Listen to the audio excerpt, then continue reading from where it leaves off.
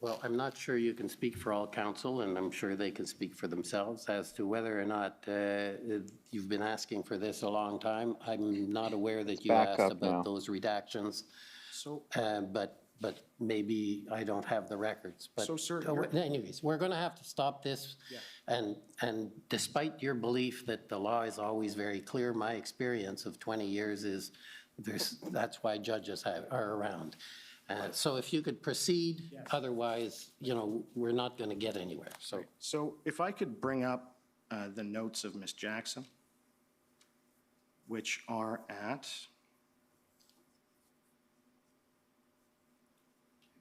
if I may. Oh, just a second.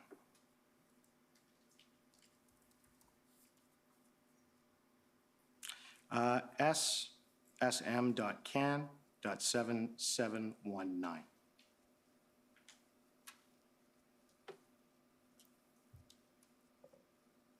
Okay, so, Ms. Telford, Sarah Jackson, she's your office manager, is this correct? Yes. All right, and so obviously she's a scribe and does scribing for you when you're in meetings? No. All right, so the notes that she takes, she has, if we can scroll down. And down. Right, so that says KT call, and I take it that's you? KT usually does refer to me. Right, so she's taking notes of a phone call she has with you? I don't know. You don't know. So that's on February 4th. Do you remember February 4th? Yes. Okay, so what happened on February 4th?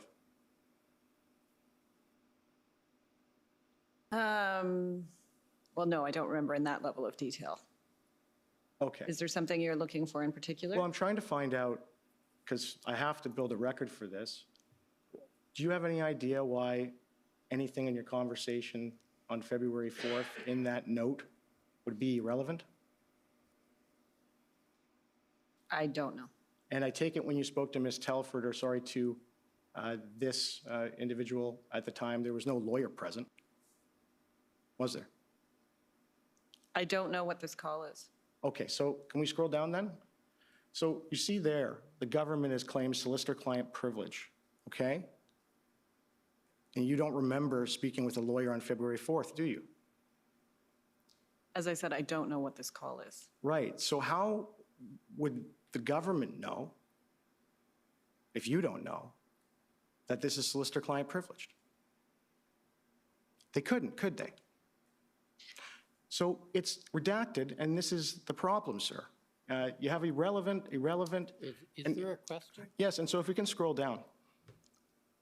Okay. And in that note, on February 4th, I know you don't have a good memory, but in your conversation. Well, that's a. No, I know good memory of February 4th. I know she doesn't have a good memory of it, but it wasn't an insult. Blair's Current Strategy Emergencies Act, right? So I take it your understanding, she's writing down what you're saying, and you told her that Blair's current strategy is the Emergencies Act. So it was Minister Blair's strategy to invoke the Emergencies Act on February 4th. That's your understanding, isn't it? No, that's not my understanding. So what was Blair's current strategy Emergencies Act on February 4th, 2022? I can't speak to what's written here. You don't remember? No, if you wanted to pull up notes of mine from February 4th, that might be helpful, but I can't Okay. speak to these. Do you have notes from February 4th? I have notes from a lot of days that have been provided. You've been provided? Okay. Have you provided all of them to the Department of Justice? Mm-hmm. Okay. And would you say that you provided notes from each and every single day? From any day I have notes on. Okay. And with respect to this meeting, do you remember what you and Ms. Jackson were talking about? I unfortunately don't know what meeting she's taking notes from here without more context. It may or may not even be a meeting I was in. But obviously, you were discussing the Emergencies Act. The Emergencies Act came up at numerous occasions, as we've said earlier Okay. earlier today. Do you think it would assist the tribunal in this inquiry if Ms. Jackson testifies? No, I think I can answer any questions you might have. But you that are can't answer what relevant. that note says. Is there something you're curious about that note in particular? Well, on February 4th of 2022, Ms. Jackson, in a conversation with you, writes down Blair's current strategy Emergencies Act, right? And you hadn't even had an IRG at that point. I believe you've had an opportunity to speak with Minister Blair. Yeah, and I put this to him, and he said that it wasn't true. So wouldn't it be helpful if you can't remember? I'm not sure that was correct. That He said that he never had, I put the note to him, and he said that wasn't his strategy, that's incorrect. That was his That evidence. doesn't mean it isn't true. I mean, all this note says is Blair's current strategy and Emergency Act underneath it, so. On February 4th. When was the first time that the government came out and spoke that they were considering invoking the Emergencies Act? Do you remember? Publicly? Yeah. I mean, there were questions from the media where ministers were speaking about the Emergencies Act long before it was invoked. Yeah. And Minister Blair, I discussed this with him, on February 13th, for the first time, he went on a show and he talked about that it was under consideration from the outset. But then when he testified here, he said it wasn't.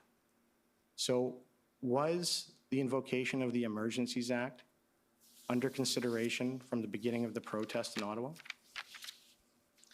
The Emergencies Act was something that was discussed at the beginning of the pandemic, and it was a public conversation at that time, as well as a private conversation. There were calls for the Prime Minister. If we can put the document back up, please.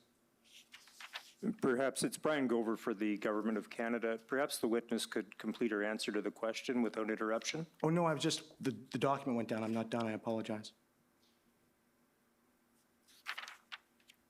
So thank you.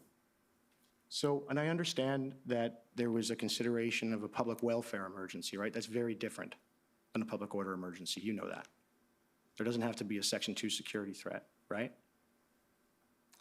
And Are you talking about, I'm not sure when you're talking about or you were what you're talking about from COVID, because you said it was under consideration then.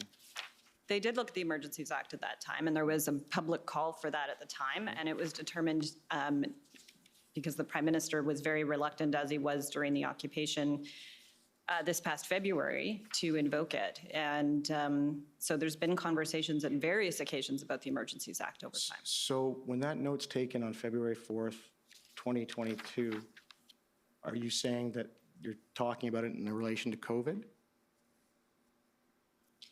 I genuinely don't know what this note is, as I've already said to you a few times. Okay.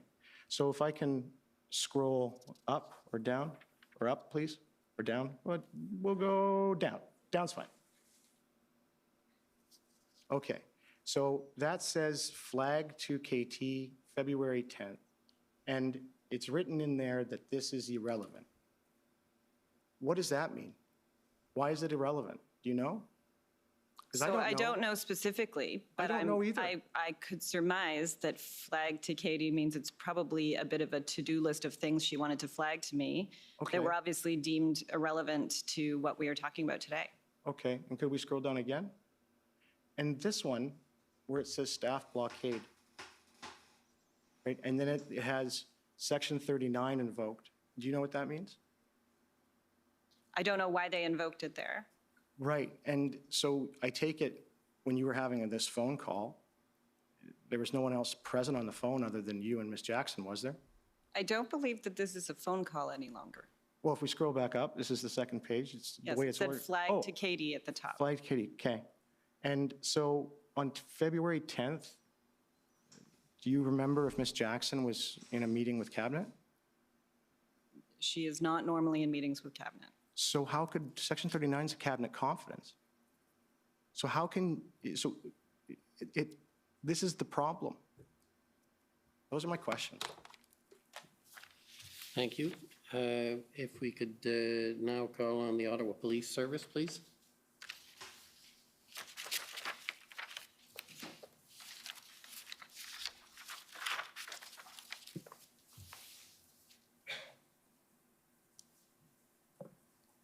Good evening. My name is David Michikowski. I'm a lawyer for Ottawa Police Service. Ms. Telford, my questions, at least initially, will be directed to you. I understand that the PMO relies on the RCMP.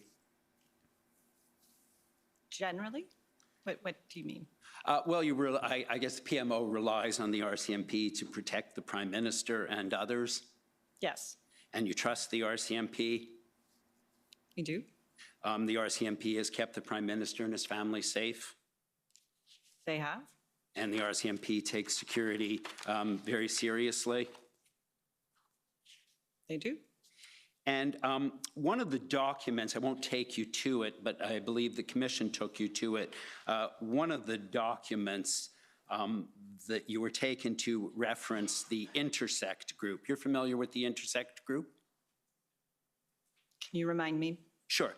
It was described in that document as a group that gets stood up and is composed of the OPS, the RCMP, PPS, OPP.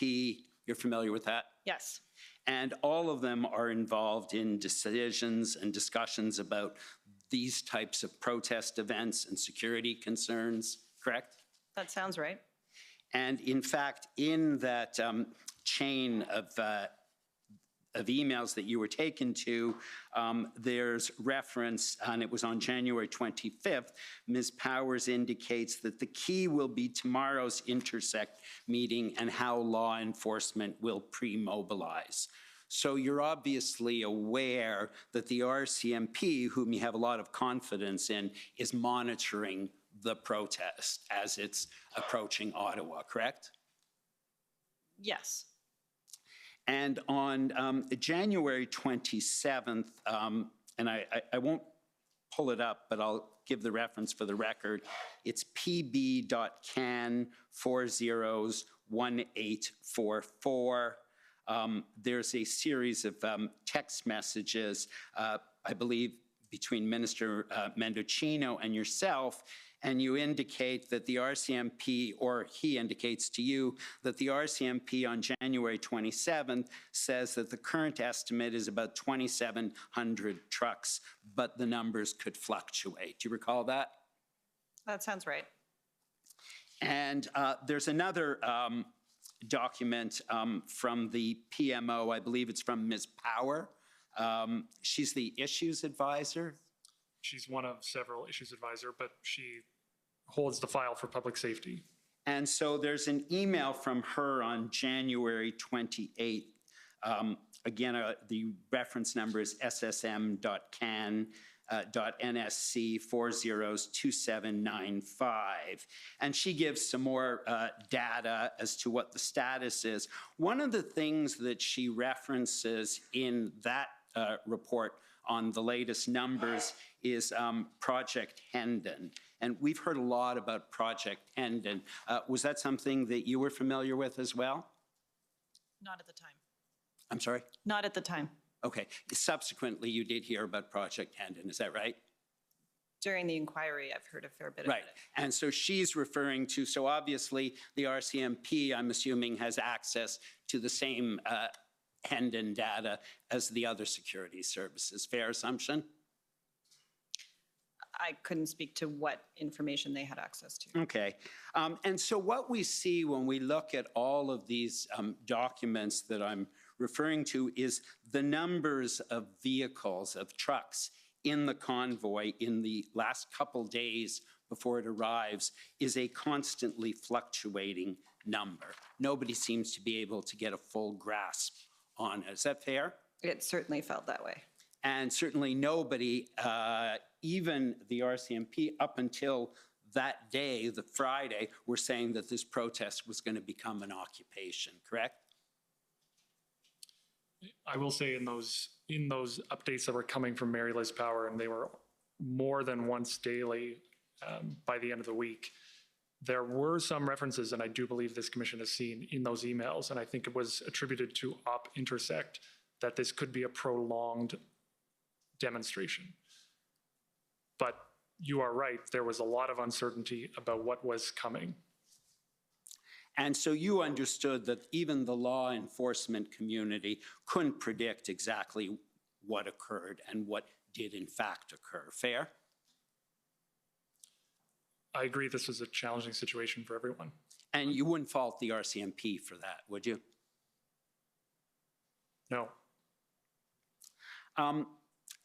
You've talked about what you saw on social media in the days leading up to it, and CSIS has told us that analyzing social media is rather complex and requires more than simply scrolling through social media. You wouldn't have any reason to disagree with that, would you?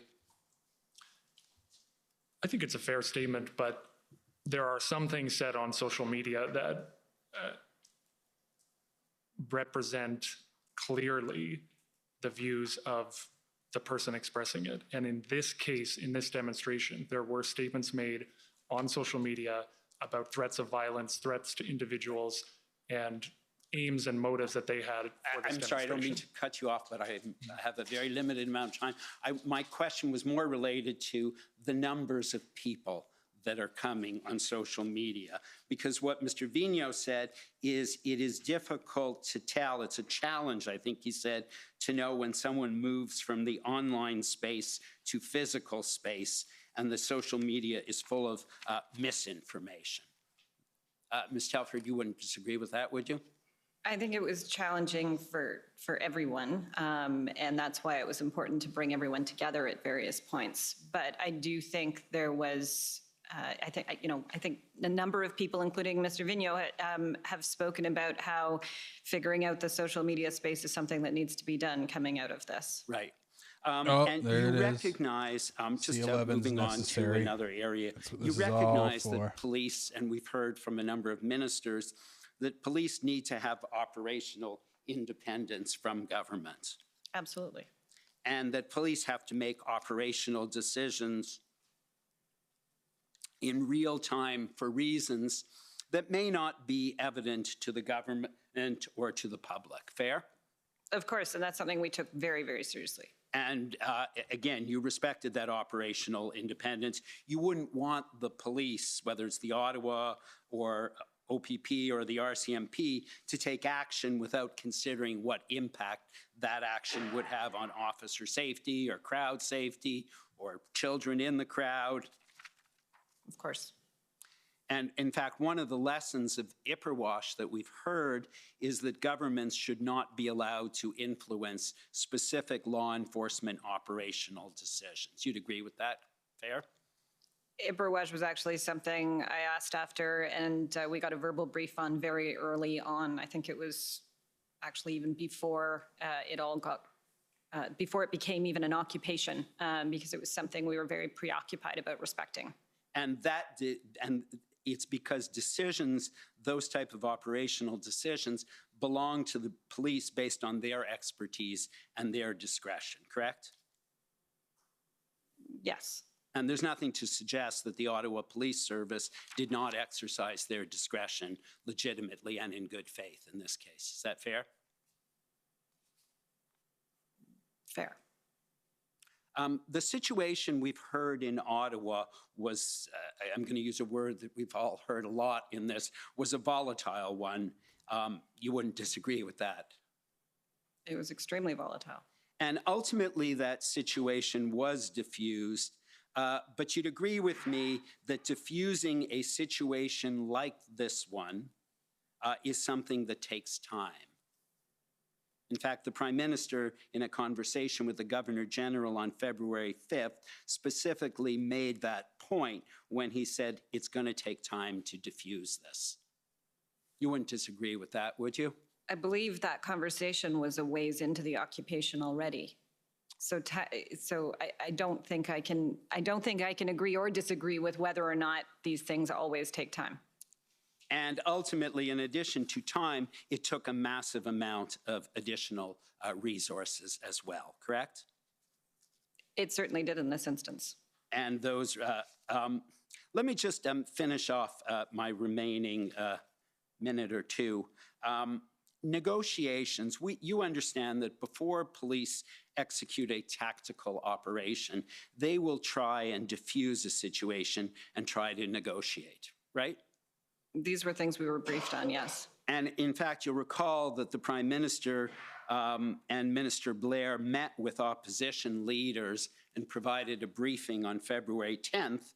And at that briefing, the National Security and Intelligence Advisor specifically said law enforcement activities are in line with negotiations with organizers to ensure there's no violence. That makes sense to you, doesn't it? Yes?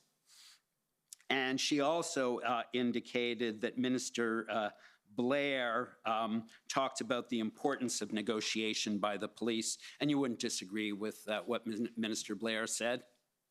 No, I believe this was the first call with the opposition leaders that was earlier on in the occupation. Is that right? I'm not sure if it was the first or the second. I'm pretty sure it was the first. Now, we talked about the engagement proposal that was prepared as a framework for negotiation. And I understand that Deputy Minister Stewart on February 11th advised that that engagement proposal had been prepared and validated with the OPP expert, Marcel Baudin. Do you recall that? I know he worked with somebody in the OPP. And in fact, Chief Slowly had earlier on also requested an interlocutor be used as a method of achieving a breakthrough. You're aware of that? I'm not sure. And one of the rationales, and I'll just finish off this point, if I may, Commissioner, one of the rationales that you mentioned in your witness statement for why the engagement proposal went nowhere was what happened in Windsor. And when I looked at the record, there's an indication in a document that we'd seen previously. It's PBNSC.CAN 402963. Deputy Minister Stewart said that the reason the letter from Ontario Minister Jones didn't have much effect was owing to the late hour of the day in which it was given out and the enforcement starting the next morning. You wouldn't have any reason to disagree with that, would you? I do believe that's what the deputy minister said. Right. And after the engagement proposal was discarded as an idea, nobody went back to the police and said, or Marcel Baudin, and said, hey, what else should we do? Is that fair? It wasn't discarded as an idea. There was nothing to act on. I do think those are different things. Okay. Thank you very much. Those are my questions. Okay, thank you. If I could now ask for the CCLA, please.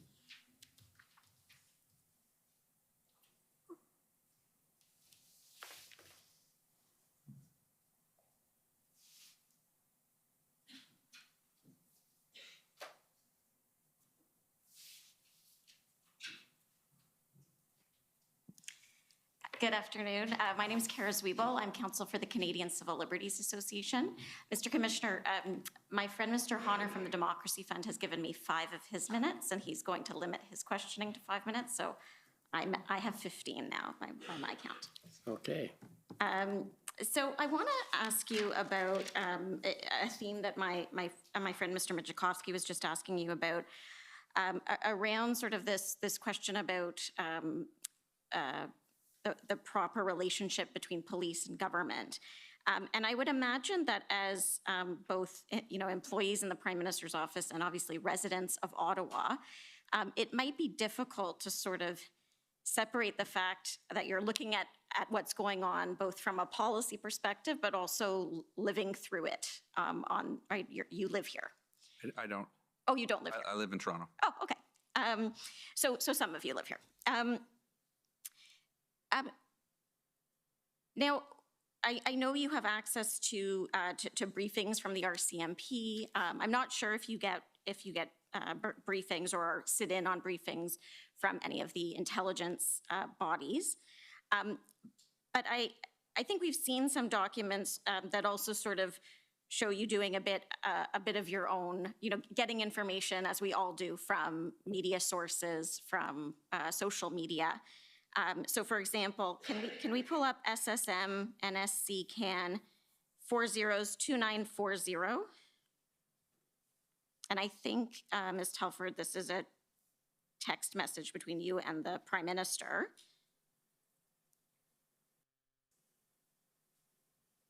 I think it's a tweet from a reporter. An admission police can, this is February 2nd, an admission police cannot control the situation. This is a complete mess and textbook mismanagement. They allowed the truckers to set up shop next to the PMO in West Block and where tens of thousands of people live, and now realize the problem they helped create. Unbelievable. And I think this is the Prime Minister writing to you. The PPS, I think that's Parliamentary Protective Service, RCMP guy in caucus said as much. He said he didn't want to let them onto Wellington, but it wasn't his call. So are you sharing this with the Prime Minister as just sort of, here's what's happening on the ground, here's what people are talking about, here's what's in the zeitgeist? In a manner of speaking, you'll find throughout a lot of the texts that I submitted a lot of different tweets, as well as information from the Prime Minister's executive assistant who lived right in Centertown and was keeping him posted on what it was like on the ground. Okay. And then can we also pull up SSM CAN 407729?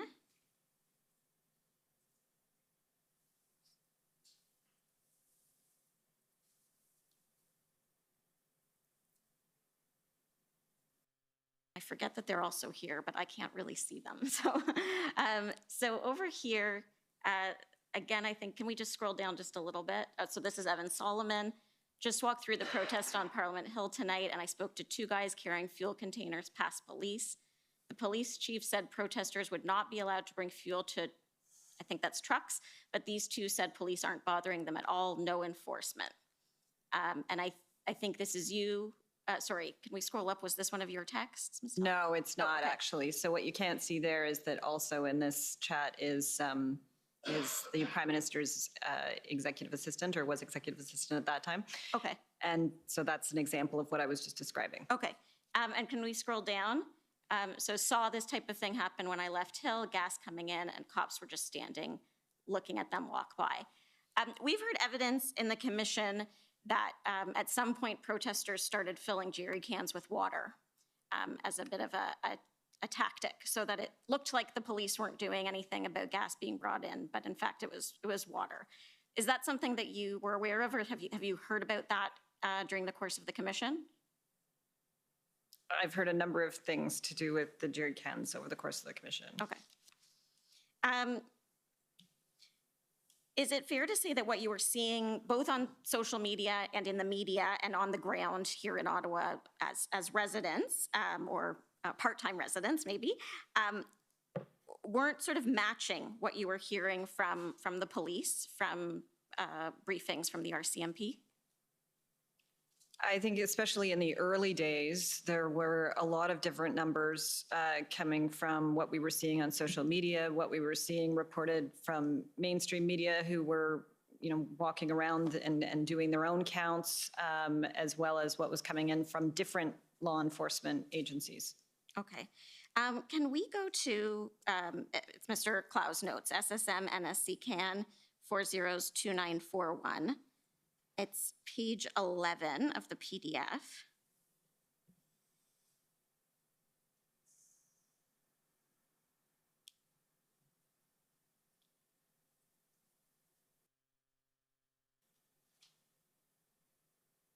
And if you can make it just a bit bigger. So I don't think we have a date on this, although I think based on where it's placed in the document, we're maybe, I think it's after the note that you identified, Mr. Clow, as being on February 9th. And This it's, is February 10th. okay, so February 10th. So this is, I think, is this the three of you, or is this the other JB? The other JB. Okay, the other JB and the Prime Minister. KT will call clerk next. You're not being briefed by intel officials. Someone on US side who can give best advice. surely someone in system, someone played out plan, and I'm not sure what, RCMP, Intel, Lucky, anyone else to report on this. So what is this, can you tell me what this note means, not being briefed by Intel officials? Yes. So that morning, so this was February 10th, there were a series of meetings that led up to the incident response group that happened later that day. So right before this note, a discussion happened between the Prime Minister and several ministers, including Minister Mendicino, Minister Blair, where he was updated and it went around the table, full discussion of the current situation. This discussion was a debrief of the Prime Minister and a few of us staff members coming out of that meeting. So you see some next steps. And I believe the comment about Intel was a reflection that we were absolutely getting a lot of information, particularly from the National Security Intelligence Advisor, but there was an interest in more of it. And there was still an incomplete picture when you looked at the various blockades and demonstrations across the country and what was behind it and what was going into it and where was it going. Okay, so not a lack of intelligence, but not as much as you wanted. Is that fair? Right. Okay. In your witness summary, and I can bring it up if you'd like, but there's the lessons learned sort of section or a place where you're pointing out some areas that you hoped the commission could comment on. And one of the things you say there, the panel suggested that the commission provide further guidance on the independence of police operations. Mr. Broadhurst, so that's the other one who's not here, sorry, underscored that the government understands the importance of not dictating police operations. And at times it was difficult to know whether the police and the government shared the same ultimate goal. The government should be able to discuss a desired outcome, for example, to clear the occupation and blockades and share concerns about the consequences that the country would face if that does not happen. Did you, during the time that the blockades and occupation were happening, did you have doubts about whether the police planned to clear them? I don't think it's a question of whether they planned to clear them, but that there were on multiple occasions where we were being briefed that things were going to happen that then didn't happen. So we found ourselves 3 weeks in with things continuing to escalate. Okay, but you would say that you did believe that police and government had the same ultimate goal. There were frustrations and maybe mismatches in terms of timing, but was there a doubt in your mind that the police did, like, I know it sounds silly, but did you think that the police's plan was to just allow this to continue? No, the concern was, do they have the tools, or is there more that could be done by the federal government, provinces, municipalities? Could we support them more? That was the discussion and concern. Okay. And once the Emergencies Act was invoked, I've talked to this about some other witnesses, and I think they've agreed that although government can't direct police, one of the things that a public order emergency does is communicate very clearly to police that there are certain things that the government wants to happen, and they're giving them the tools to make those things happen. Do you agree with that? So in this case, the government wants the flow of funds to stop going to people that are funding the blockades. Right. And it's giving the RCMP and financial institutions the tools to make that happen. The government, the cabinet, the prime minister wanted the unlawful activity and the threats to stop. And the Emergencies Act and the measures in it was the best assessment of what could be provided as additional tools to help the unlawful activity stop. Okay. And once the Emergencies Act was in place and the orders were in place, I know the IRG continued to meet, and there was some tracking of the measures, of how the measures were working, right? There was an attempt to collect that information so that you could see what impact the orders were having. Is that fair? Yes. Okay, thank you. One other area I want to talk about, I understood your evidence on the engagement proposal and why that didn't go further, because there wasn't sort of a tangible plan there. I just wanted to ask you about a different aspect of this. And if we can pull up, sorry, it's, I hope I have it here. Yeah, SSM NSC CAN 50292. This is one of the, I think it's an SSE meeting notes. Sorry, let's just take a look. Yes, SSE, and it's from February 3rd. And if we can scroll, it would be probably, I think it's page 8. And Mr. Clerk, you might need to, oh, you don't have to rotate it. But if you can just move it over, yeah. So I just want to ask about these creative, some of these creative alternatives on this side of the screen. One is Le Grand Débat, modeling after 2019 Yellow Jackets protest in France. The country launched a national listening exercise, cross-country meetings. French president attended some. Did that suggestion make it to the IRG or to cabinet? Was that something that was explored beyond, I guess, beyond this sheet of paper? And sorry, what date was this from? February 3rd, I believe. February 3rd. So that was the first meeting of that cabinet committee.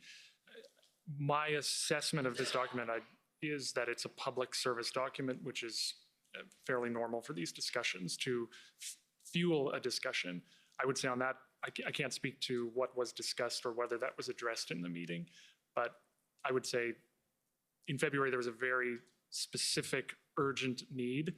And my view is that that would not have been appropriate to address that urgent national challenge that we were facing right in that moment. Okay, and just if we can scroll down just a little bit, the last item there, communications shift. Encourage shift in communication. We hear you, we understand, go home. Question, does this legitimize protest?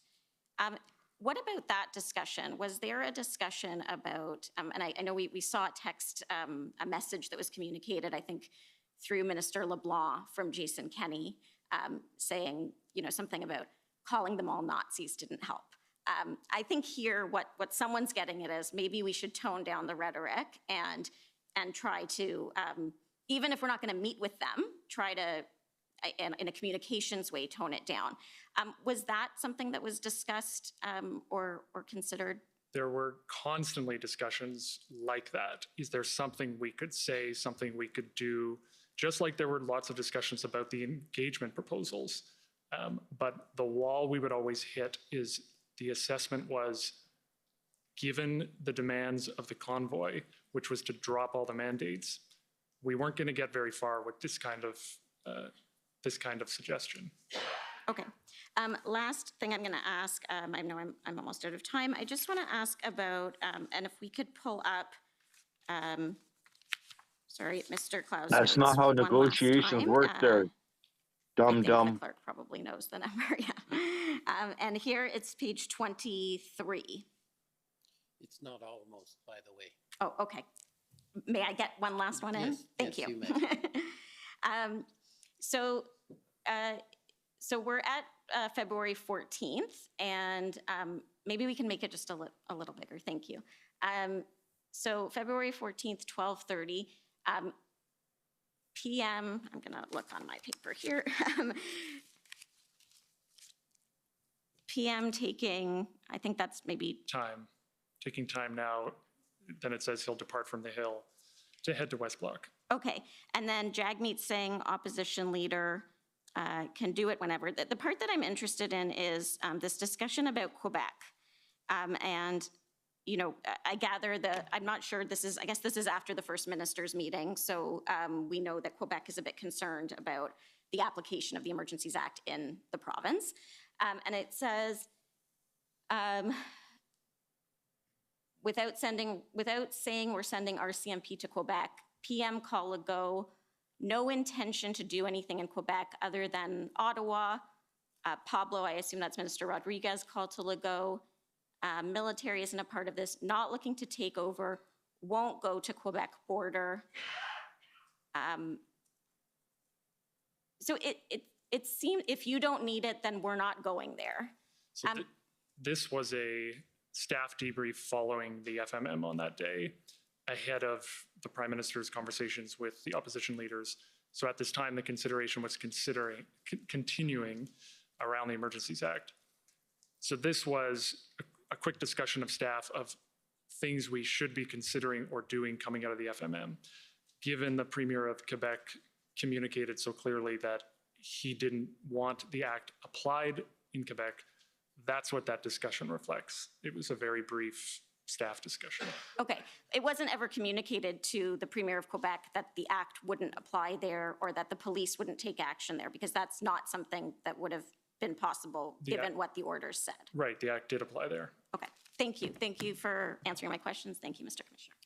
Okay, thank you. The Democracy Fund, JCCF, please.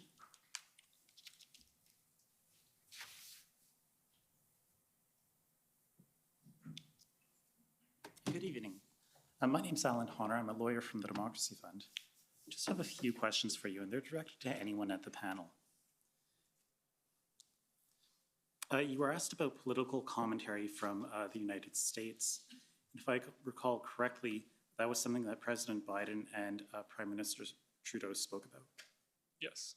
Okay, and I just want to ask you about some of the political commentary which happened after the invocation of the Emergencies Act, and after the meeting with President Biden, which I understand to be February the 11th.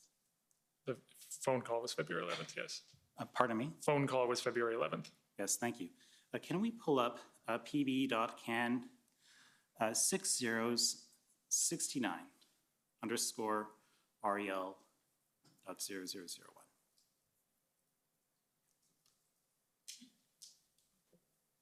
And this is a letter from Premier Kenney, Premier Moe, and 16 governors from the United States of America. And I believe it's dated February the 16th. And my friends can correct me if I misconstrue this letter, but the signatories here are expressing concern over vaccine requirements and the impacts of those requirements on the North American supply chain, the cost of living, and the availability of essential products for people from both countries. My question for you is, how does a letter like this get before the Prime Minister? Could I see the signatories? Yes, of course. So in general, when correspondence comes in, especially at this moment, on this issue, given the Emergency Act was in place February 16th, letters get to him sometimes through a normal course. That may take some time. Other times, letters are elevated more urgently. Okay. And this letter here, I assume it's important because we got 16 governors from the United States. It's our biggest trading partner, our best ally. Notably, it's signed by the governor of Montana. Of course, Montana is right across from Coutts, Alberta. Did this letter get to the Prime Minister? Do you know? So I can't recall if this got to the Prime Minister, but I would say the views expressed match the views that we heard from a lot of people, but the government did not agree with that. Okay, thank you. Can we pull up pb.can.401045 underscore REL.0001? And the document we're going to see here, it's not dated, but the top words are congressional reaction, and it contains a number of tweets, including a tweet from Matt Rosendale. He's a member of the U.S. House of Representatives from Montana, and this appears to be after the invocation of the Emergencies Act, and he says that he led 63 Republican colleagues in support of the truckers protesting COVID-19 mandates and urging President Joe Biden to work with Canada to lift the mandates on essential travel at the border. Do you know if this was ever brought to the Prime Minister's attention? This specifically, I can't speak to that. I don't know if it was brought to his attention. Okay, one more document, ssm.nsc.can 50172. And this is when it comes up, if I got the number right.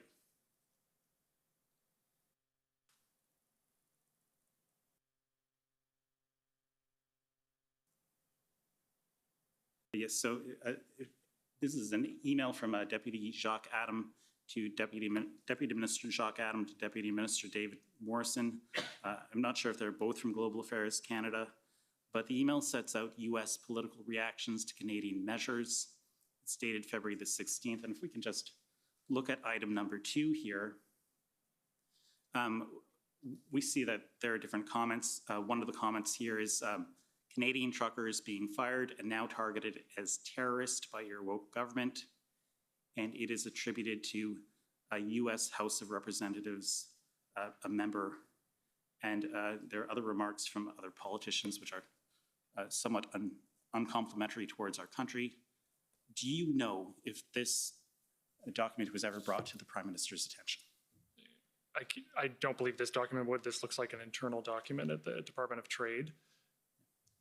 But Prime Minister, we were all well aware that these views were being expressed by a certain segment in US politics. Okay, thank you very much. Those are my questions. Thank you. And next, the Canadian Constitution Foundation, please. Yes, thank you. My name is Janani Shanmuganathan, and I am counsel for the Canadian Constitution Foundation, and my questions are for Ms. Telford.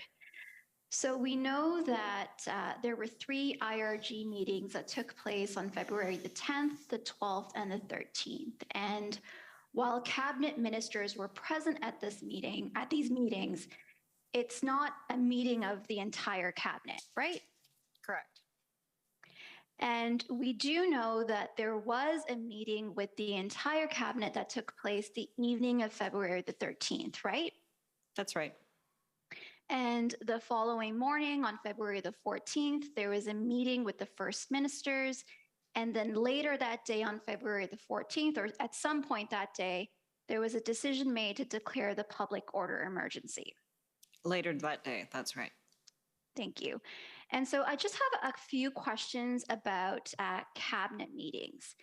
Does the Prime Minister's office advise the Prime Minister on the agendas for cabinet meetings? Usually the Privy Council office, led by the clerk, puts forward an agenda for a cabinet meeting. And actually, usually John's team here will go back and forth with them a bit on it in case there's any insight, into, particularly into time management of the meeting. But they will present that to the Prime Minister. Okay, so it's fair to say, though, that you have some input. The Prime Minister's office has some input into the agenda.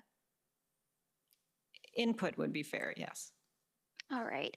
And who ultimately decides the agenda at cabinet meetings? Like, who has the final say? The Prime Minister.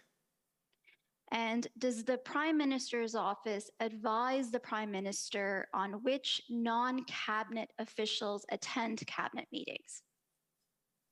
No, not really. I mean, the clerk of the Privy Council would be the person who would advise and advise on officials in terms of who should attend. And then there's usually a few from the Prime Minister's office who attend, and the Prime Minister agrees with who those are. Okay, so does the Prime Minister's office offer any input in terms of suggestions of who could or who should attend these meetings that are non-cabinet members? Only of our own team. Okay, and who ultimately decides which non-cabinet officials attend these cabinet meetings? I think I just said that, but I'll try again. So the clerk in terms of officials on the public service side. And ultimately, it's the Prime Minister who decides who he welcomes in the cabinet room. But the clerk will advise and sign off on a list from an official's perspective. And then there's usually some representatives from the Prime Minister's office. Okay, but the Prime Minister, I take it, has the final say of who attends. Of course. All right, and does the Prime Minister's office advise the Prime Minister on what information should be shared at these cabinet meetings? Again, the Privy Council office, and so it's the clerk who will, and her teams, who will put together the information. And we may have some supplemental or additional information from a political perspective that we may provide in a briefing ahead of cabinet. but the documents come from the public service side. Okay, so leaving aside the physical documents that are coming in, it's fair to say, though, that the Prime Minister's office has some input into the kinds of documents that are provided at the cabinet meetings. Yes, I mean, we will provide feedback. Sometimes they'll ask us from the public service side what our thoughts are around, especially as it relates to meeting flow and what might be most useful, that kind of thing for the ministers. Okay, and I take it it's fair to say that it's, again, the Prime Minister who's got the ultimate say of the information that's provided at these cabinet meetings? Yes. And in terms of documents at the cabinet meetings, I take it you also have the Prime Minister's office also provides some input into the kinds of documents. I think we've already touched on this, the documents as well. Yes. Okay. And so in terms of the February 13th meeting, the evening meeting with the full cabinet, who sort of set the agenda for the cabinet meeting? Same process as I just described. Okay, and did the Prime Minister's office offer any input for the agenda for that February 13th evening cabinet meeting? So things were moving very quickly that day, and we were on the brief ahead of the cabinet meeting. And so I imagine we probably added some thoughts in terms of how the meeting might flow, but that would have been the extent of it that day. Okay, and what about the information that was provided at that February 13th evening cabinet meeting? Did the Prime Minister's office offer any input on the information that would be provided? I'm not even sure if we would have at that time. I don't recall doing that, no. Okay, what about the documents at that February 13th evening meeting? Did the Prime Minister's office offer any input? Sorry, I'm not sure I know the difference between the last one and this one. I thought we were just answering about documents. So same answer. So information, it could be things that are said vocally out loud to the cabinet members versus physical documents that are provided to the cabinet members. So as I said a couple of times in the briefing ahead of cabinet, we will provide our insight, our advice, our best advice and feedback in terms of how the flow might work and just ways of approaching different things. But that's really the extent of our involvement in preparation for the meeting, whether it be documents or information. And again, I guess it's fair to say for that February 13th evening meeting, it's the Prime Minister who had the ultimate say over the agenda, the information that was provided, and the documents that were shared. Is that fair? Yes. And just my last few questions I have. We've heard about this assessment from CSIS, an assessment that ultimately concluded that the situation did not amount to threats to the security of Canada as set out in the CSIS Act. Was this a threat assessment provided to the cabinet members at the February 13th evening meeting with the full cabinet?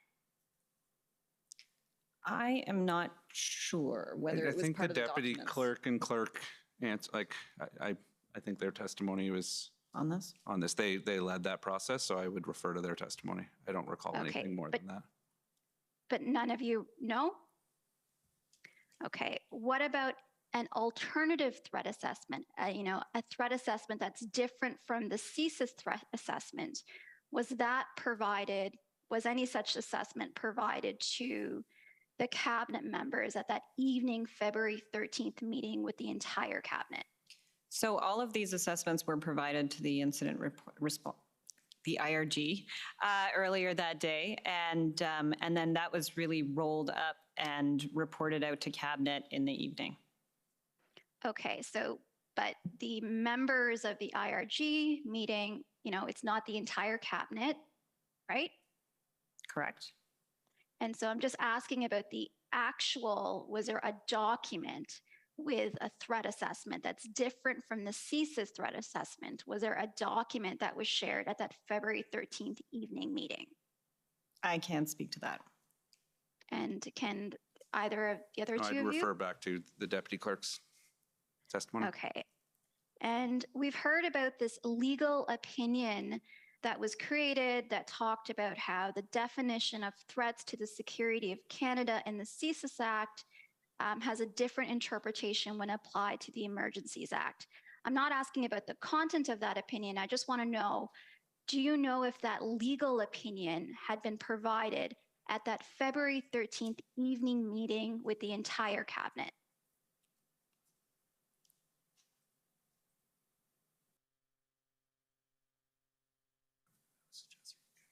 Yeah. I'm not sure what we can say. Yeah, I'm not sure what we can say on that. I think there's some cabinet confidence issues there. So I don't see anyone objecting, and I think someone can correct me if I'm wrong, but the input that's provided to cabinet in terms of what information was provided is not covered by cabinet privilege. I'm not asking about what was discussed or the deliberations. I just want to know if that legal opinion had been provided at that February 13th evening meeting with the entire cabinet. And Commissioner, it's Brian Gover on behalf of the Government of Canada. The Government of Canada maintains the objection that you heard yesterday from Government Counsel then about solicitor-client privilege pertaining to the information provided by Attorney General, Minister of Justice Lametti. Okay, so I think we're stuck on that. And just so I'm clear, that objection means I can't ask whether that opinion had been provided during that meeting? Sorry, I can't see anyone. Yeah.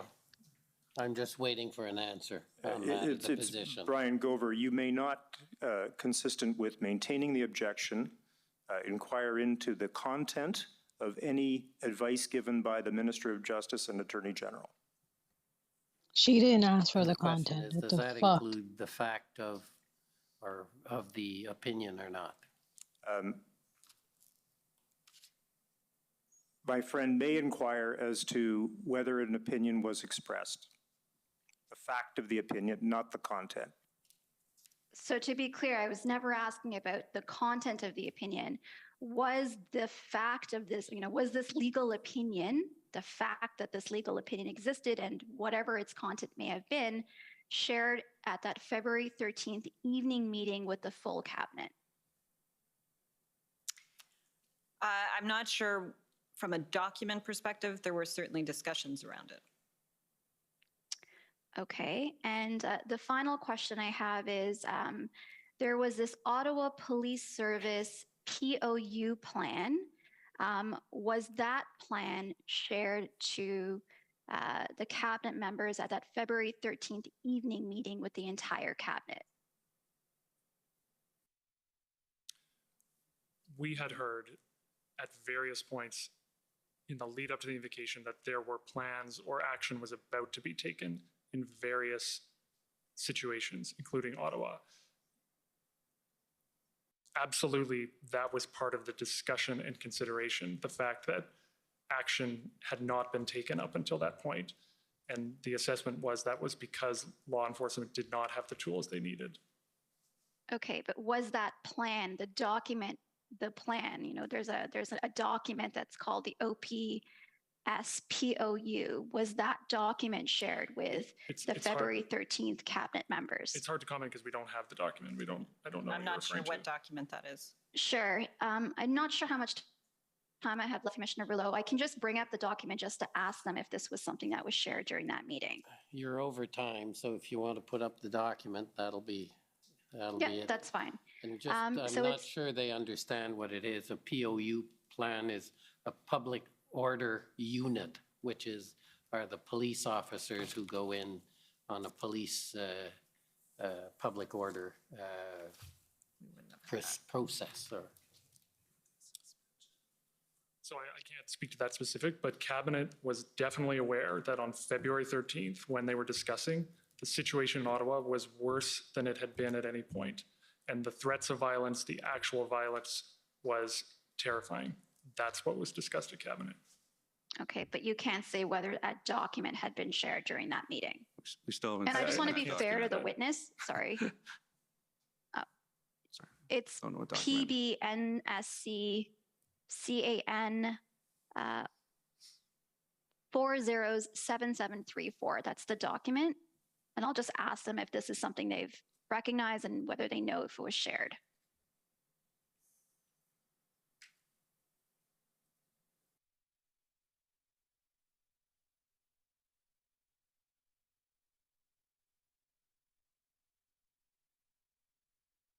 Just on that page.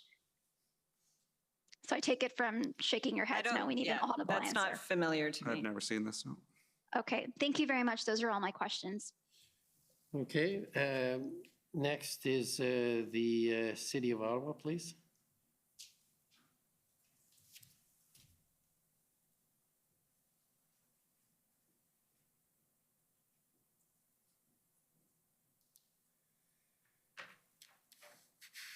Good evening. My name's Alyssa Tompkins. I'm counsel for the City of Ottawa. I just want to ask you a couple questions about some comments in the witness summary. So, Mr. Clerk, if we could bring up the witness summary, it's WTS, however many zeros, 83.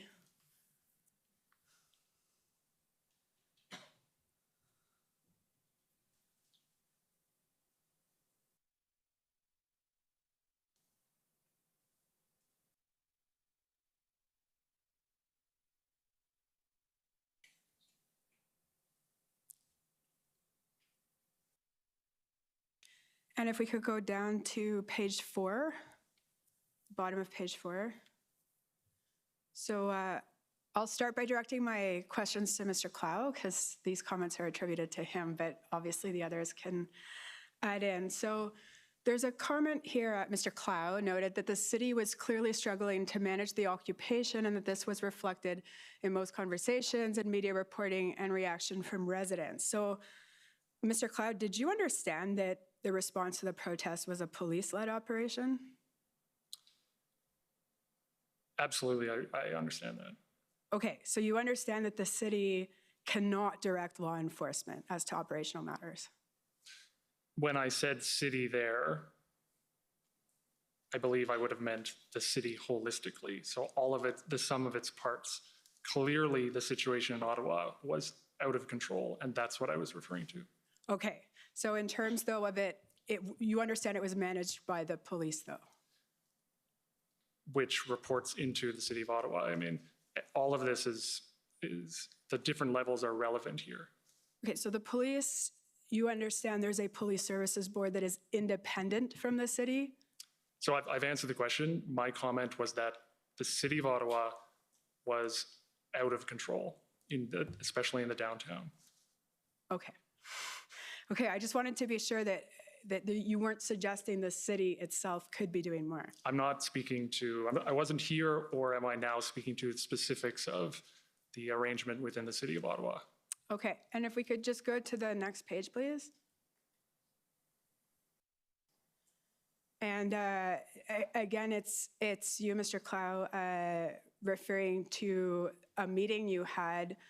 And I think if we were to actually look at the footnote, I won't take you to it, but I think it's at February 3rd. And it's noted that one issue identified in the notes of this meeting was the fact that the request from Ottawa did not come from Ontario, and it was unclear whether provincial resources had first been exhausted.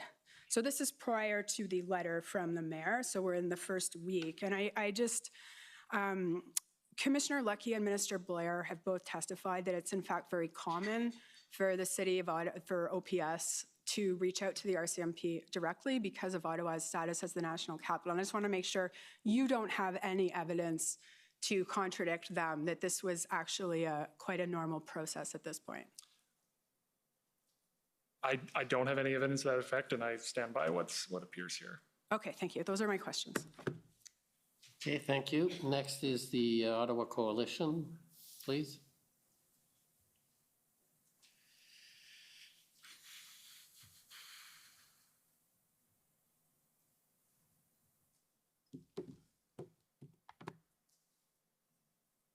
Good evening.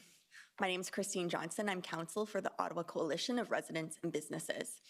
I want to ask you a few questions this evening about your experiences in Ottawa and also some of the experiences you were hearing of staff members that you work with in Ottawa. And I understand, Mr. Broadhead, that you live in Toronto and we're not here for the Ottawa protests. So I will direct my That's clear. questions. Okay. So I will direct these questions to Ms. Telford and to Mr. Clow.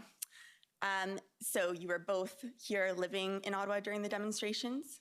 Yes.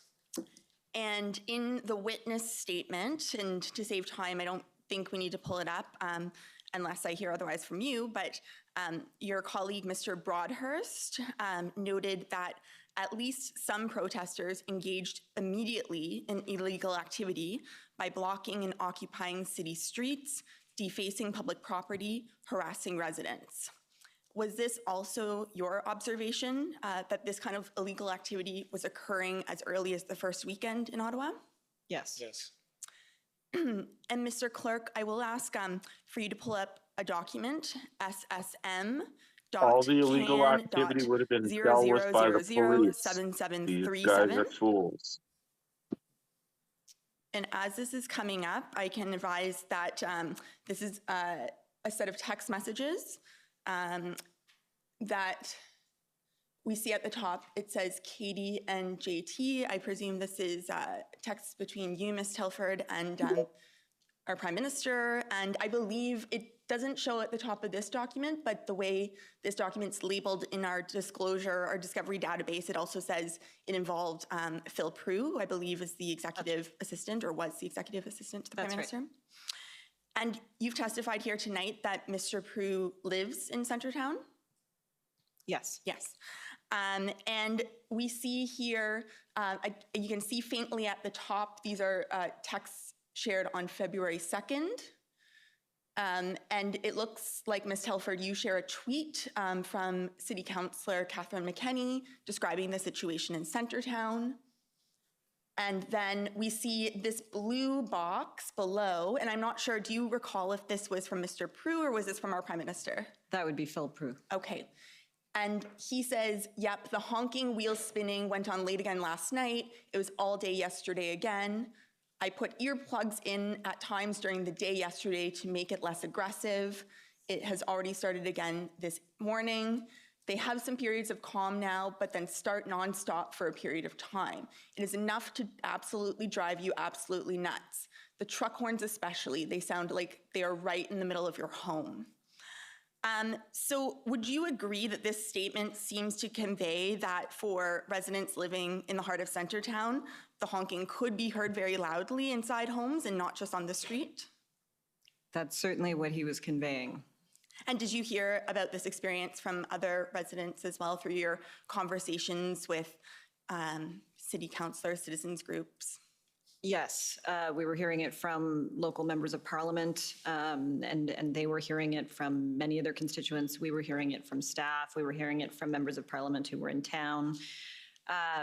It was, and everyone was, from a staff perspective, was having to work from home during this period, or almost everyone was. So there were a few essential staff able to go in, but both because we couldn't access our offices because of the occupation, as well as Omicron, we were working virtually during this whole period. Right, and on that point, I think I saw in the witness statement that there was actually a direction at some point that staff should work from home for their safety, and it was mentioned that this was never done before. It was never communicated that staff should work from home for their safety before. That was unusual and significant. That's right, for a demonstration. Yeah. Staff had been advised to work from home during COVID pandemic at different periods, but for a demonstration, as far as we can recall, we've never had to send a notice like that saying stay away. And in terms of safety concerns regarding staff, we saw in your witness statement, there was mention of a particular incident where a convoy participant threw coffee at a pregnant staff member. Do you recall that incident? That's right. And do you know if this incident was reported to police at all? I'm not sure. Are you aware that there were incidents of threatening and assaultive nature going on that were not, in fact, always reported to police at this time, and where they were, residents were not always receiving feedback that these complaints are being followed up on? Yes. Okay. those are all my questions for you this evening. Thank you very much. Thank you. Next is the Ontario Provincial Police.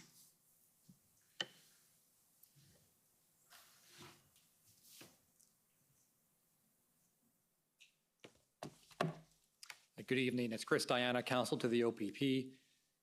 And Commissioner, I can advise that I've been gifted 5 additional minutes from the Windsor Police Service, for which I'm very grateful. I may not need that time, but I appreciate the gift, and if I need it, I will use it. Yeah, and if you don't use it, they don't get it back. Won't be my concern at that point. I wanted to ask about Ipperwash. You mentioned Ipperwash in your witness summary, and as far as who answers this, it doesn't really matter, whoever has knowledge. I was going to bring up your witness summary, but I don't think that's necessary. You referenced that there was a verbal briefing. You said that in your evidence in chief. And I wanted to ask you about that verbal briefing. What did that come out of? Why was there a verbal, what do you mean? Yes. So as I think I mentioned earlier today, it was actually something that I raised very early on in all of this, perhaps because I worked at Queen's Park once upon a time, but it was something I was just very conscious of and wanted to make sure we knew where all the lines exactly were. And the deputy clerk, who's a former deputy minister of justice, made sure to get us information on that. Right, and the reason I wanted to ask was because, I mean, that's very preemptive of you, but were there any concerns that you had about comments that had been made by anybody at that time? No, it was literally day one that I asked these questions. And when you say day one, like the first day, the day of the arrival of the protesters approximately? It might have even been just before. It was the very first meeting I was in talking about these kinds of things and hearing about potential, how the police were going to be handling things. Were any members of cabinet asking you kind of how far can we go as far as police? Because understandably, there was some frustration that we've heard about police enforcement. No, if anything, it was, everyone was extraordinarily cautious on that front. All right, Mr. Clerk, if you can bring up pb.can.1870. And Mr. Cloud, these are some text messages I believe that you were involved with, so I'd like to ask you, because I think you may have some specific knowledge.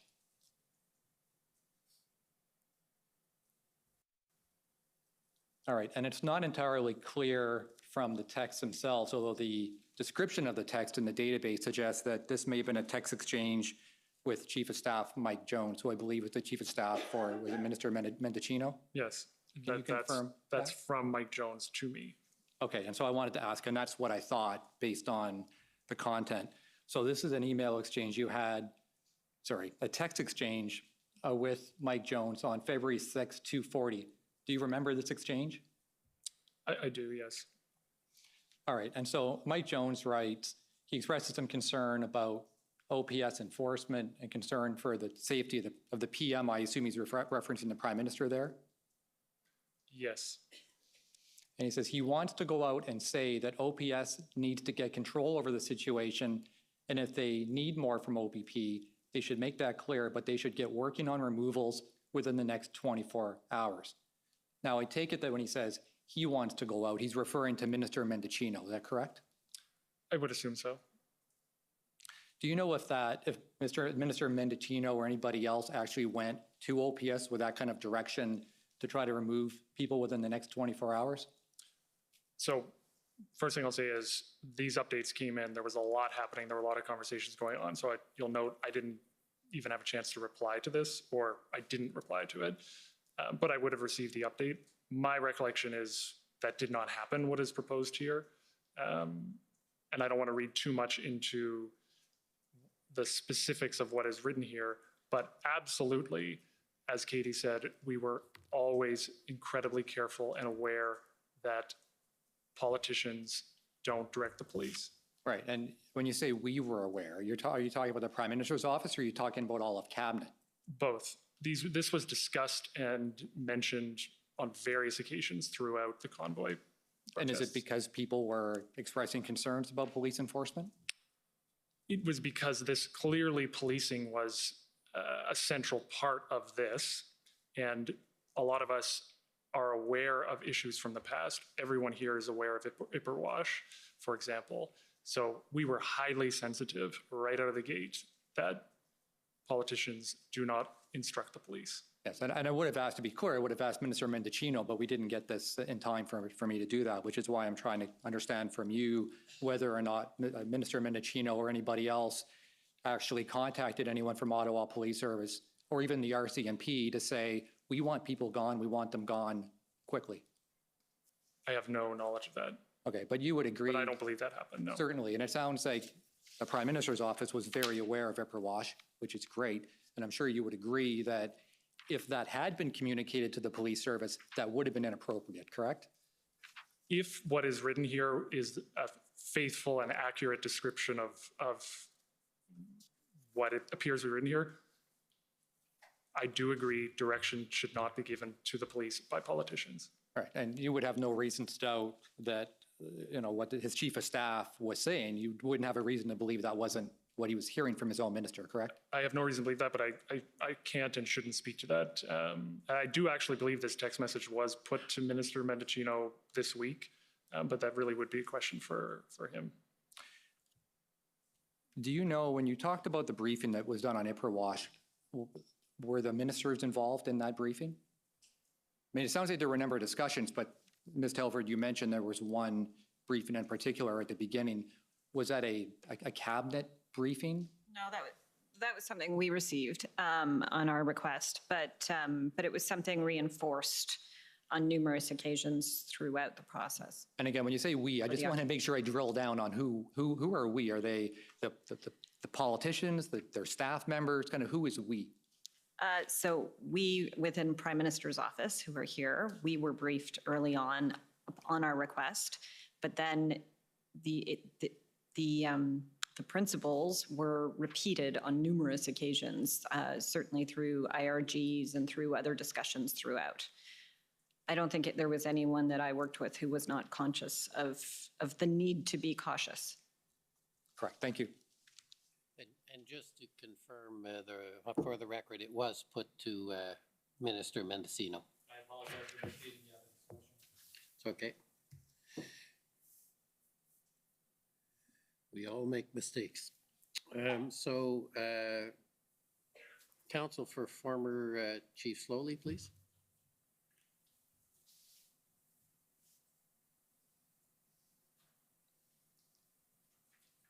Thank you, Commissioner. Panel, Tom Curry for the former Chief of the Ottawa Police Service, Chief Slowly. Just a few questions, if I can, please. These events have been described by probably everyone who has appeared here as unprecedented, and certainly in your collective tenure in the Prime Minister's office, that would be true. Yes. And the circumstances were also, I think Chief Slowly described the volatile nature of the events here in Ottawa, and you share that view? Yes. I think he may have described, or others have described, a tinderbox, risk of violence present always, it seemed, and growing. Yes, and we saw it ourselves, as well as had it reported to us, the threat of violence both to people and property. It was significant throughout and escalating. And although it may not have been clear at the outset of the demonstration and the protest, but as it evolved, did you come to understand that there were significant limitations on the ability of the Ottawa Police Service to manage it with its own resources? It certainly seemed that way. And were the briefings that you received always through RCMP officials, briefings on police operations or updates? Did they come from Commissioner Luckey? Yes, though also the Deputy Minister of Public Safety, the NSIA, would have different parts to the briefs as well. Understood. So just a couple of things, if I can get, and I think they're Mr. Clow's notes. So could we please just get your help with a couple of things? This is for our registrar, SSM NSC CAN 2941, please.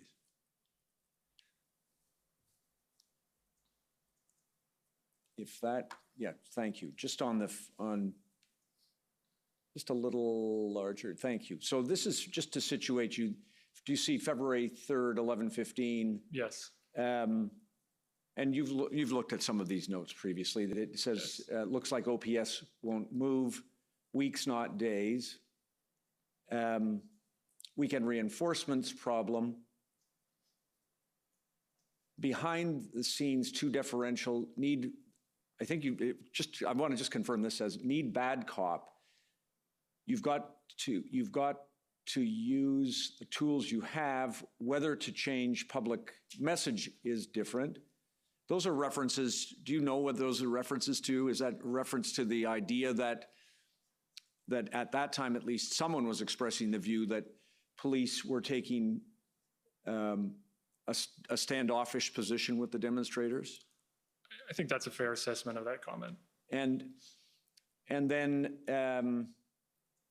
just in the second one, it looks, a second set of comments, it said, just as to this, RCMP, does it say through OPS under bus at caucus? Yes. Yes, it does. How do we get right people on the path to driving somewhere? Any way to get, well, and you talked about that earlier. Is that, to the extent that you can recall this, is that an indication that the RCMP was pointing to OPS as the police of jurisdiction responsible for doing this and that they weren't taking sufficient action at that time?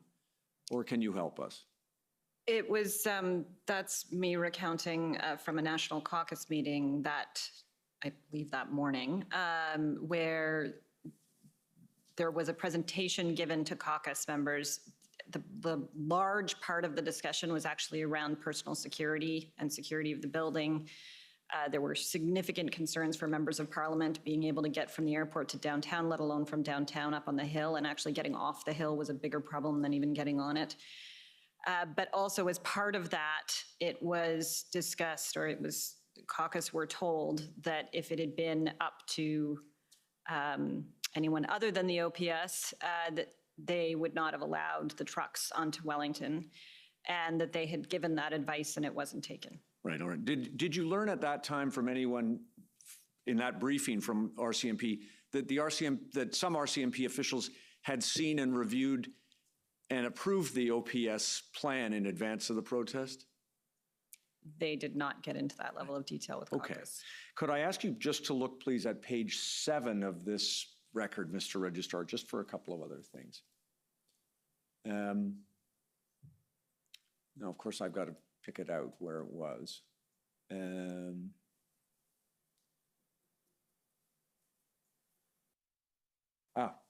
About the middle of the page, you see there's a reference to, this is obviously a cabinet, it looks like it might be a cabinet committee briefing, but it says 200, about the middle, 250 RCMP assisting, some holding back for surge, and there's reference to the Ambassador Bridge up above. Did you come to realize as this evolved that there was some misunderstanding about how many RCMP officers were made available to OPS at any given time, matter of shift counting and the like? Did you learn that? There definitely appeared to be some confusion over several days about the numbers. Right. I think the mayor of the city of Ottawa had said that what was represented as the number that had been deployed to Ottawa was smaller than the number that had been represented to the public and so on. I believe he said that, yes. And then just a couple of other lines, if I may. OPS, trying to reduce violence, are taking some steps. And then there's a likening to Ottawa's strategy to D-Day. Is that a reference to the idea that there was a plan in place to try to dismantle the occupation, but that it was going to require significant additional resources? It could be, but I don't know that. This was an update from the NSIA to the Prime Minister that Sunday evening on February 6th. Right. And then, Mr. Commissioner, your indulgence for one more question with Mr. Clow's benefit, page 12, if you don't mind. Of course, you were following this as this page is coming up. You were following this across the country. These, as you've described, Ambassador Bridge and the like. If you look at, if you scroll down a little bit, Mr. Registrar, there we go. I just want your help with this. Brenda, of course, you've described as Commissioner Lucky. certain references to RCMP, Ottawa team headed to Windsor, York, Waterloo, OPP. Plan is to remove by morning because auto workers counter protest. We've heard some evidence about that. Mayor wanted to remove chief, so then chief sent letters. Is that a reference to letters that were received by, I think, either the Prime Minister or Minister Blair requesting resources from RCMP? Do you recall that? I'm not sure what that final line refers to, but this looks like a discussion of an update we received. This was February 10th at the IRG that Windsor action was anticipated the very next day. Right. Thank you. And then the very last thing. On February 5th, Chief Slowly noted at a Police Services Board meeting that, quote, something has changed in our democratic fabric, and we do not have the legislation or the resources to manage such situations. We do not have the justice system framework or the needed coordination between all levels of government to predictably manage these demonstrations going forward. You described a threat to national security. Do you share those views? Yes. Largely, yes. Thank you. No other questions for you. Thank you. Okay, next is the City of Windsor. Good evening, Graham Reeder for the City of Windsor. We have no questions. We've Inappropriate ceded our time to the laughing. Government of Canada. Okay. Government of Saskatchewan, please. Good evening, panel. My name is Mike Morris, and I'm counsel for the Government of Saskatchewan. Mr. Broadhead, just at the outset, I want to make something clear. At the first ministers' meeting, Premier Moe expressed the view that the Emergencies Act was not wanted and not needed in Saskatchewan, correct? I believe he also said the 6 items sounded reasonable. Might maybe sounded reasonable, but wouldn't be perceived that way. Is that fair? I think that's fair, yes. And certainly did not want the act to apply to Saskatchewan, correct? I think that was clear from the Premier, yes. Okay, thank you. I'd like us to take a look at a document. So I'm going to ask the clerk to pull up SSM CAN 406920. And while we're waiting, I'll let you know that this is an email from Ms. Charette, clerk of the Privy Council, to actually everyone on this panel at 8:24 a.m. on February 14th.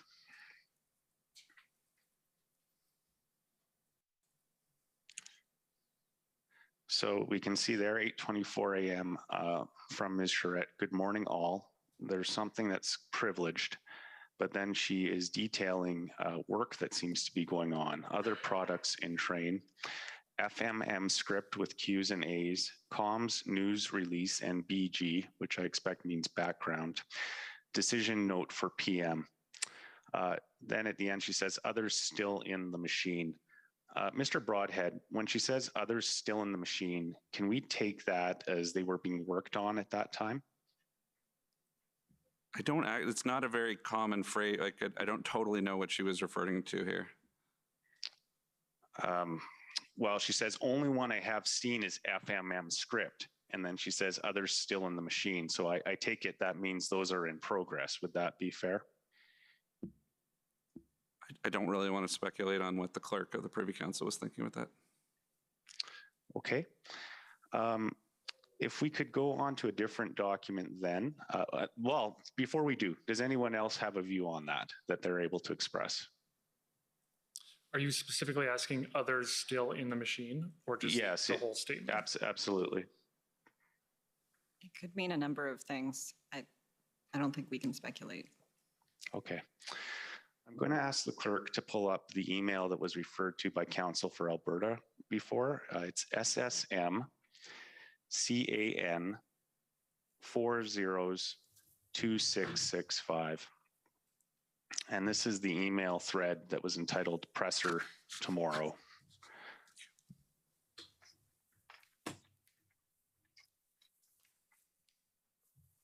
And I'd like us to go down to the bottom of the second page of the PDF. Right there is good. We can see an email from a person named Vanessa at the PMO to a number of other people, including others at the PMO, indicating press are tracking for 4 p.m. This is not to be shared publicly until FMM over and PM updated itinerary is available or is out, please. And her email there, of course, is at 11:05, I believe, if we just go up. 11:05 a.m. So my understanding is the First Minister's meeting would have been going on at that point. Ms. Telford, was the purpose in delaying the announcement of the press conference so that the premiers would not be offended? No, there was a lot of work happening concurrently at the time, and to be ready for whatever scenarios and whatever decision ultimately the Prime Minister came to. And so Vanessa, who you named there, who's our excellent Deputy Director of Communications, was making sure that all those tracks were heading in the right direction. At any point, things could have been stopped and things could have changed just as they were. Okay, I'd like us to go to the middle of the first page of this PDF, and it'll be an email at 1:43 p.m. There it is, from Vanessa again to David Taylor and others, stating, we just finished speech prep with PM. Alex is editing his remarks and will be able to share with this group as soon as he is done. So I gather at this point in time, 1:43 p.m. on the 14th, the Prime Minister has already rehearsed his speech that he's going to be giving at 4:30 p.m. Is that fair? Speech prep is our shorthand for going through his remarks, which we would have definitely returned to again that afternoon. And so that means they would have done a once through with him on what things could look like. Okay. He wasn't rehearsing two versions of a speech, was he? One where he was announcing the invocation of the Emergency Act and another where he wasn't. Was he? To be clear, I wouldn't call it rehearsing. The words speech prep literally mean preparing a speech. And so they would have been discussing what would have been going into the content in it, whether he was comfortable with where the drafts were at this point. Okay. We heard evidence from the clerk of the Privy Council some time ago, and her evidence was that the decision note was sent from the PCO to the PMO at 3:41 p.m. on February 14th. We can pull up a document if you need me to, or I can just ask you to take my word for it. And if that's the case, are you familiar with the decision note? I gather you've likely seen it before. Is that fair? We're familiar with the decision note. Okay. A fairly lengthy document with a number of appendices, correct? Yes. And if it was received at 3:41 p.m., do we know at what time it would have been returned with the Prime Minister's initials to the PCO? It was at some point between receipt and when the Prime Minister made the announcement. Okay, so it's obviously sometime before 4:30 in the afternoon then, correct? Mm-hmm. That would not have given the Prime Minister much, if any, time to have read all of that material. Would you agree with me? Well, a couple of comments. One, he did read the note. Two, the start time of the press conference, it may be a bit absurd to dig on the minutes, but the minutes are important here. I don't know that it started precisely at 4:30. I think there might have been some delay there. But after it was received, the Prime Minister did review the note, signed the note, made the announcement. And that signing of the note came after the FMM, came after the opposition leader consultation. And that was the Prime Minister making the decision there before he announced it. Okay, I'm going to ask each of you a very similar question. Ms. Telford, what I'd like to know is when you found out that the Prime Minister would be announcing the invocation of the Emergencies Act at the 4:30 p.m. press conference. He and I would have been discussing the possibility throughout the day. until he signed the decision note, there was nothing confirmed. Okay. Do we know when the announcement went out to the press gallery that the conference was going to be held at 4:30 p.m.? I don't know what time that went out. Mr. Clow? I believe went out earlier that afternoon, around or shortly after 1 o'clock. And the decision at that point to issue the itinerary was to notify media the Prime Minister would have something to say. And it is absolutely possible that the Prime Minister could have decided not to proceed down this path before he addressed the media that afternoon. And it happens not infrequently on an issue that scenarios are planned, a track, we may be on a certain track, but a different decision is taken at a certain point, even at the last minute. So no, the decision was not taken until shortly before it was announced to media.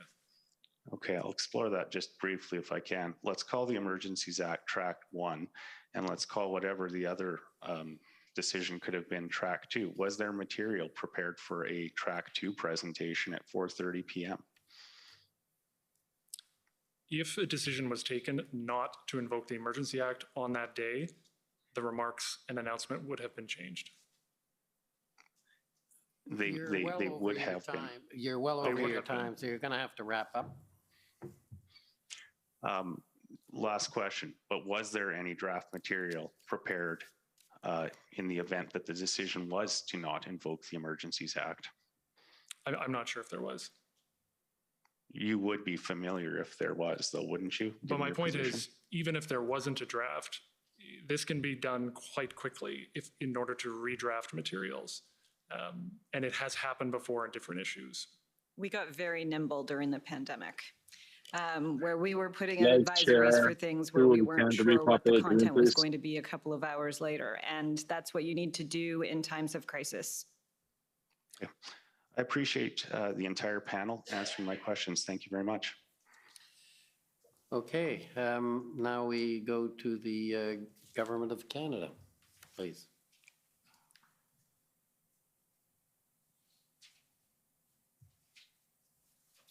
Thank you, Commissioner, and my And name this is Brian is gonna be a Gover. bunch I'm one of of the leading, lawyers obviously. for the Government of Canada. And good evening, Ms. Telford, Mr. Clow, and Mr. Broadhead. By my count, Commissioner, I believe I have 20 minutes with the kind donation from the City of Windsor. I hope to be substantially less than that. That'll probably be a happy event for a lot of people, but don't feel on my account. Well, let's see how we do. First of all, the order in council sets out terms of reference directing the commissioner to examine to the extent relevant, the impact, role, and sources of misinformation and disinformation, including the use of social media. And by misinformation, we understand that to mean unknowingly or unintentionally spreading false, inaccurate, or misleading information. We understand disinformation to be deliberately and intentionally spreading false, inaccurate, or misleading information. Ms. Telford, at any point during the convoy occupations and blockades, did you become aware of any misinformation or disinformation that was affecting the situation? I became aware of a lot of both misinformation and disinformation over the course of the occupation and the blockades. To name just a few examples, even leading into the first weekend, one was that this was even solely a trucker protest, and let alone the fact that it was solely about federal vaccine mandates. It was quite clear from very early on, and even leading into the first weekend, we knew from the Canadian Truckers Alliance, as was mentioned earlier, and also from data that we had, that over 90% of truckers were vaccinated. We also knew that a lot of the mandates that were being talked about were ones that were actually responsibilities and put in place or imposed by provincial level governments or even other levels of governments or jurisdictions, whether they be school boards or cities. And then, of course, there's a lot of misinformation, disinformation around vaccines themselves. And then personally, in terms of our office, we dealt with a number of different instances. Our official photographer was drawn into a conspiracy theory, unfortunately, where he was being alleged to be out taking a picture of some hate-filled flags. And he, at the time, was actually in isolation with COVID himself. There was no chance he was doing that. We began trying to correct that. He began receiving death threats during that period. There was also a fake letter distributed amongst people within the occupation that was signed, allegedly, it was not signed by us, but it was signed using my name and the Prime Minister's name, and suggesting ways in which we might agree to some kind of, I don't even know what, but this fake letter was corrected and actually made international news. It was corrected on CNN at the time. And then I personally was actually asked to stay away for quite some time from the downtown core because there was it started on Telegram and then moved on to other social media channels, a story that was created that I was going to create a false flag operation and have a horse killed and then blame it on the occupiers. So there were concerns for my security during that period as well. And I understand, Commissioner, that the fake letter that has been alluded to by Ms. Telford can be found at pb.can.401821. And the false flag regarding Ms. Telford and the horse is in evidence as pb.can.00001822. Ms. Telford, how was misinformation and disinformation conveyed or distributed in the course of the weeks that we're concerned with here? We saw it being conveyed and distributed in multiple different ways. The letter, for example, was, both screenshots of it floating around on social media, but it was actually being distributed in hard copy. And the other things, as I mentioned, were moving from different social media platforms from one to the other.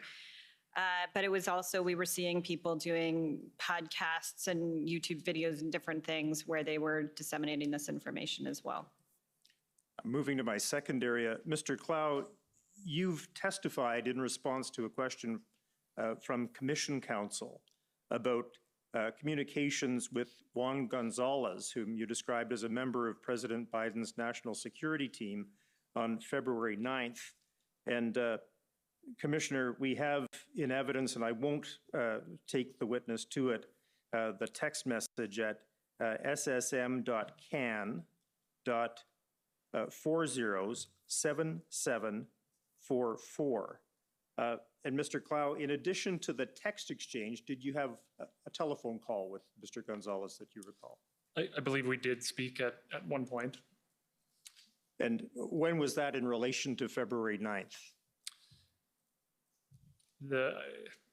I can't remember the precise date, but the first exchange, there was an email exchange, a text exchange with him on the 9th, and the interactions continued until about the 15th or 16th.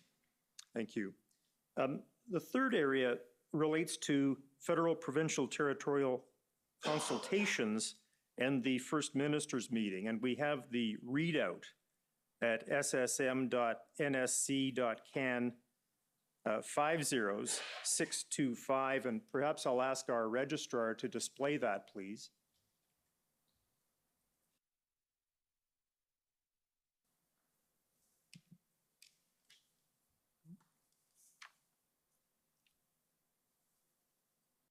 And perhaps I'll ask if we could go to the second page. And you'll recall that my friend for the province of Alberta said that Premier Kenney was clear that the Emergencies Act was not required in Alberta and referred to the situation in Coutts having been addressed. Can anyone on the panel assist me with this question? Do you know where the additional RCMP resources came from to address the situation in Coots, which we've heard was the subject of a police operation in the early morning hours of February 14th. Mr. Broadhead. My understanding is that that there was a contingent sent from British Columbia to assist at Coots. And in fact, at the second page, we have Premier Horgan from British Columbia indicating that his only concern is that the measures would be implemented by RCMP and BC, which are already fully taxed. Not sure where you're going to find the people. We've already sent an RCMP contingent east. Is that what you're referring to in that respect, sir? Yeah. And I would just add, what this illustrates is an example of something we heard from officials in the lead up to February 14th and the invocation, which was, yes, there was some progress in certain places and certain blockades, but the progress was done with the help of additional resources in certain cases. So in BC, for example, it was definitely concerning that Alberta was cleared with BC, not concerning, it's good that Alberta progress was made with additional resources, but BC was facing its own problems. There were arrests at the Pacific Highway. There was a military-style vehicle there when convoy activity happened in BC. So part of the concern across the country was there enough resources across the board to handle all of the pop-ups that were happening? And we were seeing in increasing numbers that weekend. And Mr. Clow, in the course of your evidence already, you've referred to this phenomenon of stretching police resources. Is that correct? Yes. And this was in the context, this conversation, of declaring a public order emergency, which itself involves a national emergency. Is that right? Yes. Now, you were taken, by the way, to page 3 and what Premier Kenney said. And if my friend from Alberta said this, I didn't hear it, but she referred to, if we look down page 3, would be problematic to declare emergency today, and referred to what we see following the next point, starting with invoking what they see as martial law. What we didn't hear was what's in between two sentences. Folks at the core of this movement are not rational. They are prone to conspiracy theories. Have I read that correctly? Yes. And was that, to the best of your recollection, a feature of what Premier Kenney said during the First Minister's meeting? Yes. Can I add to that? Just the other one that I think struck me in his comments was this line at the bottom of the page that I don't quibble using the Emergencies Act, which is particularly interesting considering his previous roles with the federal government in that kind of national. And I think there, I certainly interpreted that as an important distinction between what he felt was needed in Alberta versus what we knew we were looking at from a national perspective and having to take into consideration the stretched resources, the movement, the differing situations across the country. And Mr. Broadhead, to elaborate, if you would, when you refer to Premier Kenney's previous roles with the federal government, to what are you referring? I believe he was Minister of National Defense in particular, so that was the one I was thinking of. Right. And we're moving right along to the fourth area. Could we take that down, Mr. Registrar? And could we go to and display SSM.can.407721? And I come to this panel because I believe this was alluded to by my friend Mr. Miller on behalf of the convoy organizers, and I really seek your assistance in interpreting what I understand to be a note written by Alex Jarek. First of all, I probably mispronounced his name, but did you know who that is? Yes, he's part of the Issues Management Parliamentary Affairs team with a focus on Parliament. And so a member of the PMO? Yes. And if we look at this, maybe we could scroll down just a couple of lines. Perfect, thank you. and we see something attributed to someone named Real. Do you see that, Mr. Clow? Yes, it's Rael Lewis. He's the Chief of Staff to the Government House Leader. And this says, confident we'll win those votes, need to do more in Senate to win that vote. Have I read that correctly?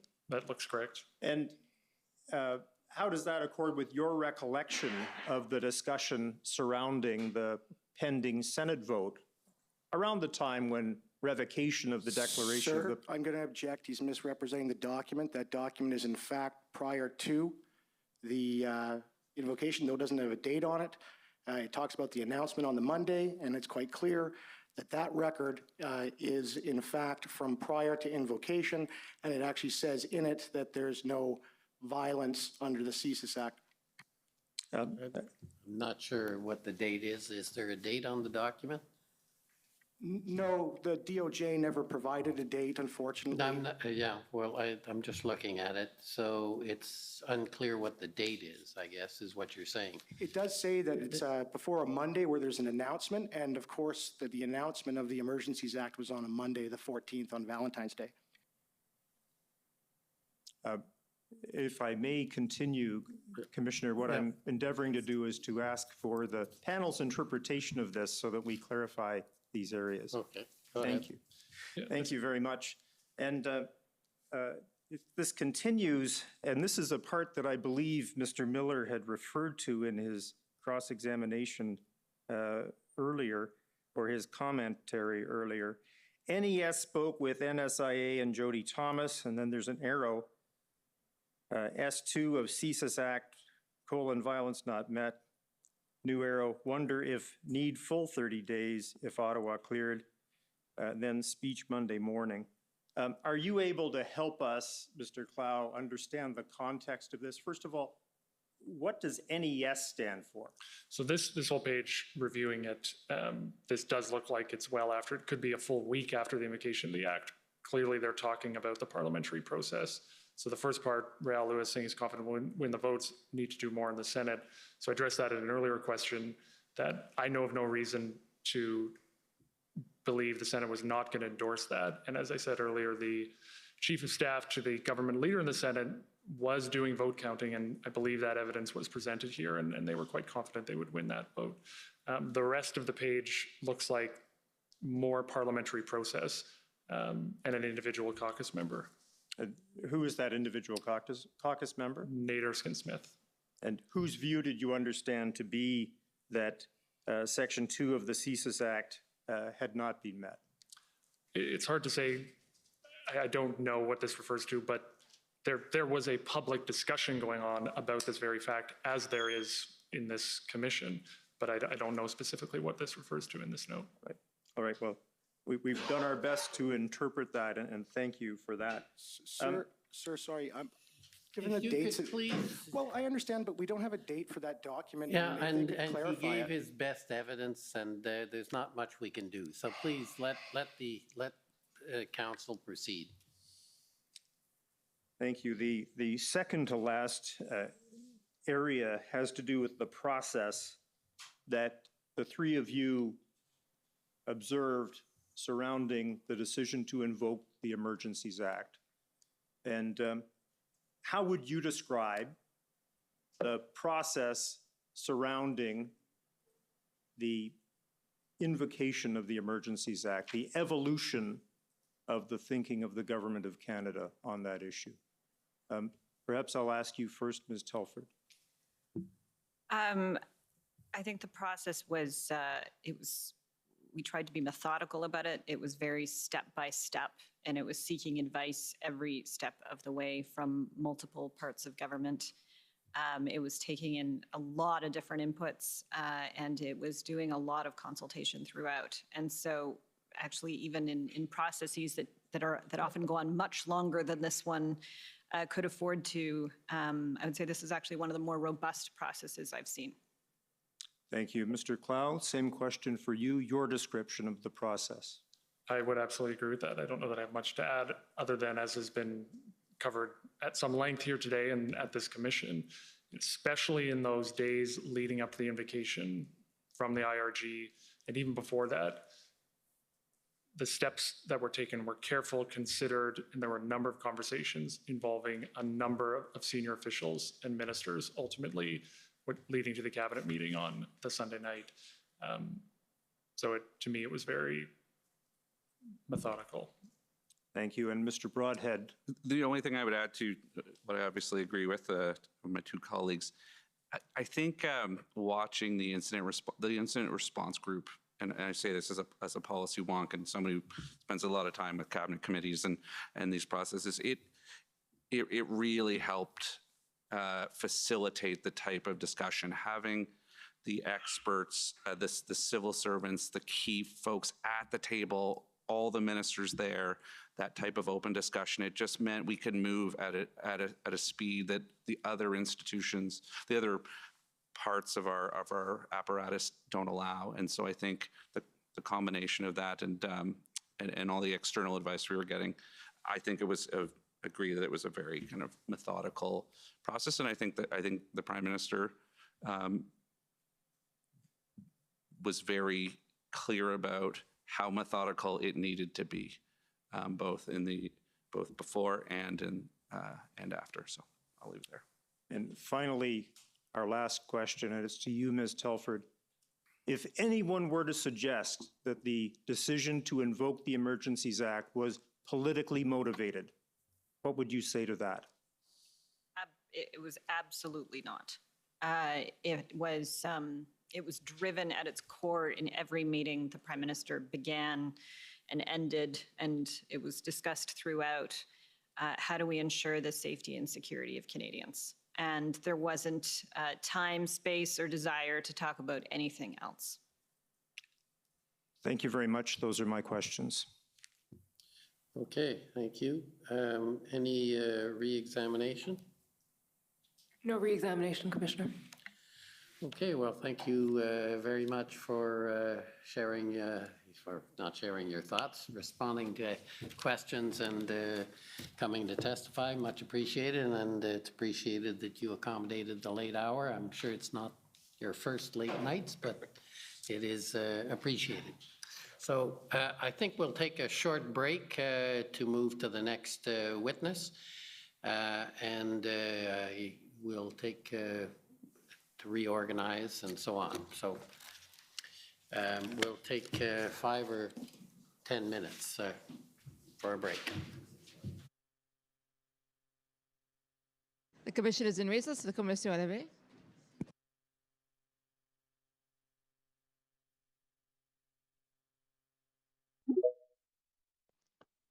Who's the next witness? Justin Trudeau, of course. Yeah, this is the last for the day, so this will be ending it up.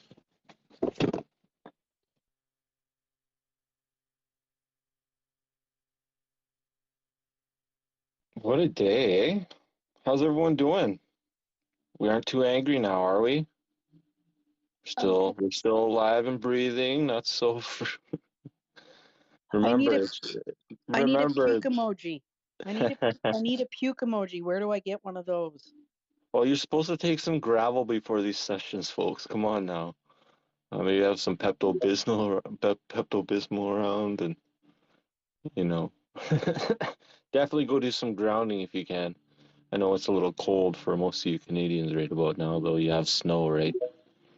Yeah, I don't have any snow here quite yet, so thought I'd rub that in.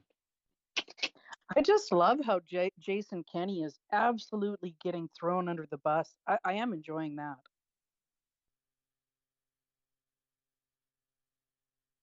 They know not what they do. Remember, they all eat themselves eventually, right? And that's how messed up this is, right? They're gonna eat themselves.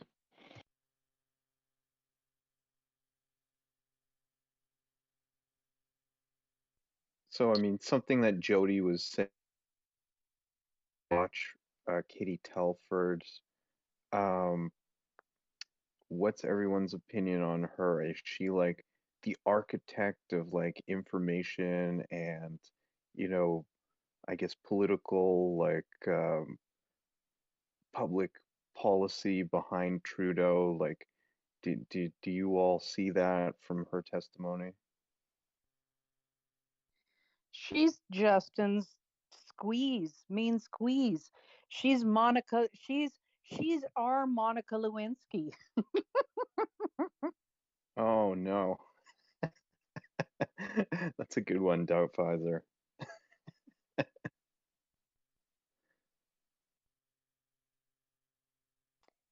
So the next one is the Solicitor General for Ontario. Somebody's gonna defend Doggy.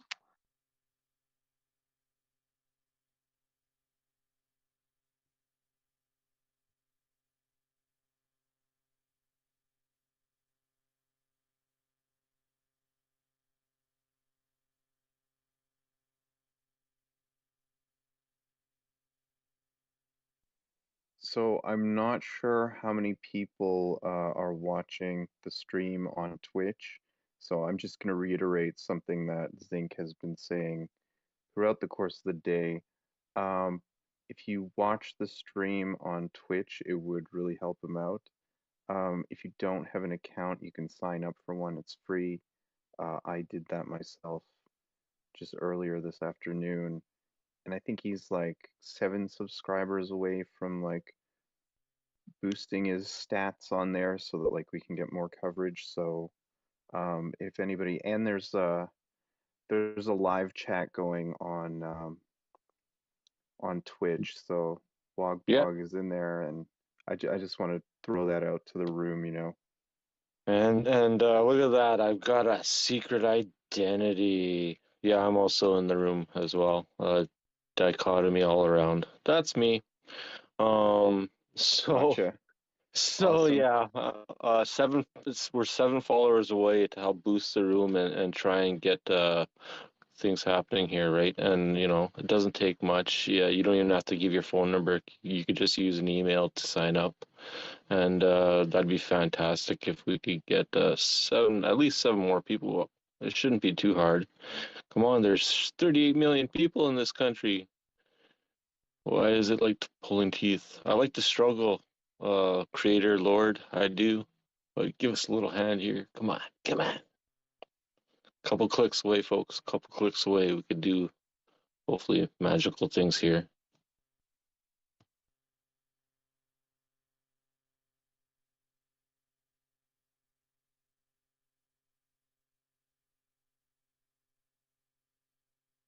We'll get that link up in the nest.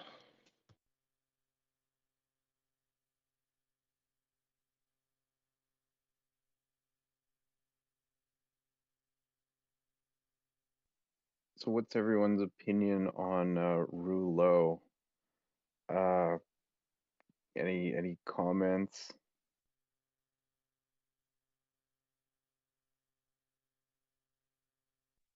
I think he's getting frustrated with Brandon Miller, whatever that lawyer that's representing Tamara, and I think he's getting Yeah. frustrated with him, and I think he's got to reel it in because he's going to be asked to leave again if he doesn't. You can hear the contempt in his voice. Like if you listen to some of the other lawyers and how they're addressing him, not the lawyer, like the commissioner. And I get what he's saying and his frustration, but he's got to stop. It's like beating a dead horse. You can only beat a dead horse. Like once you beat it, it's dead. Move on. You can't, it's dead. So you can beat it 10 more times and it's not going to change the outcome.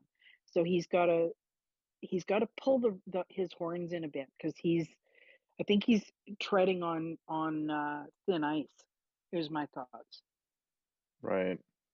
Go ahead, Ruff. Yeah, I agree with you, Doubtfizer. He's being way too subjective. He needs to be objective because he's going to get himself punted. But on Rouleau, Habs and I and John had a discussion about this clown. That's my opinion of him. But he's an ex-staffer. So as far as I'm concerned, I don't think he should be in this position. There's not enough distance from the Liberal Party for him to be conducting this. And one last comment I want to make is on the tail end of the government talking to the 3 Monica Lewinsky's there, as Doubtfizer stated, when they tried to insinuate that the cabinet was in a position to work at lightning speed and much faster than the existing systems in place.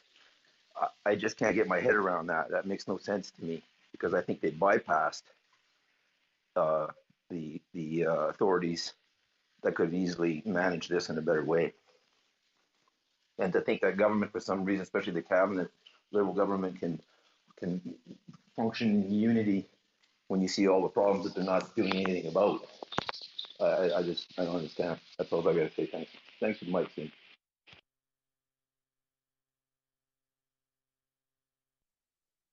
Solid stuff, Ruff. Yeah, I mean, I don't know how he can be that impartial if he was an ex-staffer. And I think the entire point is that he should be impartial for this. Anyway, though, I mean, I guess he's doing his best, or trying to maintain his legacy. I know what you guys are saying about Miller jumping in, but Rouleau really does need to release some of these unredacted documents. Why not do it? I just don't understand. So, Rouleau, release the documents. Come on.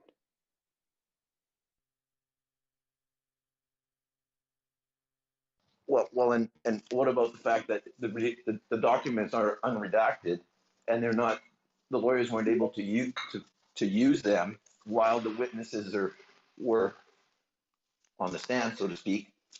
And now, even if they redact them, what's going to happen? You can't question these people. Right. Yeah. You mean unredact them, right, Ruff? Correct. Sorry. Yeah. Correct. Right. Yes. No worries. Burr, go ahead. Yes, I have a question. Is the commission going to take all these documents, and as they come in, they're being unredacted later than the witnesses are there to ask about? My question is, even though you don't get to discuss something about some unredacted portion, which is questionable, as you pointed out today, is there going to be a review of all the documents by some people that will say, oh, there's a document here that they didn't get asked about, but can we sort of raise that in the time frame of what's going on? That's my question. Is it lost to the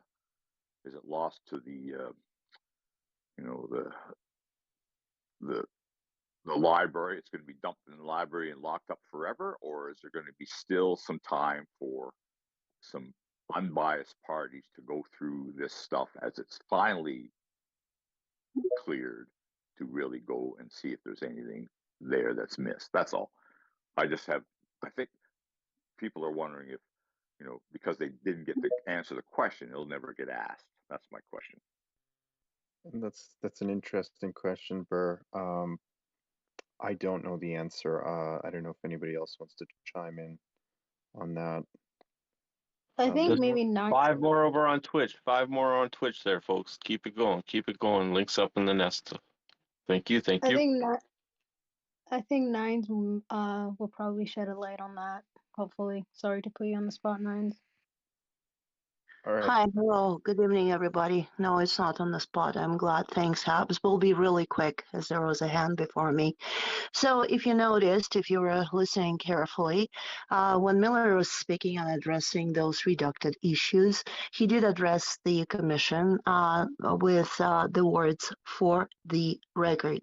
That's very important, even though we're not dealing with the trial, but that's quite important because if that's put on record that a certain question was remained unanswered because the commissioner, as he admitted himself, he hadn't had time to look into reviewing the motion to present the unredacted document. So it will be done. Now, there's 2 ways to go about it. Rather, it will be just documented later, and the question will be reviewed. Maybe it's irrelevant, though, too, because when the it will be unredacted, it's up to Mueller to see whether it was really in of interest to what he was inquiring, right? So we might never hear about it because if Miller finds that whatever was redacted is really has nothing to do with his questions, then what's the point of him, he's not there's no obligation for him to say, okay, folks, I had demanded this answer, but when they uncovered the black ink, I realized, they redacted it for the reason. So that's one scenario. The second scenario is, regardless that the person is not on the stand, it was said for the record that they can be addressed with this question. So might be done through correspondence. Not necessarily the person will be brought back in, not necessarily the commission will be extended, but absolutely, once it's brought to the record that the questioning was not completed because of a certain thing not done by the commissioner, it will be dealt later. Rather, we will find out, rather they're going to do a separate, let's say, broadcast and look, here's the documents and here's the answer to the question, here's unredacted. Probably not, most likely not. But that does not mean it will be completely dismissed. Sorry for taking a little bit more time than I promised. No worry, Nines. We'll come back to you because you had your hand up. So we'll go Livermore and then we'll go back to Nines for. Thanks, Adrian. I understand Nines' argument or submission, call it. I don't agree with it to the point that because of Rouleau stating that it may be possible to address it at a later time, I don't buy that for 12 seconds. The best evidence is what's the most important thing and what's available. Miller made a compelling argument, and if he can't have the opportunity to examine the witnesses on the stand, then it's not even relevant. They won't come back to it. It won't be effective. It'll be just shuffled in the dust, and we'll never hear from it again. And the whole goal is for transparency in order for Canadians to understand the truth as far as how everything went down. Thank you. Yeah, I agree, Livermore. Thanks for that. Thanks for your opinion there. So we're going to go back to Nines and then to Ruff. So go ahead, Nines. No, actually, I had my hand up to clarify that, and Habs just introduced me. But again, let me clarify, since I do get the mic again, what I was saying is that we're not necessarily going to find that, but it's a dealing between Miller and the commissioner right now. It's a commissioner who has to stand on a promise, and he admitted that he will. And then it's up to Miller to review that and see if that really makes any sense as far as his questioning goes. Right. Interesting. So is that all you wanted to say? Did you want to say something else, or? No, I'll come back to that later. Thank you. Okay. So we're going to go to Ruff. Go ahead, Ruff. Thanks, Adrian. So Nines, I'm with you on your comments, what you're saying, okay, they'll get addressed. But the one thing I agree with Livermore is that what has been lost is it's supposed to be a public, on the public forum for people to see. And regardless at this point, even if it's addressed, whether properly or improperly, I don't believe it'll be properly, maybe, hopefully, but we don't have those people on the stand and the capacity to put the screws to them. That's been lost. So that's just what I got to say. Thanks, though. Three more over on Twitch to make things happen. The more the merrier. So yeah, I was just going to say that too. So yeah, we just need 3 more on Twitch to boost that up. Nines, do you want to respond to what either Livermore or Ruff has just said? Well, the only response could be it's really up to Miller to decide what he's going to do with that. If he finds that what was black inked is relevant to his question, it's up to him what he's going to do. Rather, we're going to find out it's the same thing as people keep asking. So this is actually this whole commission as nothing because no one is on trial, or we don't get the blood right away. Everybody wants blood, right? But it's not how the law works. So it's literally up to Miller what he's going to do once, on the promise of the commissioner, the documents are unredacted for him, if they will. It's really up to him whether he's going to bring it to the public opinion as an amendment, as an addition, or anything. So at this point, anything we say is just a speculation, but unfortunately, this is how the process, this is how this whole inquiry, the setup, the law, the use any word there in legal vocabulary works. All right, yeah. Yeah, great info there, Nines. So we're gonna go Habs and then Ms. Doubtfire and then Burr. So go ahead, Habs. I think I just have, excuse me, a question. So if he finds it relevant, Miller here, is there a possibility that they can recall those certain witnesses and then make it public? Would that be a possibility? You want to respond, Nines? I don't know about this, so. Oh, most likely it will be taken to the correspondence. And again, it will be up to Mueller to reveal that correspondence. That's the thing. But we're not talking about those people most likely not going to be brought up on live television.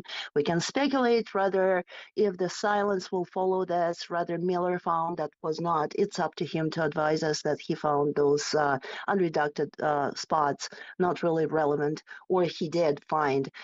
From here on, the whole thing will be taken into correspondence. There will be a lot of correspondence coming out of this, just because, Order, you know, I'm sorry? Zink is commission live is streaming reconvened, it, so Commissioner the Brown. commission is returning. All right, so we'll go to Okay, we have Doubtfire after and then another witness. Burr. Who's commission counsel on this? Hi, Commissioner Jean-Simon Schoenholz for the commission.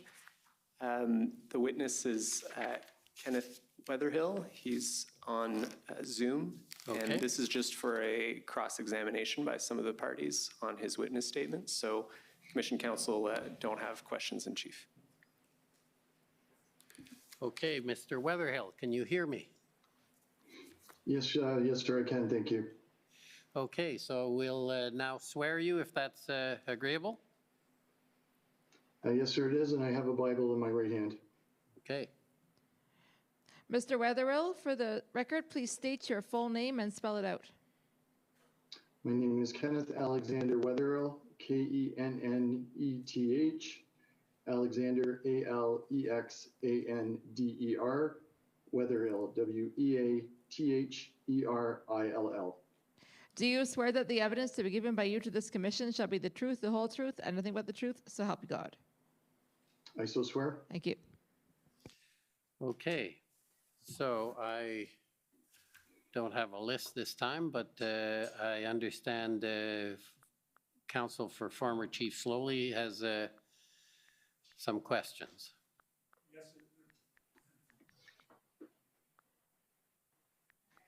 Council had discussed that I would actually start on behalf of the city, Mr. Commissioner, if that's acceptable. Normally it's the opposite, but go ahead.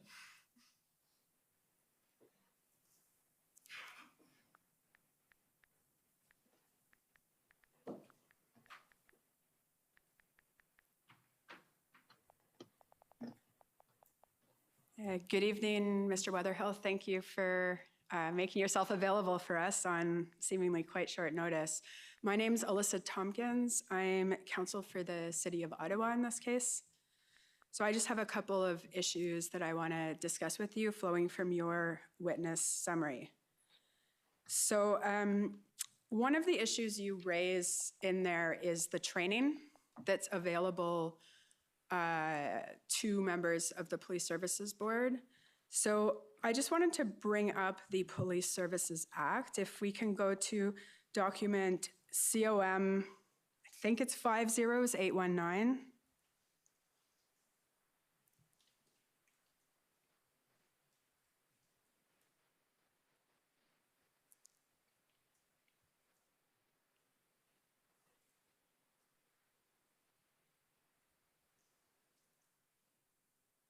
What would you like to do? Oh, sorry, page 28 of that. So if we can just scroll down, Mr. Clerk, when we get to, I just wanted the witness, keep scrolling, please. So this starts with section 31, which is titled Responsibilities of the Boards.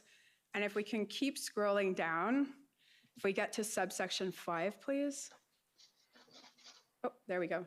So the training of board members, and the Act provides the board shall ensure that its members undergo any training that the Solicitor General may provide or require. Now, my understanding from your One more witness on summary Twitch. is Thank that you in very much, fact, everyone. One the more. Solicitor General does More not would be provide better. formal training or has chosen not to. Is that correct?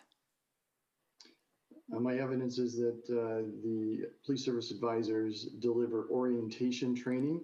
There's also a package that is provided to every board member who becomes a member of the board. But when I think of training, I think of lesson plans, I think of course training standards, and I think of that. That is not the formal training that is under that is delivered currently under the Police Services Act.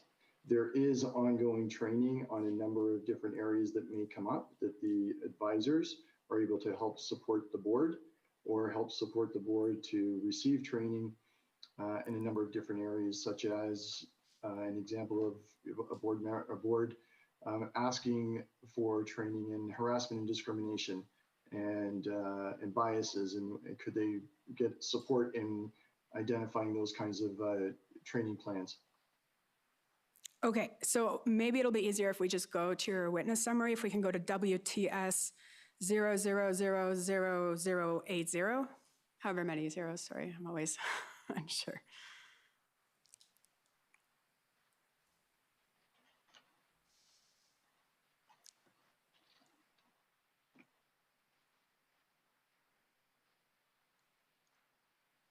If we can just go to page 2.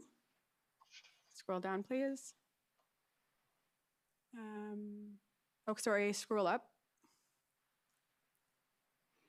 Okay, so the paragraph that starts with the work of the liaison unit includes providing orientation materials for new police services board member. That said, Solgen does not provide formal training. So that's what you were referring to? Yes, ma'am, it is. Okay. And so then I want us to go down to the top of page 3. In this case, so as I understand your evidence, that in fact, in this case, the board did request training from the advisor, Ms. Gray, on their responsibilities during this type of incident. And because it was during an event, you took the position that advisors were not to provide this training in the middle of an incident. Do I understand correctly? Yes, so the context of this is we were a number of days into an ongoing incident in Ottawa, and the board approached the advisor and asked for training related to board governance. The Ottawa Police Services board is a very experienced board.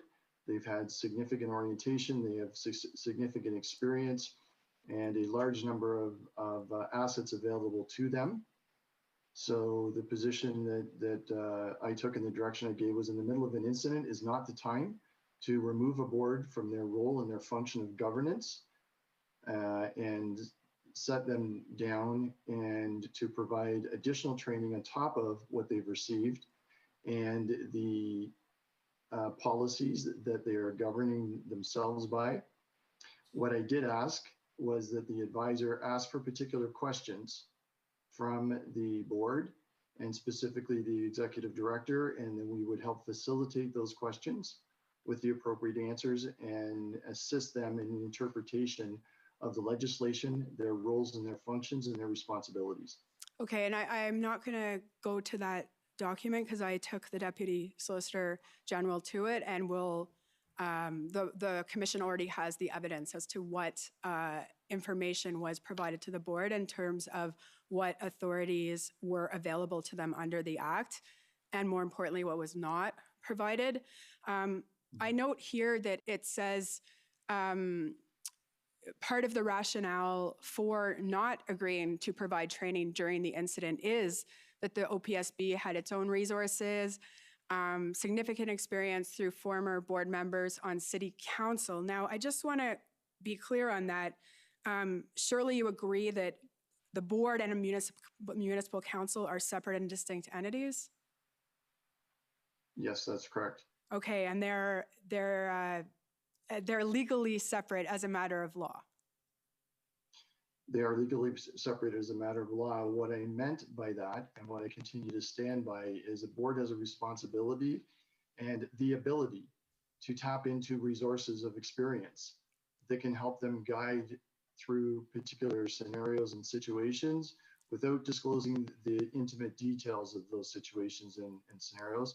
That forms part of responsible governance. Now, you'll agree, though, that of these other resources available, other than the advisors of the Solicitor General, only one of those being the advisors of the Solicitor General has a statutory duty to ensure that the board is providing adequate and effective policing in the municipality. So if I understand your question correctly, you're asking me if there is only one person that's listed in that entire group that has a statutory responsibility to provide adequate and effective policing. Yes.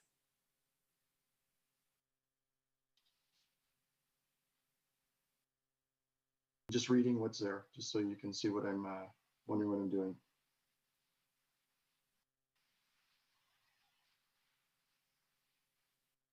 So the board members themselves have a responsibility. So that's one entity. Legal counsel to the board has a responsibility to help guide the board. And the police service advisors have a responsibility to ensure adequate and effective delivery of policing is provided through Section 3, Sub 2 of the Police Services Act. But that doesn't preclude the board from having their own responsibilities under Section 4 and their duties under Section 31. And nobody's disputing that. What I'm referring to is when the board could go outside itself and seek assistance, as they were doing in this case. They were seeking assistance from another body that has that duty. And in fact, the duty includes a duty to ensure that the board is doing its job.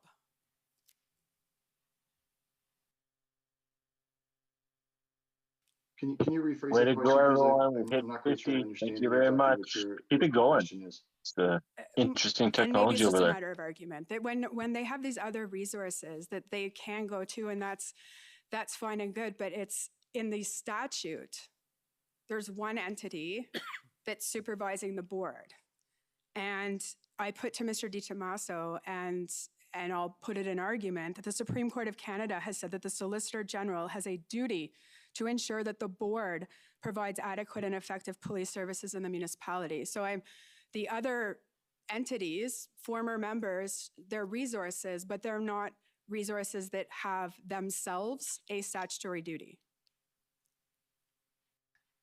So I'm not familiar with any case that the Supreme Court of Canada has ruled on. With respect to responsibilities of the delivery of adequate and effective policing in the Act, there's actually three areas that I'm familiar with. The first one is the board and their responsibility to provide adequate and effective policing.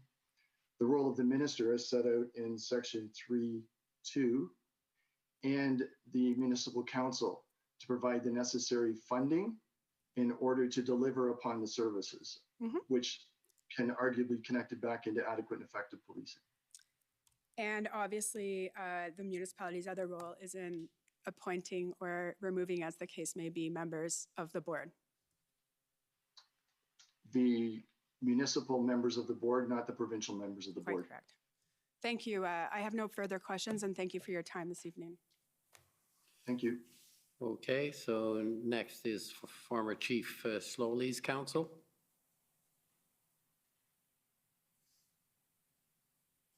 Commissioner. Mr. Weatherhill, Tom Curry for Chief Slowly. I understand you were interviewed by the Commission Council November 17th. Yes, that's correct. And can you just tell the Commissioner, how long were you with the Commission Council for that interview? 94 minutes in total. And did you have access to the information to any information during the interview, or was it, well, I'll just stop there. Did you have access to information during the interview? I did, sir. Including the films or recordings, at least, of the Police Services Board and council meetings concerning the Ottawa Police Services Board? No, sir, I did not have access to any video films. Okay. Now, just in terms of the chain of command at the Solicitor General's ministry, I understand that you are of course, you're the Inspector General of Policing, and you have a direct report to the Deputy Solicitor General. Is that true? Yes, sir, that's correct. And then reporting to you is the Manager of Police Services Liaison, or the Police Services Liaison Unit, correct? That's correct. And then below that office are the Police Services Advisors of whom you have spoken to my friend. Is that right? Yes, sir. And the idea is that the Police Services Advisors attend some or all Police Services Board meetings. That's correct. In this case, the Ottawa Police Services Board was in the hands of Ms. Gray, Lindsay Gray, for the time up until February 14th. Have I got that? I don't accept the statement that they were in the hands of. Ms. Gray was providing professional guidance, fulfilling her duty as a police service advisor for the Ministry of the Solicitor General. I meant that only in the sense that she was the advisor for the Ottawa Police Services Board. And when did you first learn that the Ottawa Police Services Board was dealing with the convoy protest?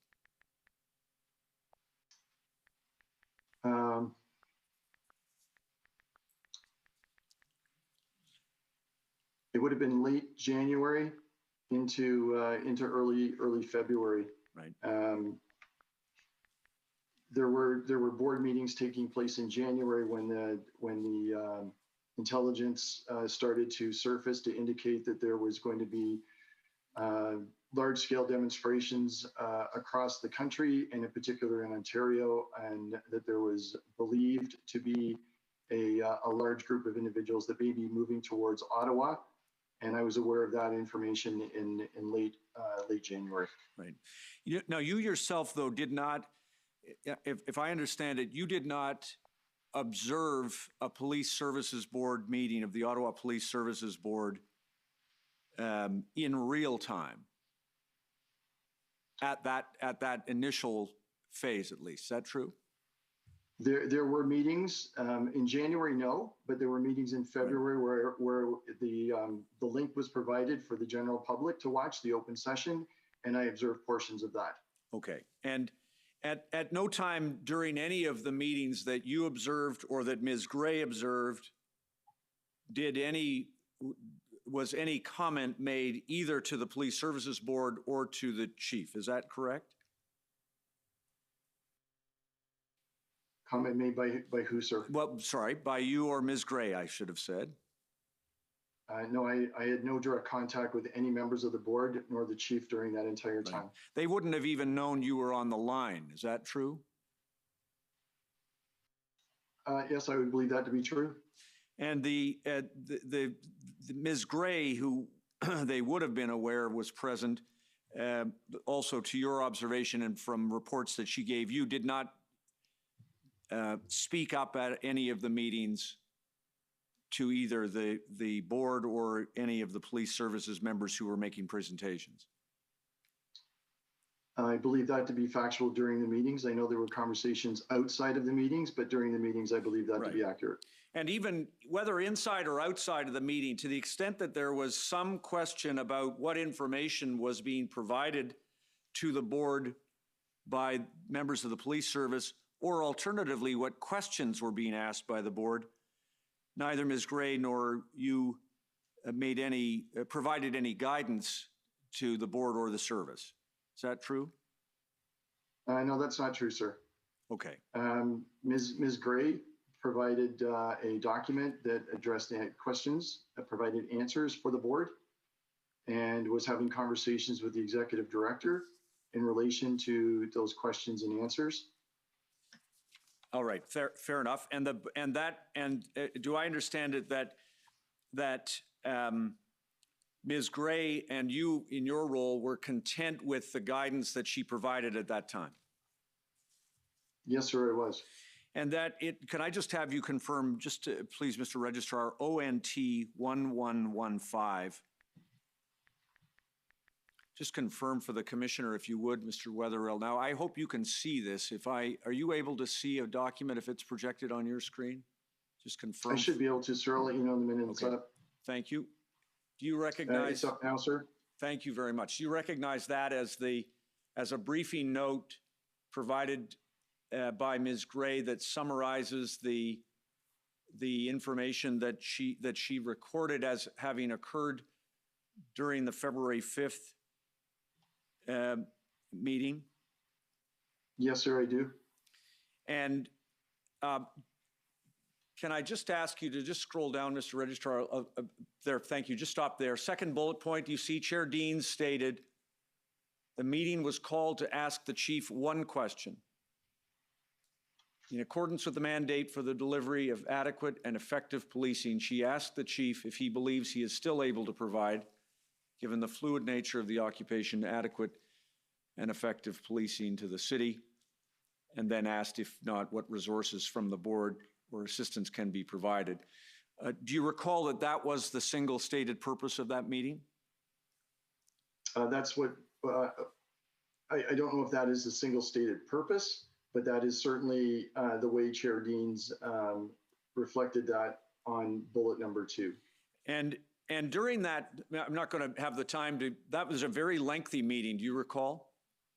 Yes, sir, I do. And do you recall that during that meeting, Chief Slowly and I believe his senior command staff gave extensive information to the board about the status of the protest in the city of Ottawa and described plans and enforcement activities? Do you recall that? What I will say is that on bullet 4, the chief committed to lay out where the service is at and what their plan is. And then if we scroll down on that same document, the chief and the deputy discuss how many arrests they've made, how they deploy some of their officers in and around the city.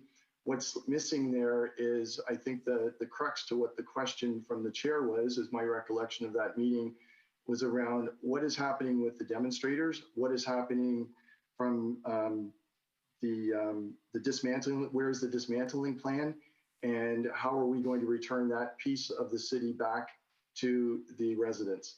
Well, I mean, you can keep going. It's a 5-page document. I don't have the time, unfortunately. But there is a great deal of discussion between this chief and his senior command and the board about the fact that there are inadequate resources within the Ottawa Police Service to dismantle the protest. Isn't that true? At that time, what I can say is the chief makes mention of the number of officers that have been seconded and supporting from the RCMP, from the OPP, and I believe he mentioned 7 other municipal services. So this is on the 5th of December, or of February rather, and I believe the initial demonstration began the weekend prior to that. Yes, but am I correct that certainly you as a member of especially with your experience, police services, this is not a mystery. On February 5th, you knew and everyone knew that the Ottawa Police Service was overwhelmed by the protesters and had no adequate resources themselves to dismantle the protest. Isn't that true? I'm aware that there were resources on the ground supporting the Ottawa Police Service. I have never been provided operational plans. I have never seen operational plans, and I've never seen what the true state of affairs were other than what was truly reported through the media and what I have received through the briefings. Did you ask for them? It's not my place to ask for operational plans, Okay. sir. We don't oversee operations. So, okay, well, so what I just need to understand then, Mr. Wetherill, is this. you didn't ask for them, but you've never seen them. You're not criticizing anybody for failing to provide them then. You're just telling the commissioner you didn't see them. I don't think I was ever asked that question, and that's not what my summary of my evidence was. My evidence was around the issue. I think if we go to page 4 of my summary, the third paragraph down, that I found it concerning that when there were questions being asked around the removal of the demonstrators in front of Capitol Hill, that there was no operational plan that was being able to be discussed. And in this document you have up here displayed on the in-camera portion, it speaks to that there will be future tense work to put together an operational plan. That was the substance of the conversations that I shared with council that forms part of my summary. Maybe we're saying the same thing, but you understood at that time, and the board understood at that time, that the Ottawa Police Service had a maintenance plan and various details about operations, but that dismantling would require the influx of significant resources. Didn't you know that? And the board knew that. I don't know what the board was thinking, sir. Okay. So I can't answer that. Okay. Did you attend the in-camera portion? No, sir, I did not. Okay. So then I'll leave that for a moment. A couple of quick things. Just confirm for the commissioner, please, that this chief and his command team briefed the board January 26th in advance of the protest, and you watched that briefing after the fact. Is that true? I don't. If you could produce that briefing document, I'd be able to confirm whether I saw it or not. I can't in the time I have. So to your recollection, did you not ever see the briefing that was given to the board on the 26th of January in advance of the convoy protest? I'm sorry, I don't know that. I can't answer that question. Thank you. Did you see the briefings of February 1st in addition to February, you've told us about the 5th. Did you watch the February 1st, 7th, 11th, and 15th briefings? I don't have the dates of those briefings. I know that I was in contact with the police service advisor during and after those briefings. All right, fair enough. So you don't know whether you attended those other ones. Is that fair? I can say that it would be unlikely that I would have attended the entire briefing or meetings, because they were happening at a number of last-minute meetings that were being called, and they were happening really quick turnarounds at irregular hours. Sure. And understanding, you told the commissioner this was a critical incident, and briefings during critical incidents are the exception to a board, correct? It's not my experience, sir, no. Okay. Well, just real quick on the Morden report, the Ministry of the Solicitor General has never endorsed the Morden report. Is that correct? There's been no formal endorsement of the Morden report, but there was an all chiefs memo that was distributed to all chiefs of police and deputy and service boards. And check out the tweet I just put up in the nest, guys. She that, might have been wearing an earpiece. Unconfirmed as of was now. That board policies were to be reviewed and updated to align with the recommendations of the Morden report. Well, yes, fair. But it hasn't. The ministry hasn't endorsed, nor the precise language that you've used is, or taken a position on the Morden report. That's correct. Okay. Last thing, please. Last area. Confidentiality is a significant value in police services boards, correct? Yes, sir. A chief would not be wrong to keep in mind in briefing a board issues about leaks of information and be guided by not sharing every detail of operational plans if the board is a leaky institution. Is that fair? So I would expect that if a chief suspected that there was a leaky board or challenges with leaking information, then the necessary steps would have been taken by the chief with the chair and or with OCPC to address that situation. Did you know that one member of the board had attended this convoy protest and had made donations? I'm not familiar that a member attended or provided donations. I recall hearing at the board meetings that a number of board members had observed the demonstration. All right, so you were unaware that there was one board member thought to be supportive of the convoy protest? That's right. I have no information to confirm or deny that. Thank you. You agree that if that were true, a board chair and a chief would be well advised to be careful about information they share about operations. Isn't that fair? Yes, sir. A chief always needs to consider the integrity of the investigation, the safety of the officers, the safety of in this case, the demonstrators and the broader community. And if that were to be compromised, then yes, that would be the responsible thing for a chief to do. Thank you, Mr. Wetherell. I don't have any other questions for you this evening. Thank you, Commissioner. Thank you, sir. Okay, I believe there's the coalition wants to. Who is this guy? Does anyone know? What's his relevance here? I'm sorry, who? You're okay. Yes, coalition. With the mask, I didn't recognize you. Aha. Here I am. Does anyone know, Good evening. guys? Does My name is anyone know Emily who Tamman. this guy I'm one of the is? lawyers acting for the Ottawa Coalition of Residents and Businesses. No one- And I just have a very short time with you this evening, so just a couple of quick questions. No idea. Isn't Isn't that the ambulance teacher group? I want to just pick up where No, but I mean, my who's friend, the dude? counsel Who's the for dude former Chief speaking? Slowly He's left off, the and that is Solicitor General in for relation to your Ontario. understanding of what happened at the Citizen what? February 5th Journal? Police Solicitor. Services Board meeting. The sitter? And Zink, do we need to as I fucking understand listen it, to this? and I I think don't know you've if this is. accepted that a key issue at that meeting I was don't know.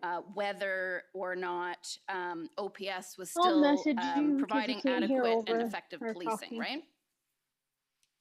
Yes, ma'am. And that's a pretty big question for a police services board to be asking in a crisis, isn't it? Yes, it is. Because it implies that they may be asking themselves whether they need to consider their options, maybe under Section 9 of the Police Services Act, right?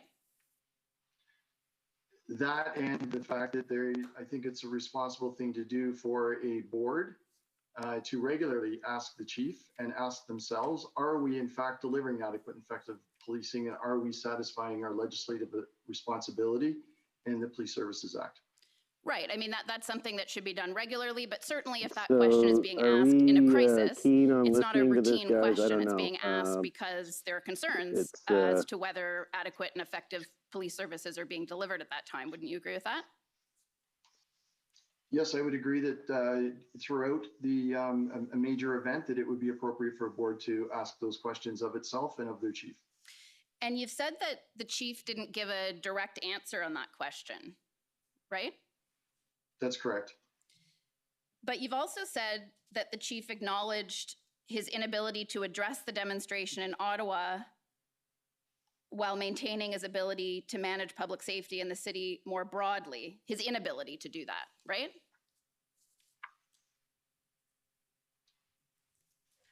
The chief set out that he did have the ability to provide, from my interpretation of what I heard in the board meeting and in review of the board summary from the advisor, that the chief did demonstrate verbally to the board how adequate and effective policing was being delivered throughout the city. He was asking for additional support with respect to the demonstrators in the demonstration area. Okay, so I just want to be clear though, because in the summary of your evidence, and it may well be that it's an error, so this is an opportunity to correct that. But on the third page in the last paragraph, just after the footnote 4, it says his understanding was that Chief Slowly had acknowledged his inability to address the demonstration in Ottawa while maintaining his ability to manage a public safety in the city more broadly. Is that your understanding, or is that a mistake? That's right. He's saying he needs help with the demonstration, But he is able to maintain public safety in the rest of the city. Right, sorry, but he can't do both. He can't deal with the demonstration and maintain public safety. So That's he's what maintaining informing public the board of. safety, sorry. Yes. Yeah, That's, okay. that's what he's informing the board of, that he needs support with the demonstration. So I guess what I'd like to understand is why it is that you didn't feel that this was information that the Deputy Solicitor General should be briefed on. That you have a crisis in Ottawa, you have a board asking questions about the efficacy and adequacy of policing on February 5th. You either don't have a direct question or you have an indication from the chief that there's a real problem in Ottawa. You didn't think that was something that the Deputy Solicitor General should be briefed on?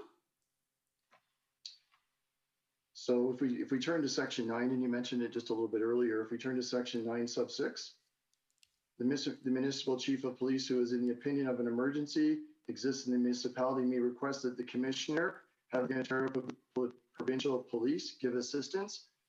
That had taken place. So there was a direct line between the Ottawa Police Service and the chief to the commissioner.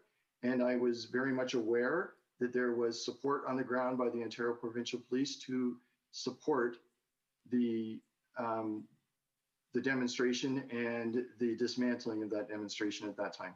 But there hadn't been a request for the OPP to come in and assume control of policing in Ottawa, right? That's correct. Right, and if the board was asking those questions, would you agree that the reason in the context of a crisis they'd be asking that question is because they're asking themselves whether they might have a duty under the legislation to themselves go to the OPP and request that the service take over in Ottawa? So there'd be a number of necessary steps that would need to take place if the board had lost confidence in their chief. And if the board were to reach out to the commissioner and ask for policing services, then the chief would need to be removed. And that did not happen. The chief had made the request. The board appeared to be satisfied with that request and was aware that the OPP were there and supporting the Ottawa Police Service in formulating plans along with 7 other municipal service, and on the 5th of December, up to 257 RCMP officers. December? I'm sorry, February. I apologize. No, that's okay. And just finally, I just want to understand the timing of the request by the board for training. How did that coincide with what you heard on February 5th? In other words, were they trying to figure out what it was that they were expected to do if they had concerns about adequate and effective policing? They're asking for training, they're asking for advice, and they're not getting that. Is that right? No, I disagree with that. They were asking for governance training. That board is quite experienced in governance. They wanted governance training in the middle of an incident, and that would have been irresponsible for my advisor to be there pulling a board away from their responsible duties of governance and oversight and managing the scenario from their perspective in their function and roles. Okay, thank you, sir. Those are my questions. Thank you, Commissioner. Thank you. Thank you. Any re-examination? I just had one point of clarification first, just for the record. My friend for Chief Slowly mentioned the dates of some of the board meetings. The dates, so the dates of board meetings were the 26th, the 5th, the 11th, the 15th, and the 17th. I don't know that that's material, but just wanted the record to accurately reflect that.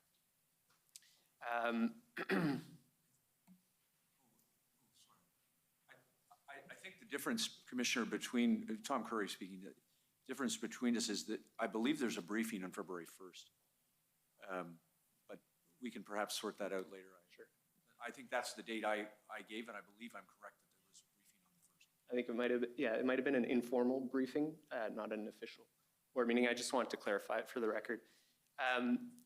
In terms of questions on confidentiality, would you agree that if information is not provided because there's a belief that a board is a leaky board, that would be an impediment to proper oversight function by the board? Yes, I would. We gotta head out, so have a good night, everyone. We'll There see should be you tomorrow policies within morning. the board to deal with that. One heck of a day. And the board should be very much aware of what the necessary steps would be to advance that complaint and that issue to the Ontario Civilian Police Commission.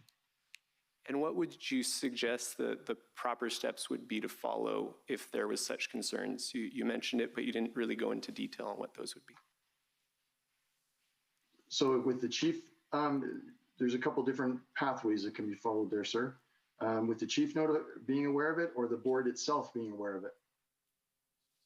And can you maybe just describe those for each? Of course. So generally, if it was the chief who's made aware of it, and if the chief was confident that it was not the board chair, then they would have that conversation with the board chair and give the chair an opportunity to share the appropriate policies with the broader board and address the individual that may be that leak. If that does not resolve it, or if it's of such significance, serious significance, then the board chair can go directly to the Ontario Civilian Police Commission and ask them to conduct a review and a subsequent investigation into it, the matter. If the board chair themselves are aware of it, then it's incumbent upon the board to address their own policies. And if that does not correct the matter, then the board, or if it's of significant severity that it would be inappropriate to do so, then the board chair would again then go directly to the Ontario Civilian Police Commission and request that they undertake a review and launch an investigation into potential misconduct of a board member.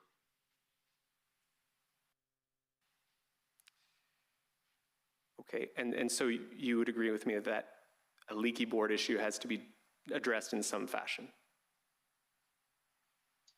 I would agree that if it exists today, then it needs to be addressed.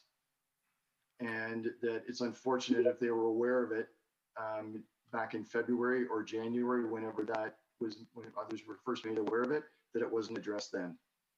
Because if it's not addressed, it leads to a breakdown in the relationship. In the oversight function.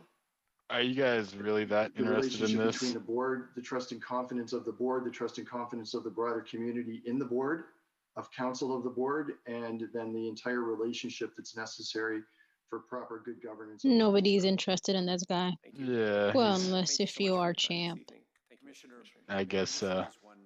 So yeah, if people just want to come up, I think I'm sorry. looks like even the commissioners bored with this. The Ministry of the Solicitor General So knew about the leaking information from the board. It's in a statement that is from Mr. Wetherill's subordinate.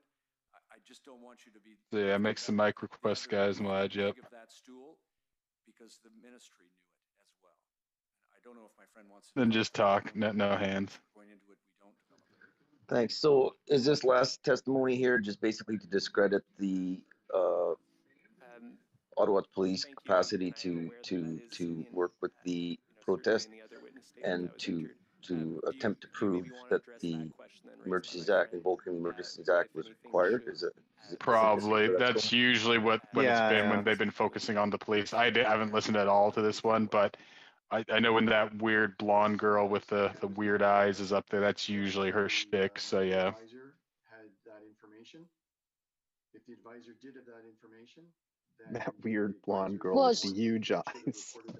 I was thinking of Nutley. As soon as you said that, I was thinking of Rachel Nutley. And then the advisor would speak with the chair, speak with the chief. Sorry, go ahead, Habs. That was funny. Follow the similar path On of notifying the reviewing the policies and then reviewing if necessary, moving it to the Ontario Civilian Police Commission for review and subsequent necessary investigation.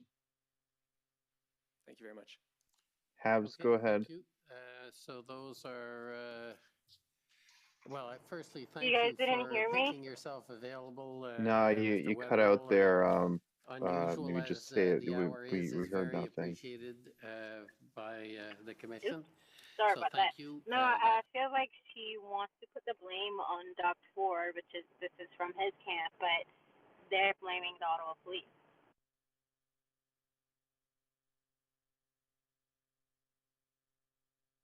Okay, yeah, looks like they're wrapping it up themselves. Today's public hearings have been completed. So Justin's gonna have the entire day tomorrow? I'm guessing so, and I'm guessing everybody's going to want their little piece of him, obviously, and everybody has probably standing in that regard. So yeah, I'm guessing everybody will probably be up there, and then I don't know if maybe they'll do some, because I guess does this stuff go into next week? Because like they were saying something today, like next week's policy week. So I don't know if there's going to be more public hearings, or if that's going to be in the back rooms, or if there's going to be more of this stuff. Yeah. Yeah, I think it does go into next week. We'll have to see what the value of all that is. I was just reading the entire procedure here while these people were talking, and it appears that, if I'm not mistaken, next week will be a full week publicly in the public on camera, reviewing the go forward procedures and the evidence that's been put forward and all this other stuff to kind of organize it. Is what it appears is going to happen.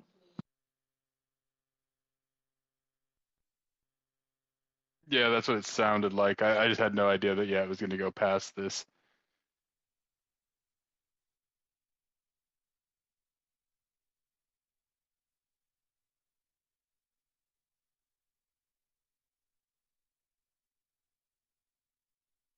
So Gopgal, what's your take on everything today? Would you say Freeland was I guess the most entertaining? Well, I mean, the other one was just mostly, I mean, just leading them around, right? Just letting them tell their very slanted story. So I listened to a bit of that one, but at that point, like I was listening, but I was just playing with some of the different options on the various streams and stuff at that point. So I kind of checked out halfway through it, but it sounded like just a bunch of stuff, just occupation blockade, occupy, right? They're very pointed and, you know, consistently saying that. Right. So yeah, I'm debating maybe tomorrow starting the space a bit earlier, like maybe 8:30 Eastern, give people a little bit of extra time for the pregame there. And then I still need to get my Twitch metrics up, and nobody's really on it anyway. So tomorrow I'm not going to stream out on YouTube and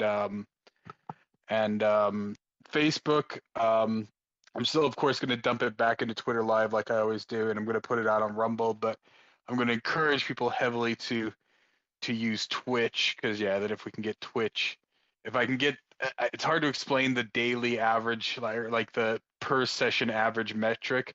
I need to get it up a bit higher. And so if we get enough interaction tomorrow on Twitch, then I unlock affiliate, which I'm not really sure what that means, but hopefully we'll find out. Right. And so yeah, so go ahead. So does that boost you on Twitch for like does it give you like more visibility? Like are you higher up in searches or something like that? I think so. I'm guessing it probably unlocks some sort of options. It's just they gamified it. For anybody who doesn't know what gamifying is, right? Like it usually means like, oh, finish, right? It's anything like, oh, finish filling out your profile, right? You're 2/3 of the way done. But of course, obviously being Twitch, they heavily gamify it. So it's like, oh yeah, get this many daily average users, and oh, try to stream this many times a week and stuff like that. And so I've met most of the metrics, right? Just running all these commission things. But yeah, the thing now is just to up the average. I'm not really sure what it is, but it seems like if we can get like, you know, a good number of people in there concurrently tomorrow throughout the day. So I'm not gonna because of course Rumble's the one I always try to prioritize, and so I'm still gonna stream it there, and of course I stream it here to Twitter, but I'm gonna mostly be pushing the Twitch tomorrow. I like the audio on Twitch. It's got a nice beefy compression to it, and I think it uses less data when you're streaming. I just stream audio than Twitter Spaces does, according to my metrics on my phone anyway. So I like it. Yeah, and I can go in and out of other apps, right? Can't always do that with Twitter. Sometimes I can, other times I can't. Sorry, I stepped on. I was just gonna say Twitch, because the way I've been doing it lately is I've been streaming it.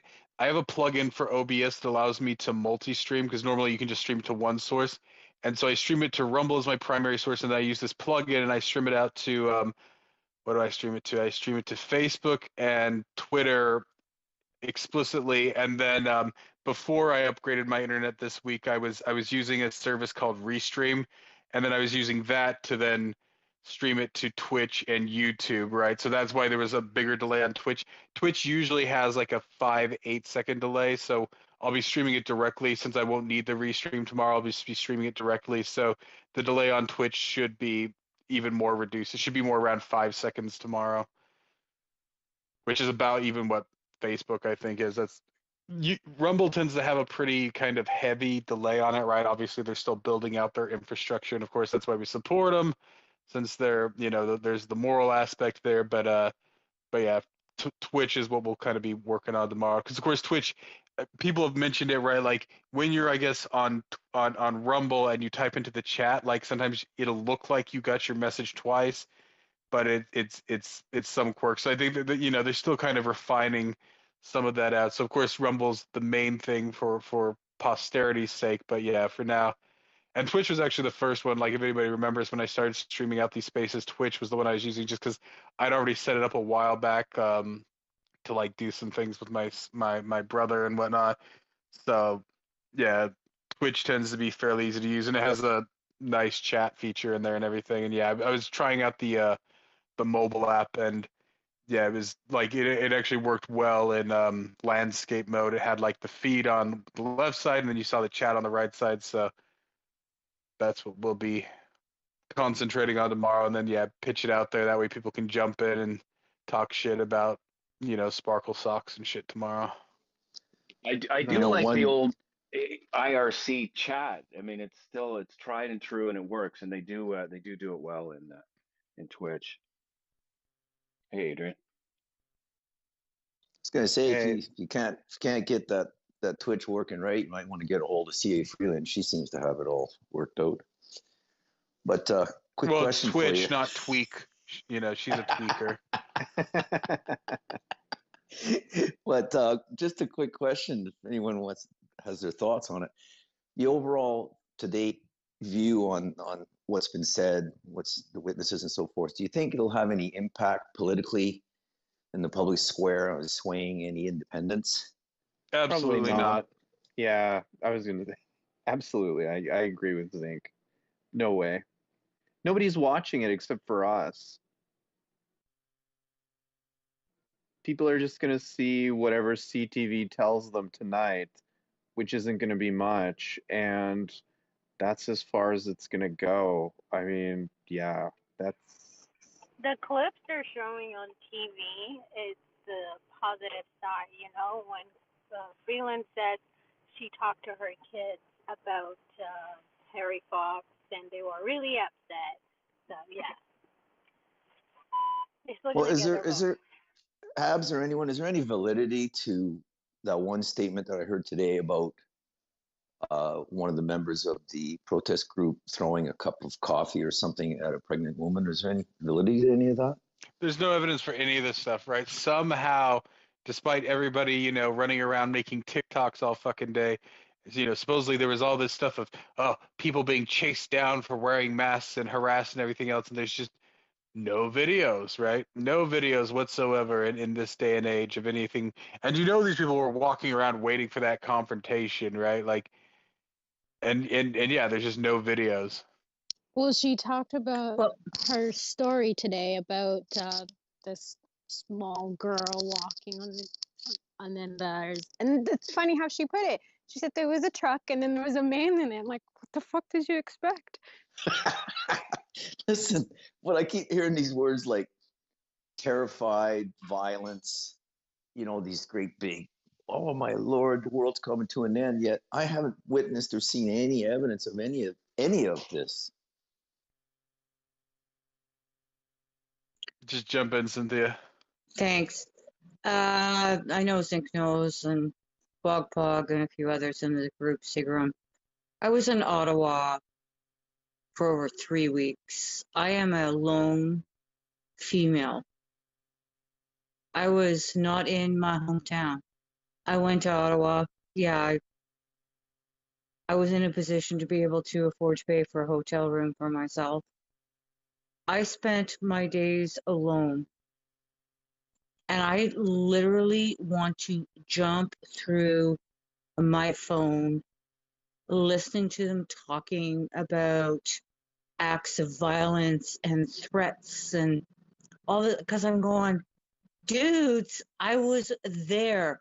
I was a single, lone female. I walked around at all hours of the night, all hours of the day, by myself. By myself. I never once felt threatened.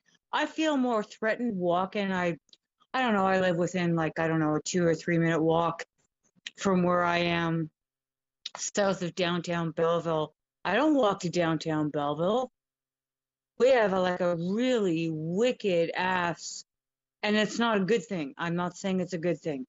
We have a drug problem and a homeless problem. I don't want to sit outside I live in a townhouse, right? I never felt so safe as I did in Ottawa. So when I heard that C word, oh, somebody honked their horn and a little woman, and I'm like, oh my gosh, it's lies.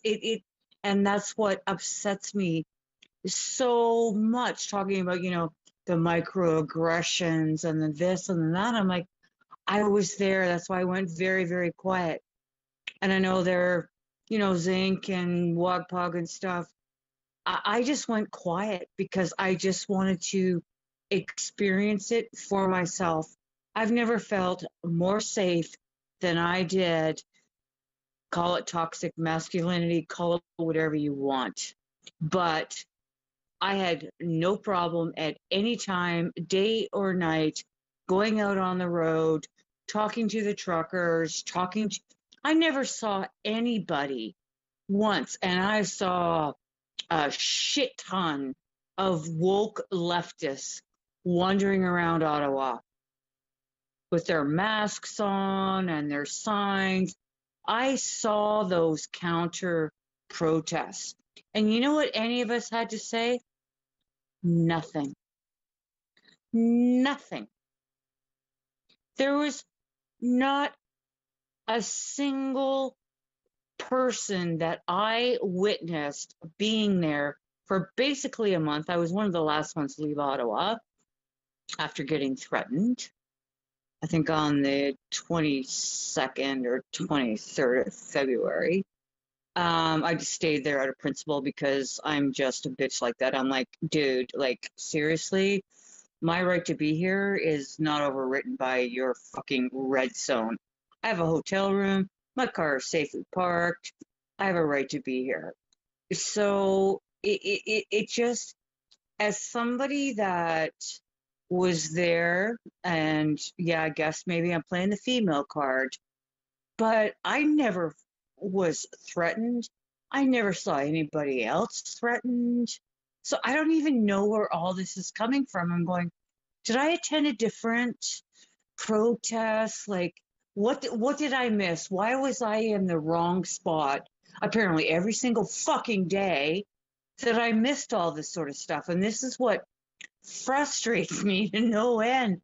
And to hear that stupid C word, a driver honked his horn. Okay, here we go back. We got our microaggressions.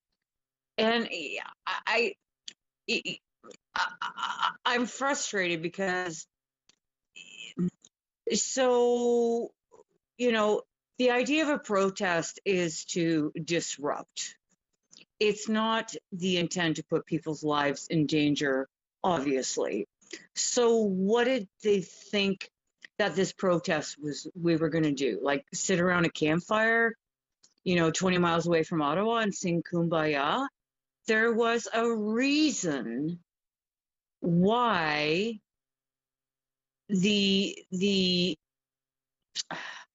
interfering, if you will, what was intended, because otherwise, I mean, we as a society, or the fringe minority, we've been asking for 2.5 years to have our voices heard. Nobody is listening to us. We needed to be heard and needed to be listened to. And, sitting in all these outlying areas, we had a right to protest on Wellington Street. Wellington is federal property, and it pisses me off because I have done my research, and I challenge anybody in the room, please prove me wrong. Wellington Street is part of the Trans-Canada Highway. It is federal property. We have a right to protest, and that's exactly where we went. Can't say, sorry, maybe there are some residential streets or whatever, the overflow, but, from somebody that was there before day one, the truckers went where we were told to go. Were they a little that loud? Yeah, even me. I remember on the, so the 28th was a Friday, 29th was a Saturday, like 3 o'clock in the morning, I'm going, dudes, like, okay, it's like, can we stop now? I'd actually like to try to get some sleep because I was on Albert Street as well. So I get that side of thing, but it behooves me to understand the disconnect from the reality of what was going on. When those trucks stopped honking, Tuesday, the Wednesday, because the injunction had come in, and I was working with a block captain, and I'm not going to name her. I was just maintaining my low profile, which I had chosen to do. I didn't donate to the Give, Send, Go, the GoFundMe, because I don't trust any of those sorts of shit. I had done things on my own. I probably spent $50,000 on that convoy, but I did it in such a way that whatever his face is said he was going to hunt me down. I'm like, yeah, bring it on, motherfucker, because you will never be able to trace anything that I did. And I know I'm yapping about it in a public space with people that I don't know, but don't, like, it was just, for me, it was peaceful, it was loving. Were there some bad actors? Well, of course there's going to be some bad actors. Like, seriously, you can't go to a kid's hockey game and not have some bad actor parents coming in that, want to start yelling and screaming. So, I mean, it was the perfect storm of different ideologies coming together. The bottom line is that we embarrassed the fuck out of the Trudeau government, and they didn't like it. There was never any option other than them invoking the Emergencies Act from day one.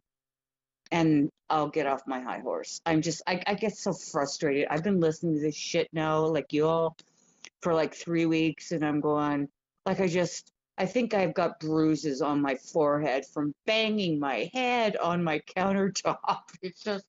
It's absolutely bizarre, and I'm not a bad person. I'm just sitting there and I'm going, like, this is insanity. And how do we stop it, people? How do we stop it? Thank you so much for the ear.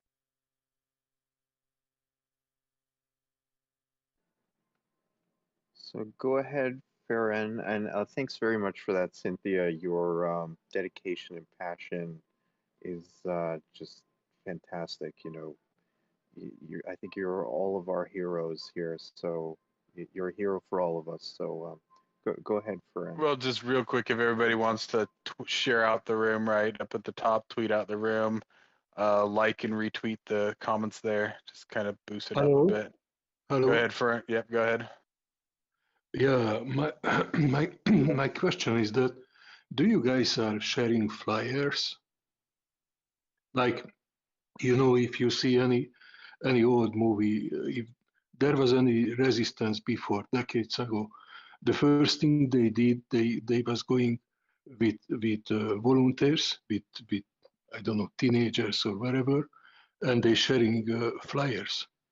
So if you have anyone who have money and can help you to pay for thousands of people who every day they standing right at the exit of the subway in the downtown and or the entrance of the Walmart, Loblaws, wherever, and they sharing these flyers with all the information, website address, or how to see this court process, what's going on. So important informations on a flyer. Now imagine that if you guys start this a year ago, every subway station, every very busy intersection, Walmart, Loblaws, everywhere. I know it's a lot of money. I wish I have that. If I would have $1 billion, I would put into that. And since the last year, millions of flyers would put into the hand of the people who entrance the subway or entrance the grocery stores or wherever, or the recreation centers. So if you constantly, just imagine that 1 year ago you start constantly put into the hand of the people the flyers with the most important information like websites where they can check this, what the mainstream media try to censor everything. And on a simply way, so anyone who have a computer or just a cell phone, smartphone, they can search up easy and they find these informations and they can find this court process, for example. So how much more people would be awake by the flyers? Because that was working, you know, many times before, decades ago, when somebody wanted to build a resistance, they would first put into the hand of the people these flyers. That's all what I wanted to say. Thank you. All right, interesting stuff, Fern. Yeah, I don't know how well flyers will work these days. You know, I'm sure if you printed up these flyers and you took them to downtown Toronto by like Union Station, nobody would even take the flyer probably. I mean, I don't know that for certain, but you know, That's why you need these volunteers there who put into the hand of the people when they entrance. It was working like that. It was not on a stand. Right. I mean, yeah, I mean, it's worth a shot, I guess, you know, just to raise awareness. A great points, Fern. Okay, so we're gonna go to Burke Nar and then Olive. Hello.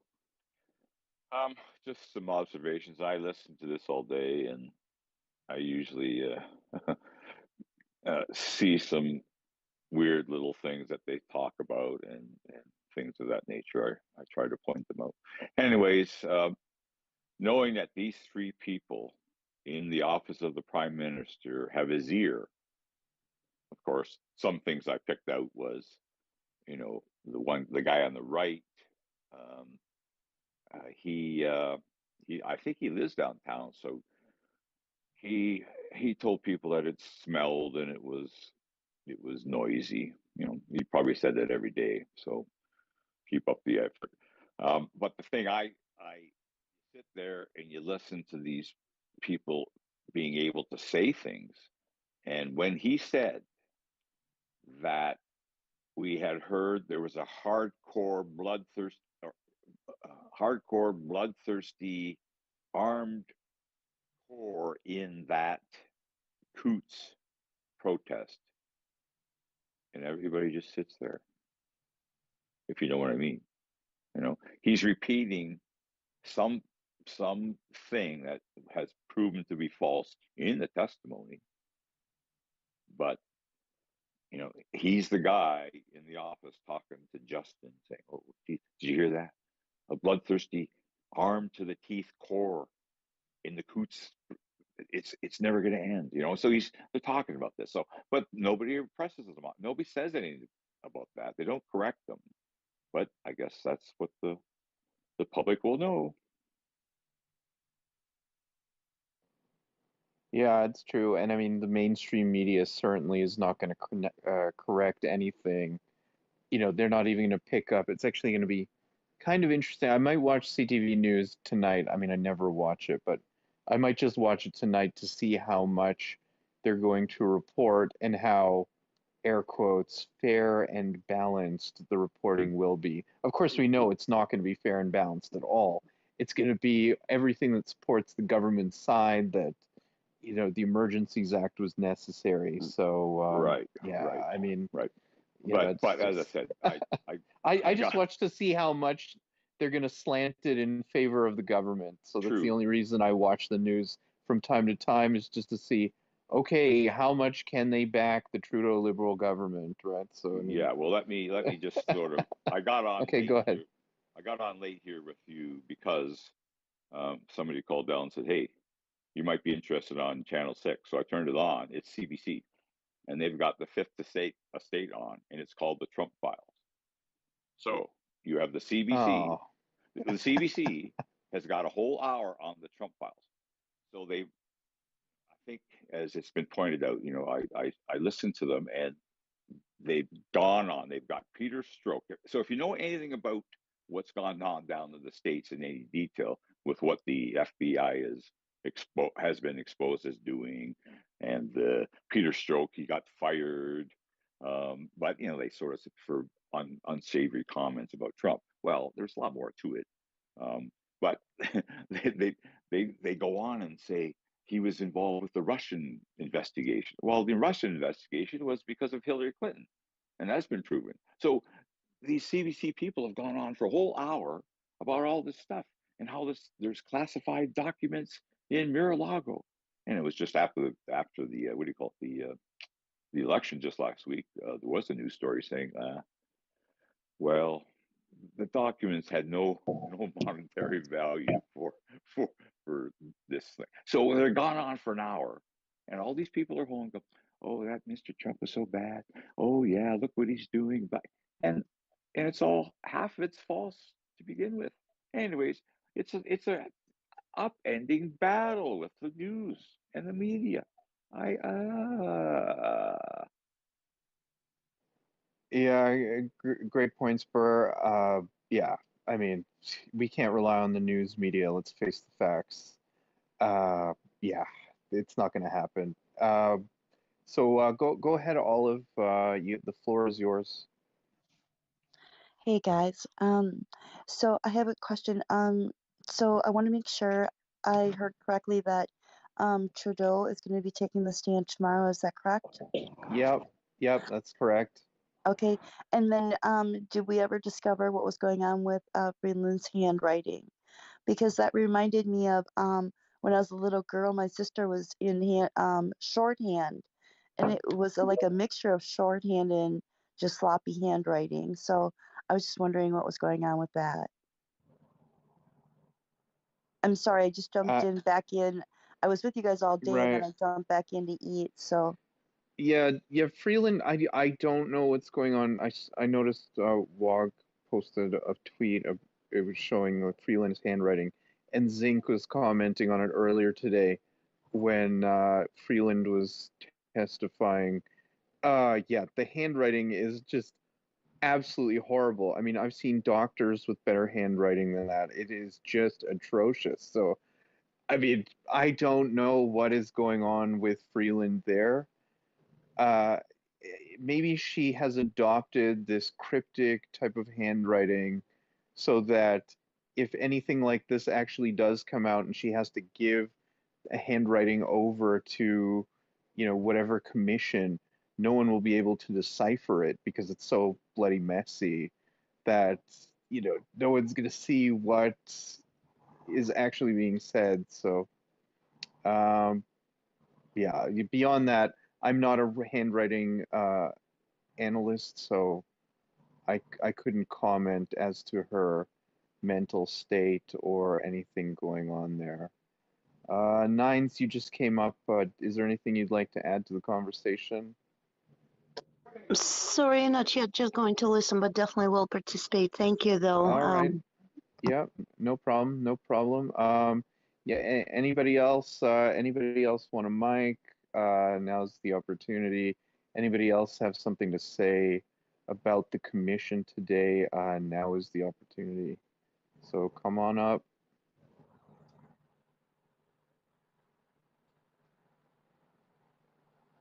Oh, can I maybe point out something I saw today that when let's see, one of the lawyers was able to sort of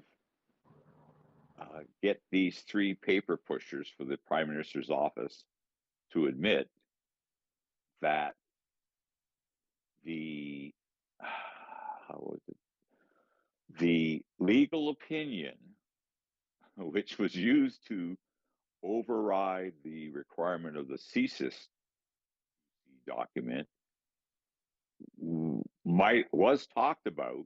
I'm sorry, the opinion was talked about in the cabinet meeting, but they're not sure if it was written down. So you understand what that means is CSIS was supposed to be satisfied to enact the Emergency Act according to the trusted legal minds in the country, I think, but they've come up with an alternate way to invoke it. But this legal opinion, which is the crux of the matter, to make it legal or not legal as far as satisfying that that act, is somewhere out there, but nobody's been able to pin down what the actual black and white letters on a piece of paper look like as far as the law goes. Right. Yeah. Yeah. I mean, I don't know. I think I really hope that the convoy lawyer gets the documents unredacted in unredacted form so that he can bring it up. And I feel like he will actually do something with that information when it becomes unredacted, unless there really is nothing there. But if there's nothing there, then why would it be redacted in the first place? It's clearly something that the government is embarrassed about. I just don't see that those documents, there's no need for them. If there's nothing there, there's no need to redact so heavily. That's my opinion. And Freeland, earlier today, I was really listening from 9 o'clock, I guess, when it started, and they got into Freeland. Freeland is just, when any of the other lawyers that are against the government come up, Freeland goes into these long explanations, and it's essentially anti-interrogation techniques that she's using just to throw the questioner off their game, to just stifle the pace of the questioning. Because once you're on a roll with questioning, Freeland knows that she has to take her time. She's also trying to run out the clock, but also she is, giving these long-winded answers that don't really answer the question at all, because it just throws the questioner off their pace, right? So that was something that I found very interesting. I mean, she always does this, but more so now. So it's kind of interesting. Okay, Nines, go ahead. Yep.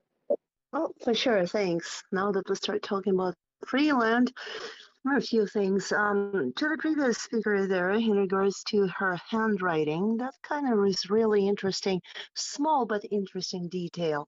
Being of the Slavic background, even though she was not, it's not like she immigrated from Ukraine, at the school age, but having a direct Slavic parent coming from Ukraine, I can assure you, one of the things that generation of parents like her father, they were really concerned about getting better education for us, who were, able to grow on both sides of the ocean. Doesn't matter.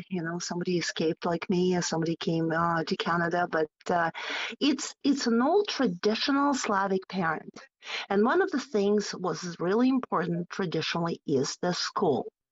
So many times I've spoken to my peers who had Slavic parents as well, who went to school in Canada. One of the biggest concerns was always to make sure the kids practice calligraphy.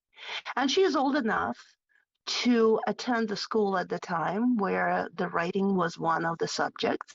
So when comparing her writing to, and I'm not a medical expert or a mental health expert, but it's known in the legal field and the law field as one of the tactics when the person provisions to some event in the future, for whatever reason, where they do intentionally rather change their handwriting or alter it to the way where they can kind of find two ways to the rope. It's a known fact. It's basically basics of criminology. Anyways, that's speaking about that.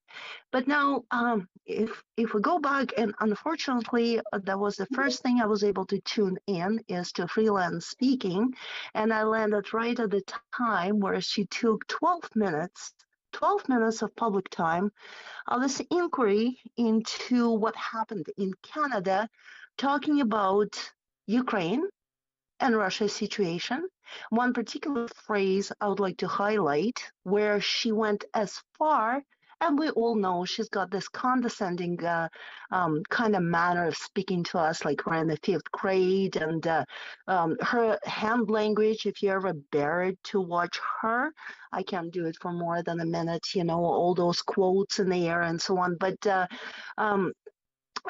she had started to speak about what Putin tried to show Russians, somehow tying it up to her concerns at the time and why she acted later on the emergency situation.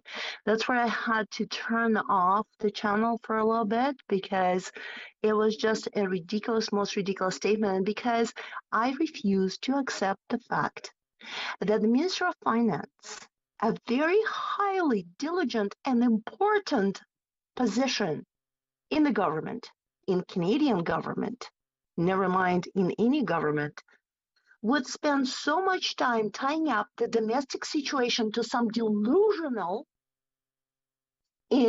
opinion that she has, trying to explain the internal affairs of a totally different country. That is one of the things that, when we are seeking future, and kind of let me jump from that to Miller, while some are frustrated that he was not able in real time question the witness because of the redacted documents. But that situation with Freeland is one of those things that might not be addressed immediately, but gave a good ground to many of I'm trying to be careful in my words because I don't want really this to appear as a prediction, but I'm forming the opinion, no more than that. But it will allow a lot of further, including legal opinions about the validity and about the suitability of this particular person to be a part of the government, never mind being a Minister of Finance. For 12 minutes, we all were subjected to listening to a lecture from one opinion about the foreign policies. So, there's so much more I could say. The only thing I wish that I really chosen a different field that I went into and possibly end up looking at her and asking her just one particular question. Where are you Minister of Finance? In Ukraine or in Canada? Thank you. Well, exactly, Nines. You hit the nail right on the head. Also, this is really not the forum to be dealing with that issue. I mean, what is Freeland thinking? This has to do with the Emergencies Act. It has nothing to do with Russia and Ukraine. And I guess I realize that Trudeau and Freeland, they need to pump those Ukrainian war, garbage junk bonds. And I mean, who is really going to buy these bonds, right? More than likely Ukrainian expats. I can't see anybody else buying these garbage Ukrainian war bonds. I mean, yeah, it was almost like she wanted to get there was a point there where she almost wanted to bring up the war bonds, but she got cut off. It's like, I don't know if anyone noticed that. It seemed like that was going to be the next thing that Freeland was going to cover. Yeah, I don't know. That's what I have to say on that issue. There's a gender What did you component to say? this thing. There's an Go ahead, Wog. there's an absolute gender component to this. I alluded to it this morning. Lots of this talking points is completely geared towards one gender, and I'll let you guys make up your own decision. But this PSYOP, the whole thing has been aimed at one gender, and this is what you witnessed with all this virtue signaling nonsense with her testimony. Plus, I think she was wearing an earpiece, so we're getting lots of chatter on Twitter about it. What did she say about Ukraine? I could not watch the voting. What did she say about Ukraine? It was just a lot about, I mean, I don't remember exactly.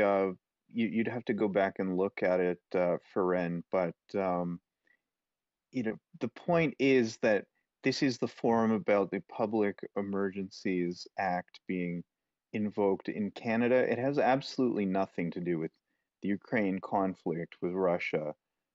It's just inappropriate to bring that up. And also, she was talking about electric cars earlier on.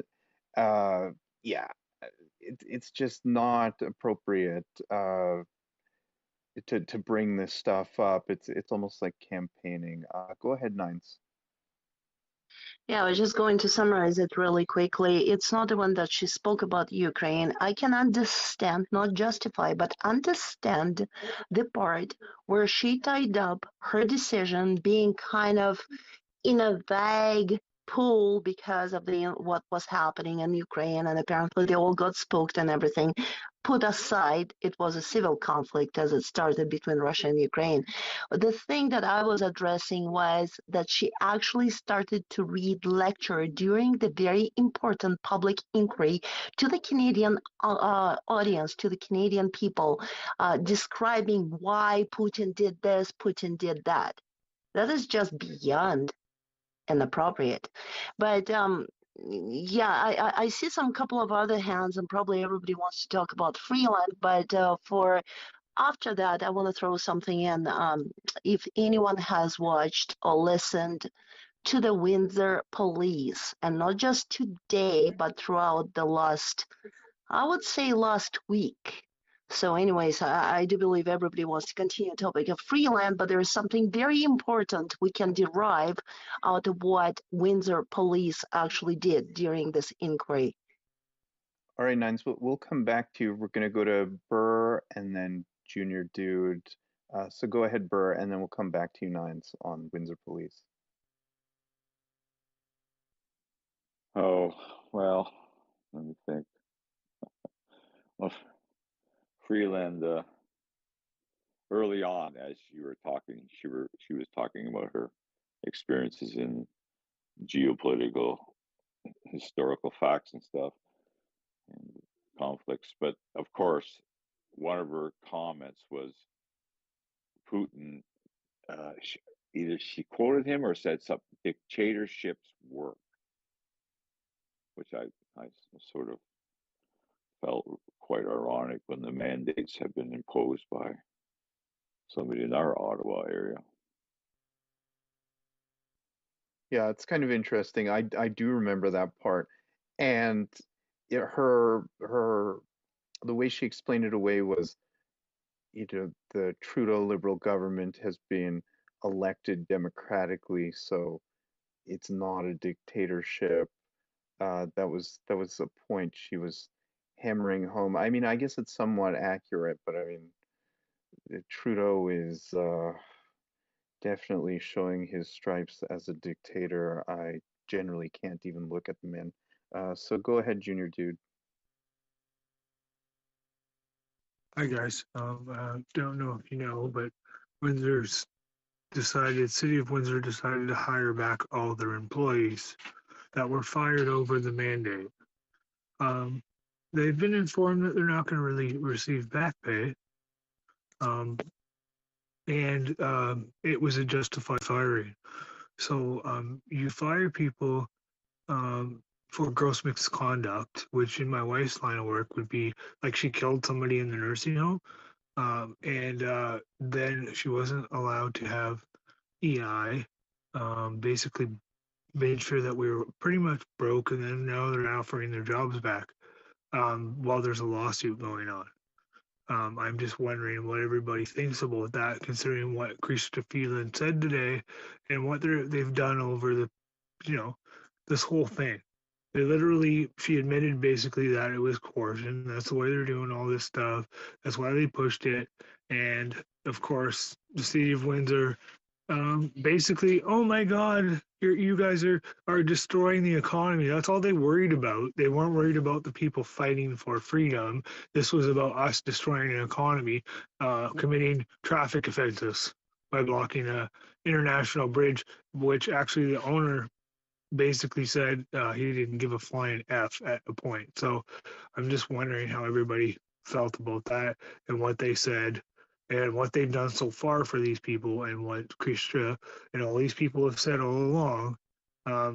Basically, how do you feel about it? Because honestly, I'm thinking that they're trying to cover their ass, and we have a case all the way around. Dude, I thought you were in Alberta. I'm sorry, everything failed. We can talk about it if you want to DM me. Okay, sorry. I didn't know. No, it's okay. It's fine. We're not in Alberta. We're stuck in Ontario, but No worries. Ontario or hell, whatever you want to call it. Yeah, I would just add on to what Junior Dude said there. I mean, what about the economic damage that the COVID mandates have caused? That was just, very much glossed over during the whole commission. Tons of damage. First they shut down the economy, then they started up, but with restrictions. Oh, now you need the vaccine passport. Oh, we need a circuit breaker. We're going to shut down the economy again for another 2 weeks to get the virus under control. Then they start up again. I mean, oh man. Yeah, I mean, this does not make a strong economy. It's the facts. So everything that the government has done is why we're in the shitty economic situation that we're in right now.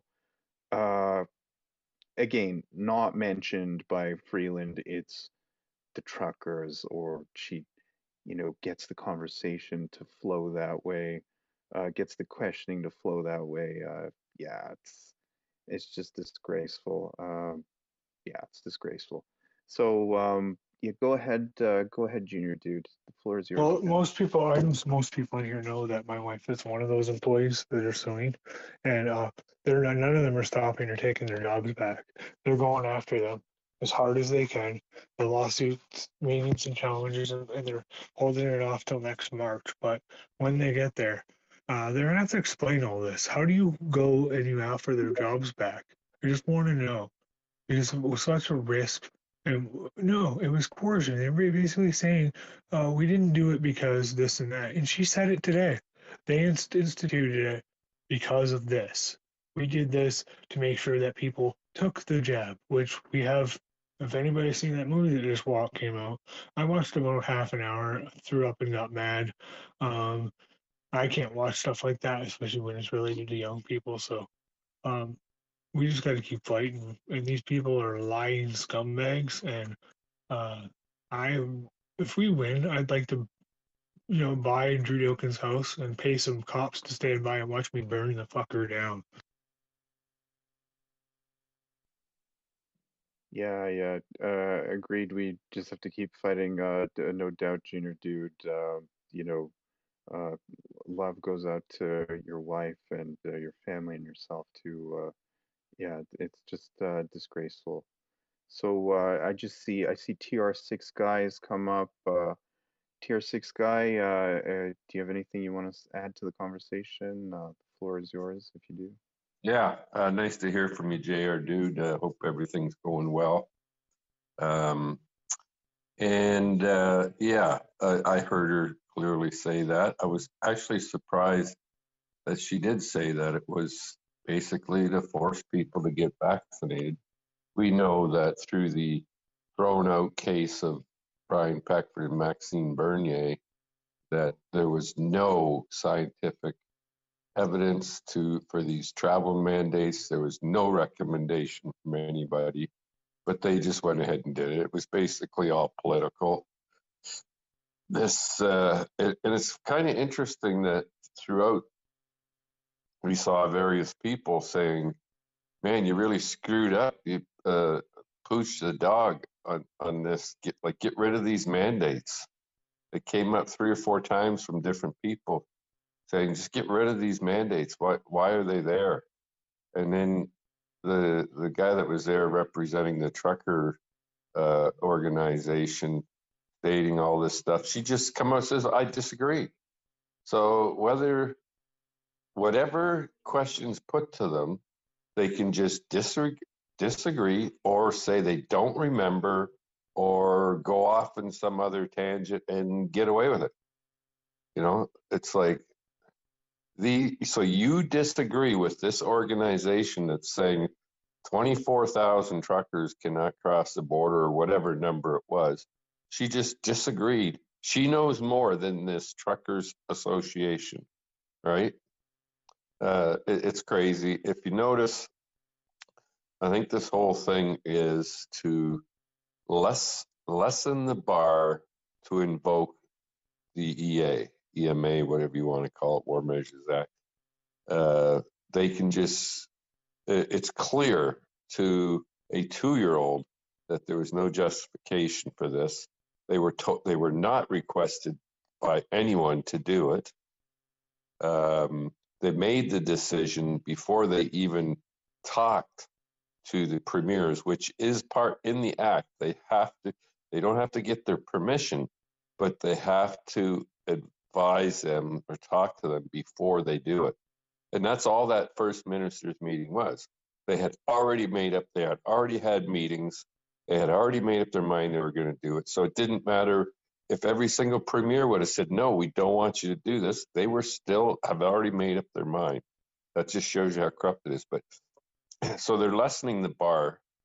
And if you notice, she said, we thought about doing the EA at the beginning of the pandemic. All this is, they're setting the stage because they know they're going to use it again, and they're going to use it for something totally not even allowed in the EA. They're going to do it again, and because they're going to get away with this. This is all a show. I can just imagine what Trudeau is going to say tomorrow. It was hard enough listening to Freeland today with all her virtue signaling, drinking water out of a glass when everybody's been drinking out of a plastic bottle. I noticed that the ministers the other day were doing the same thing. So that's either saying, listen, virtue signaling, we can't use single-use plastic. We're taking care of the environment. Or they're saying, we are better than you. We drink out of a glass. We're not drinking out of a plastic bottle. Right? So what was it? All virtue signaling. I honestly believe that they're setting the stage to use this emergency act for the lowest little thing, right? Maybe it's to force vaccinate. Who knows? But that's what this is about, because they've clearly broken the law. They've clearly lied.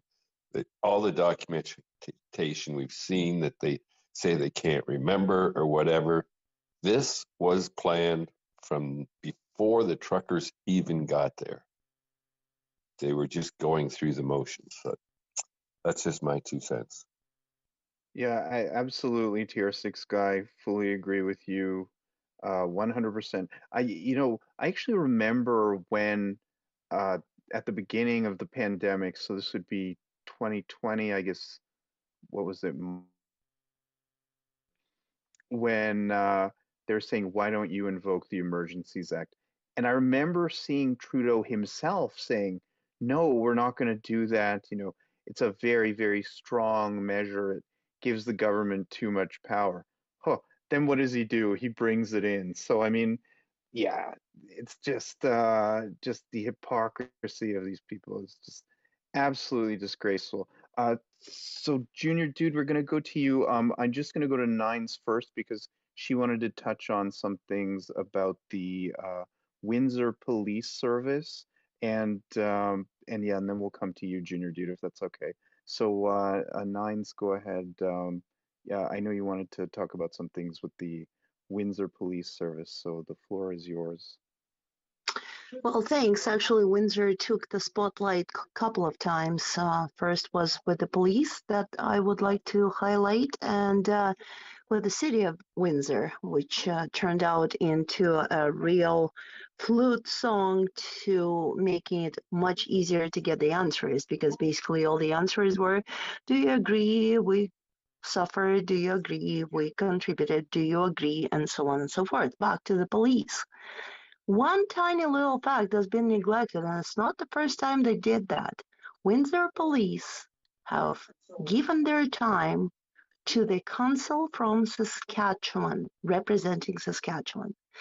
It might be a very fine detail, might not be, you have to be maybe more involved in the industry to really analyze it, but what we can see out of it is the police really is trying to back away from this inquiry, provincial police, trying to back away from this inquiry by allowing other stronger inquiries to get in. That is super important.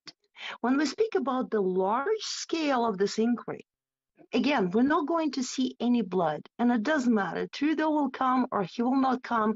We all know nothing we're going to hear that is going to all of a sudden make this magic thing disappear. He's not going to come up and say, yeah, okay, it was my mistake. If he does, oh my gosh, not in my lifetime, I don't believe so. But back to Windsor Police. So that tiny gesture shows you, because during whoever looked into the details of the inquiry over the last 29 days, provincial police and city police has always taken this point, okay, I'll let you go ahead. Because, it's a funny, interesting fact. Police has actually shown more support and has been reflected in some evidences that police really was on the side of those who were protesting the mandates. It wasn't the day 28. It wasn't the day 24. It wasn't the, oh my gosh, I believe it was day 17. But prior to that, I wasn't really much paying attention to that, to them. And then I started paying attention because that's the very fact. The police yielding their time to the provincial council of the province, which is in the west, which is also kind of sort of not as much as Alberta, but discarded in the federal books. That's a huge thing. And that should give a lot of, not hope, but really understanding to those who want to see something coming out of this. That's your quiet, non-specified signal. Police in Windsor was actually disagreeing with the whole thing. Read it however you want, but I thought that was one of the most important highlights of the day. Yeah, definitely, definitely very interesting, and it does play to the fact that the police, in a lot of instances, were on the side of the truckers. I actually just was browsing Google News yesterday, and I think the Durham police officer here in Ontario, she put out a video showing support for the truckers. Apparently, she was docked, I think, 20 days of pay or something as a disciplinary measure for putting that video out, which is ridiculous. She's also a citizen of this country. She's allowed to put it out, and support whatever movement or protest she likes. That is the point of this country. So, I mean, yeah, it's just disgraceful. Yeah, great observations, Nines. Go ahead, Junior Dude. Well, I was going to comment on something you said, but I was down at the Windsor protest at the bridge most of the time, and the police that were there were in the crowd, sneaking around, taking pictures of me and my children, and they had emergency response blocking the roads. They were very supportive. My kids were playing road hockey, shot a puck over under the car. The SWAT officer got out of his truck with his AR in his hand, like he was holding it, like I'm a threat coming towards him as he saw the puck fly that way. I'm a handicapped guy. I walk with a cane. So I was obviously walking with the cane towards the truck to get the puck. He wouldn't give it to me. He said, "Go back there. We are not. It's not okay for you guys to you to come over here." So I wasn't allowed to get the puck. Lucky someone else had a ball that the kids play with. He's the thing is the judge involved in the court order is the same one that took away a child over the vaccine over a father being at the freedom rallies downtown. They literally took away his access to his children. It's the same one, Justice King. He's a leftist commie. Sorry. And he in the city of Windsor went after. They were, yeah. We've had the city of Windsor is very awful. The police may have said that they were in support of maybe some of the upper was. I know that some of the upper staff were, like some of the the chief of patrol for one. After a certain point, they would, unless they got a complaint, they wouldn't do anything. I was told that if bylaw was giving people a hard time, if they got a call that maybe bylaw had an issue, they would be the last on the call list over like minor things. So they would be, 10th priority, which I get because like our bylaw here in our little town, we have Windsor Police and Amherstburg as a different detachment because they beat the OPP. The bylaw may have or may not have allegedly got threatened. They never showed up. So, yeah, it happens. They were in on certain ones, but more anything that the mayor was involved in with the chief, yeah, they had SWAT there. What for? Why were they putting cement barriers and blaming us for blocking the roads, which we left absolutely clear? It wasn't them, and they got a court order saying that we were blocking roads. Bullshit. They did all that. There's pictures and videos. I have videos on my TikTok of them blocking the road. They were having their vehicles blocking the road. None of us actually completely blocked the road. They were always access. They had one side completely all the way down, and then they had another side with an access line all the way up, and then all the cross streets they blocked off with emergency vehicles And just before the OPP and whoever else came down and was abusive and whatever, they put cement barriers that stayed there for a couple weeks to completely block off. And that was before they got the court order. So how was it we were doing that? We blocked a bridge, which there was no law against until, they make whatever they want under an emergency order, which isn't legal, but, you continue to do so. They're all this backstabbing liars, most of them, and this is never going to go anywhere. We're not going to get anything out of it. The only thing it did was show everybody in Canada what they used it for and how illegal it was. So maybe we'll get something in the courts a couple years down the road. I hope so.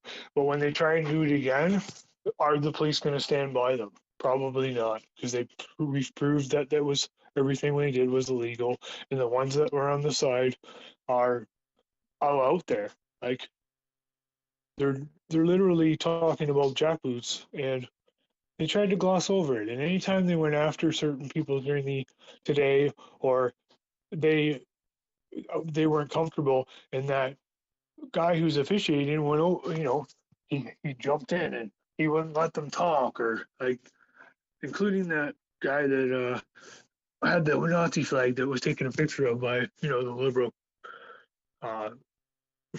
It's just crazy. I don't know where we go from here. I hope they don't try and use it like TR6 said. If they do, hopefully enough police stand up, because all the police have to do is say no. I know that in some jurisdictions, including Windsor, a bunch retired. They just said, no, I'm done with this. So if that continues to happen, we're just, yeah. I also got the opinion of an officer that if all the good ones leave, we're going to get all the bad ones. They're going to hire all these ones that believe in this crap. So hopefully some stay. Thanks for letting me talk, guys. Yeah, no problem, Junior Dude.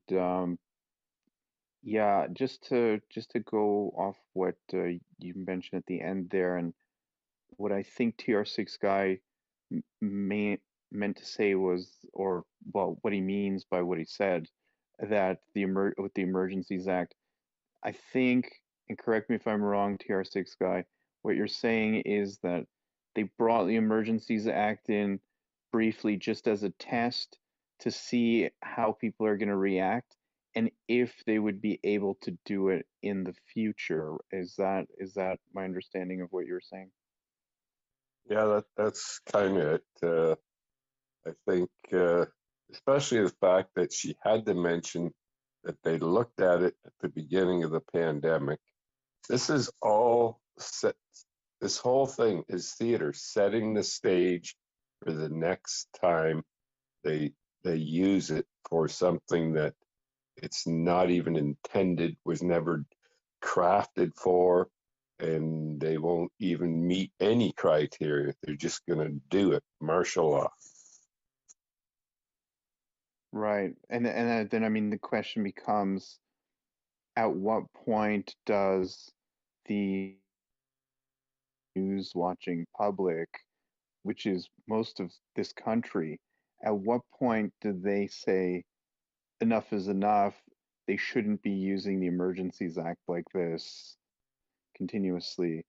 I mean, where does that point come where the general public, not people in this room or stuff like this, where they start saying, this is ridiculous, you should not be doing that?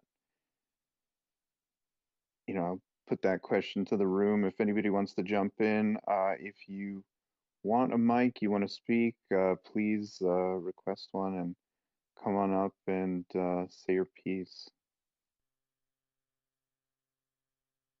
Well, just to follow up, like they, even though they praise on how they support Canadians' right to peacefully and lawfully protest, this was done in the way it was done to scare people from protesting, right? Right.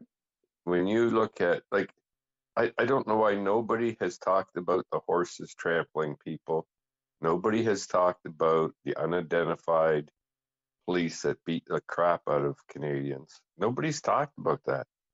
I mean, Blair had the gall to say that he thought they did an excellent job. An excellent job. Textbook. Wow. Nobody questioned him on that. Nobody showed the pictures, right? And now we can't get stuff unredacted. The judge is going right. He knows what he's doing. He's stalling just like Freeland was. What good does it make? Does it do to make the decision after it's done, right?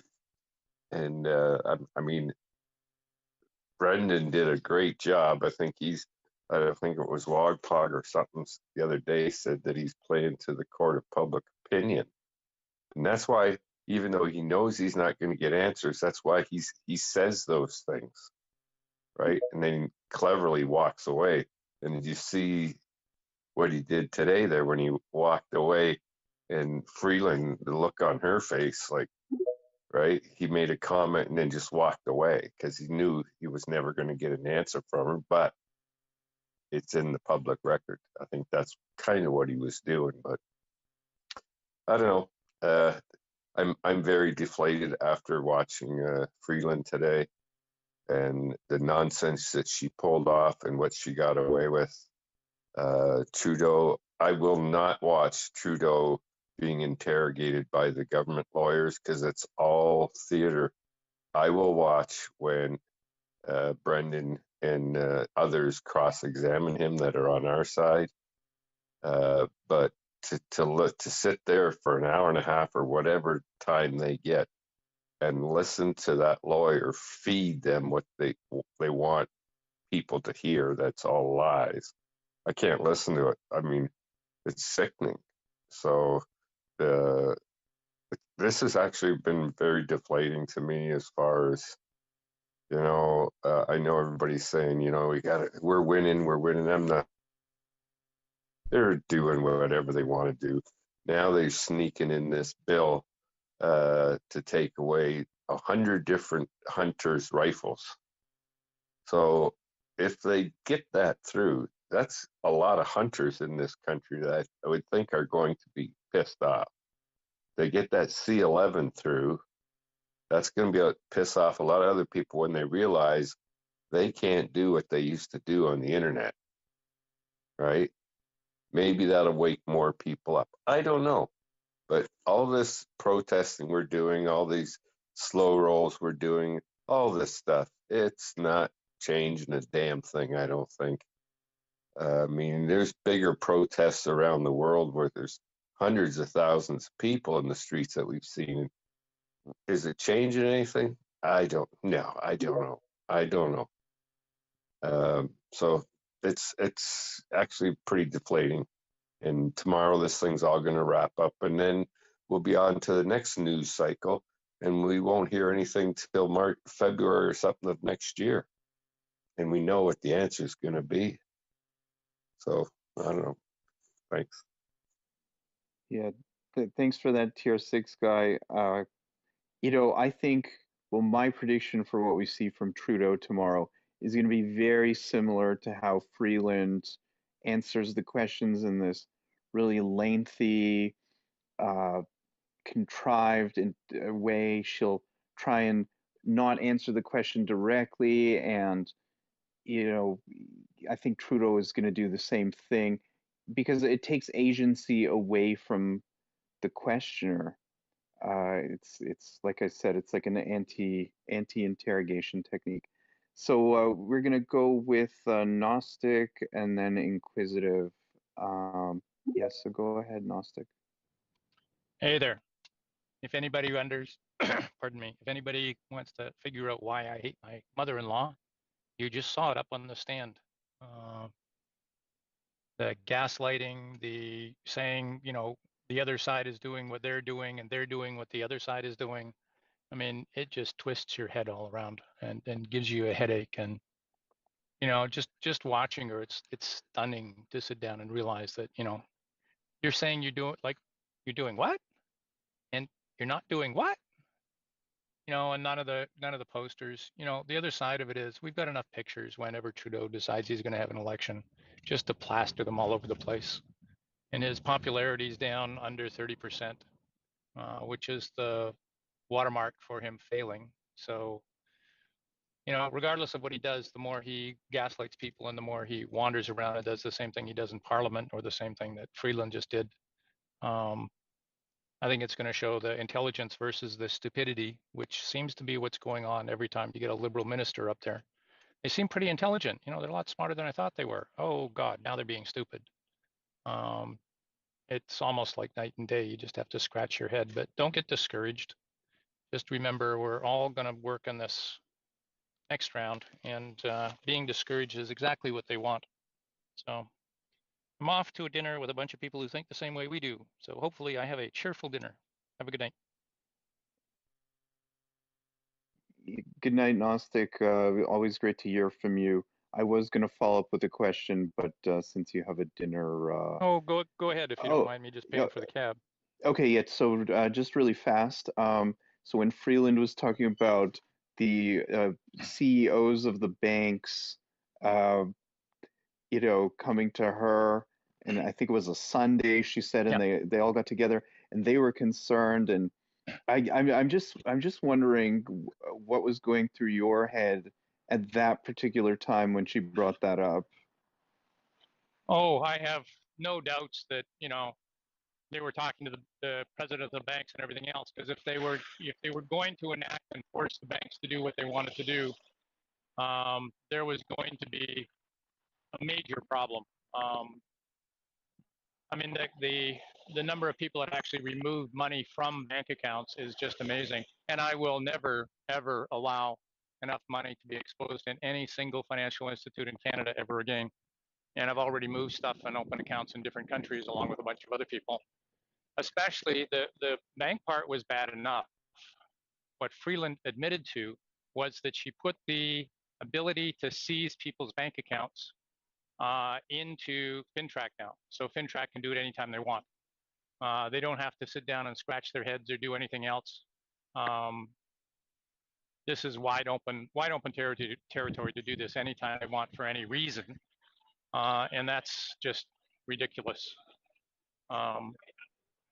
You know, when the guy is saying he's discouraged, yep, I'm discouraged too. I feel it. You go thump. I don't like it. But I don't know.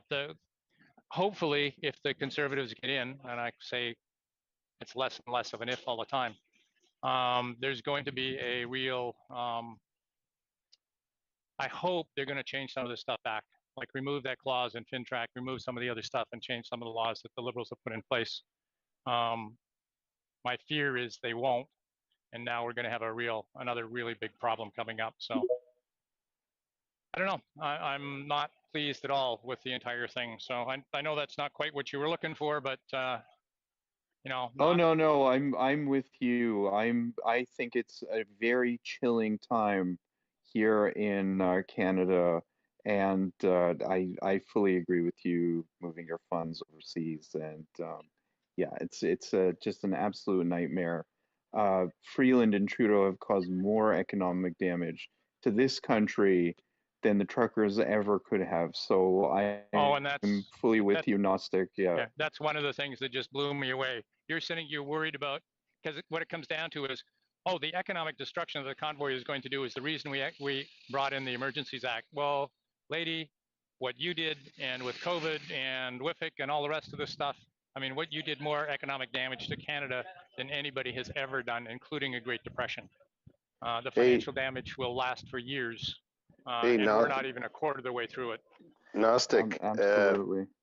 Quick question for you. Have you heard of this BC unexplained wealth seizure that David Eby? Yep. I've been against civil forfeiture for years. It is completely wrong. It is a breaking of everybody's ability to sit down and do things. I mean, it's abused in states in the US, it's abused in Canada. Canada's supposed to have an appeals process, but you know, I mean, come seize my money and then I've got to go fight to get it back. Well, I'm broke now. I can't pay my bills. What the hell do you expect? I mean, this is yeah. That's what they do in the U.S. So let's they kind of copied what they do in the U.S. Yeah. They take your money if you think it's from crime. So let's just let me- we got to contextualize this a little bit because I don't So, think so everyone Wog, else. Wog, just give me 1 second. So I just want to apologize to Inquisitive Engineer Dude. We will get to you, but this is actually kind of interesting. So yeah, go ahead, Wog. I want to hear what. Yeah, so just to put context on it, and I know that Gnostic would know because he's out here in BC too, but basically the new premier of BC decided that that they were, I think it decided at a press conference, maybe it was based in law, that the previous guy passed just before he retired or whatever, Horgan. I can't remember the whole political spectrum. Basically, it says it's an unexpected wealth grab, that the confiscation. So they can basically just grab your, like 40 grand appears in your account, and it's like, oh, this is unexpected wealth. You don't have any paperwork that shows where this is coming from. Okay, we could just seize it. So that's the context. Yep, and then you have to fight to get it back and go do the rest of the stuff. Their claim is, well, seize drug money. It's there to seize money laundering. It's there to see, well, what's money laundering? And I've had this argument with FINTRAC, CSIS, and a bunch of other agencies on an ongoing basis. What you consider money laundering is not necessarily money laundering in all countries. And some countries don't want to give you the source of the money because then you have to report it back to their country and they're a criminal. And what the hell do you think the Chinese police stations are doing in Canada? They're not just sitting on their ass. So every time a Chinese citizen sends in a tax report in Canada, because he's a Chinese citizen, the OECD agreement that Canada signed requires them to report that income tax form to the Chinese government. Chinese government then goes, oh, we have somebody earning money outside of China and they're a Chinese citizen with their family over there. We want them back. And here come the Chinese police who now have police stations. And this is ridiculous. I mean, all of it becomes Uncle Sam or Auntie Freeland or whoever you want to call, reaching further and further into your pocket on an ongoing basis and feeling that they have the righteous right to do that in order to sit down and prevent a crime. What crime? Well, we don't have to tell you anymore. We just think this is the proceeds of crime. You're guilty until you prove yourself innocent. This is the very nature of Napoleonic law, which is now being imposed on people where, we're no longer innocent of crime. We're all guilty and have to prove our own innocence. This is, anyway, I'm going to go Yeah. Wog can carry this on as well as I can. But all right, Gnostic. Thanks for your insights there. We really appreciate it. Don't be too disappointed, folks, because the fight's still going. Right. Thanks, Gnostic. That was great. Thank you very much. Take care. So Inquisitive and then Junior Dude, and then we'll come back to you, Wog, if you have something to say. So go ahead, Inquisitive. Hey, what's up, guys? Hope everybody's having a good night. I had a totally different take today from Krista's testimony. I thought she massacred the testimony. I thought she looked totally unhinged. She broke down, started crying at one point. She was acting like she was some sort of careful arbiter trying to protect Canadians, but then we find out later that she had stated herself that she would not negotiate with these people at all, right? She called them hostage takers of democracy. She said she was trying to protect these business leaders that were concerned about supply chains and that there was all this pressure from the US. The US was reconsidering having foreign actors involved in their supply chains, and she was worried Canadian manufacturers would be essentially cut out of the manufacturing process. But then we find out that the guy that runs Stelco in Hamilton, who also works in the States, had actually suggested to her that why didn't you reverse your policy on vaccine mandates? It was embarrassing for her, I assure you. I don't think people realize that that was a massacre today. She thought that she was going to do much better than she did, I assure you. And she got embarrassed on that stand. Every predicate, every premise that they said that was required for them to institute the EA was basically destroyed today with her on the stand. You could see that she had no interest whatsoever in speaking to protesters, right? She had no interest in finding out what her constituents, her citizens were interested in, what they were asking for, what they were complaining about. She was against it right from the start. She's not an independent broker. She's not an objective observer. She's anti-protester, period. She hated us. She was talking about tanks. She was talking about, and by the way, the reason for the EA, so they had originally said that it was because They couldn't get tow truck drivers to come in and remove vehicles, and as well as they were concerned about extremist elements within the crowd. And so those were the predicates for the institution of the EA, while we find out that there was never any charges laid, right? And that they were already negotiating with tow truck drivers for indemnification. So they didn't even need the EA for that. So what did we find out today? Well, it turns out we find out that the laws were not sufficient for them to seize funds from cryptocurrencies as well as crowdsourced funding websites. They didn't have the laws sufficient to define. And so in other words, they couldn't get the judge to sign off on the seizing of these funds because the law just hadn't been updated for those two things, cryptocurrencies as well as crowdfunding sites. So they needed the EA to go after the money, and that's as simple as it was. And that's really what we found out today. Anyway, it was very embarrassing for her and those around her, I assure you. They didn't expect it to go the way that it did.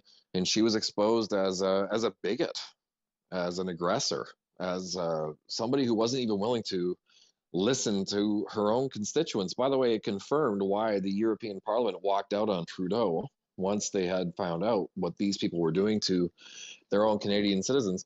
And again, just to reiterate, guys, so she had to pivot, right? So she needed to come up with a justification for why they were being so aggressive. And today what she said it was that they were concerned that the US would basically cut Canada out of their supply chains in the auto industry, right? Well, now we find out again, just to reiterate, that the Stelco guy, the guy that represents the steel unions, had said to her, why are you not just reversing policy on these vaccine mandates? And in fact, by the way, the last note that I'll make is that she was informed prior to all of this that if they went ahead with these vaccine mandates before they even did so, that roughly 20 to 30% of the truckers would be gone in an already difficult and strained supply chain environment. So anyway, I assure you, those who are paying attention around her are very embarrassed today. Basically, every predicate they had has been destroyed on the stand, and I assure you it was not a good day for Chrystia Freeland. Yeah, that's an interesting perspective, Inquisitive. I see it too. The problem is, does the CTV and CBC News watching crowd, do they see it, right? Are they paying as much attention? And also, the news media is not going to cover those aspects of her testimony today. They're just not going to cover it. It's going to be all pro LPC justifications. I mean, I can practically hear Glenn McGregor right now. I mean, oh man. Anyway, yeah, very interesting, Inquisitive. Well, let me just say this, Adrian. Go ahead. Not to be rude, but I just wanted to say that remember that 22% of us are supporting the Liberals right now, okay? The last election was won with about 31%. Right now, about 22% say that they support the Liberals, so they've been declining in support since then. And only 18% of us are continuing to line up for boosters. This is beginning to look really bad for Liberals. In the last Ontario election, they couldn't even maintain official party status, okay? So really what's at stake today is not that the media was gonna part ways, right? That was never obviously on the table. What was on the table, though, was a further chiseling away at this base of support that they have enjoyed. And my guess is, based on what you're seeing from this public display, honestly, I think they're going to lose a couple more points. That's all that we could ever hope to gain from such a display, right? We know that the Rollo, by the way, I've done a little research, and he was, in fact, the guy that was friends with Pierre Trudeau, Justin Trudeau's father. He was Justin Trudeau's father's golfing buddy, right? This was never going to lead to any kind of outcome, really. What was on the table, though, was maybe another 1 or 2% weakening of their base support. That's all that we were ever hoping to get, and it looks to me like that's exactly what we're going to get. Well, I mean, we will see. We'll see how bad Trudeau embarrasses himself tomorrow and how he handles it. It's going to be an interesting one. So, yeah, we're going to see what happens. She struck me as a psychopath today, Adrian. And by the way, oh, absolutely. You know, all the twitching, that's actually one of the side effects of many of these antipsychotic drugs that many people like Chrystia Freeland take. So to me, all of that is lining up. I think they may very well be crazy people, for real. And I'm not trying to be derogatory. I mean, she may very well be completely out of her mind. And Right. and I think we should be concerned. If anything, today after that, we should realize that the people running our country are actually quite dangerous. These people are psychopaths. She was talking about bringing in tanks, dude. Her own people that she says that she was supporting were Yeah. saying, "Why don't you just reverse your policy on vaccine mandates?" Right? And she's like, "No, I'll never negotiate with those holding our democracy hostage." That's how she characterizes people who are saying, "Please don't inject me and force me to get an injection to keep my job." She characterizes those people as those holding democracy hostage. She's a psychopath. Yeah, I really think that's what was on display today. it's insane. Yeah, and her deflections away from answering a question. Yeah, it's just but that is intentional for sure. That is intentional to break the questioner's momentum. Sorry, So allow me to also interject there. Not interject, but participate in the all right. discussion. So Inquisitive. we're gonna go Nines. We'll let you have your say. Then we're gonna go Junior Dude, and then Jody, and then we're gonna go to the other hand below. It's covering the name. So yeah. So go ahead, Nines, and then it's gonna be Junior Dude. So inquisitive, absolutely brought up really well. There is one thing though too. In the behavior that was witnessed by so many of Chrystia Freeland, it also, like, you need to know the history. You need to know the history during the World War II. And I am tying it up because I do have a valid reason. A lot of people have betrayed their home because they knew that a certain allegiance to a certain surviving the winning at the time policy would keep them alive, keep them afloat. That's basically what I saw in her behavior today. She is surviving, she is afloat with the government, with the current government.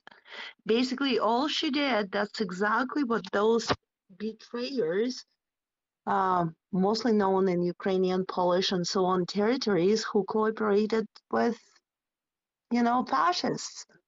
That's the same technology. It carries on and on and on. And whether she inherited it through her stories of her own upbringing, because we do know that she's got some ties to that, but that's very correlating. And somebody who's studied history, of come from Europe, of come from the society that was trying to get rid of those snitches, that's very, very, very outstanding to some of us. And that's basically what she was doing. And this attitude of nobody's going to get to me. This is just an inquiry. You can't. If anything, I can giggle it off like a fifth grader girl, or I can look at my console where she had the full right and interrupt her own wrong sayings because the console said, well, this is really not the topic for the inquiry. This is the trial kind of thing. So absolutely inquisitive. Bravo. Let's not leave out the waterworks she tried to turn on there for a moment. So yeah. Go ahead, Junior Dude. I liked what you said a while back about how much they destroy our economy, because that's what they were using to say we were doing in Windsor at the Ambassador Bridge. We were destroying the economy, but they had our whole economy shut down for how long and how many times?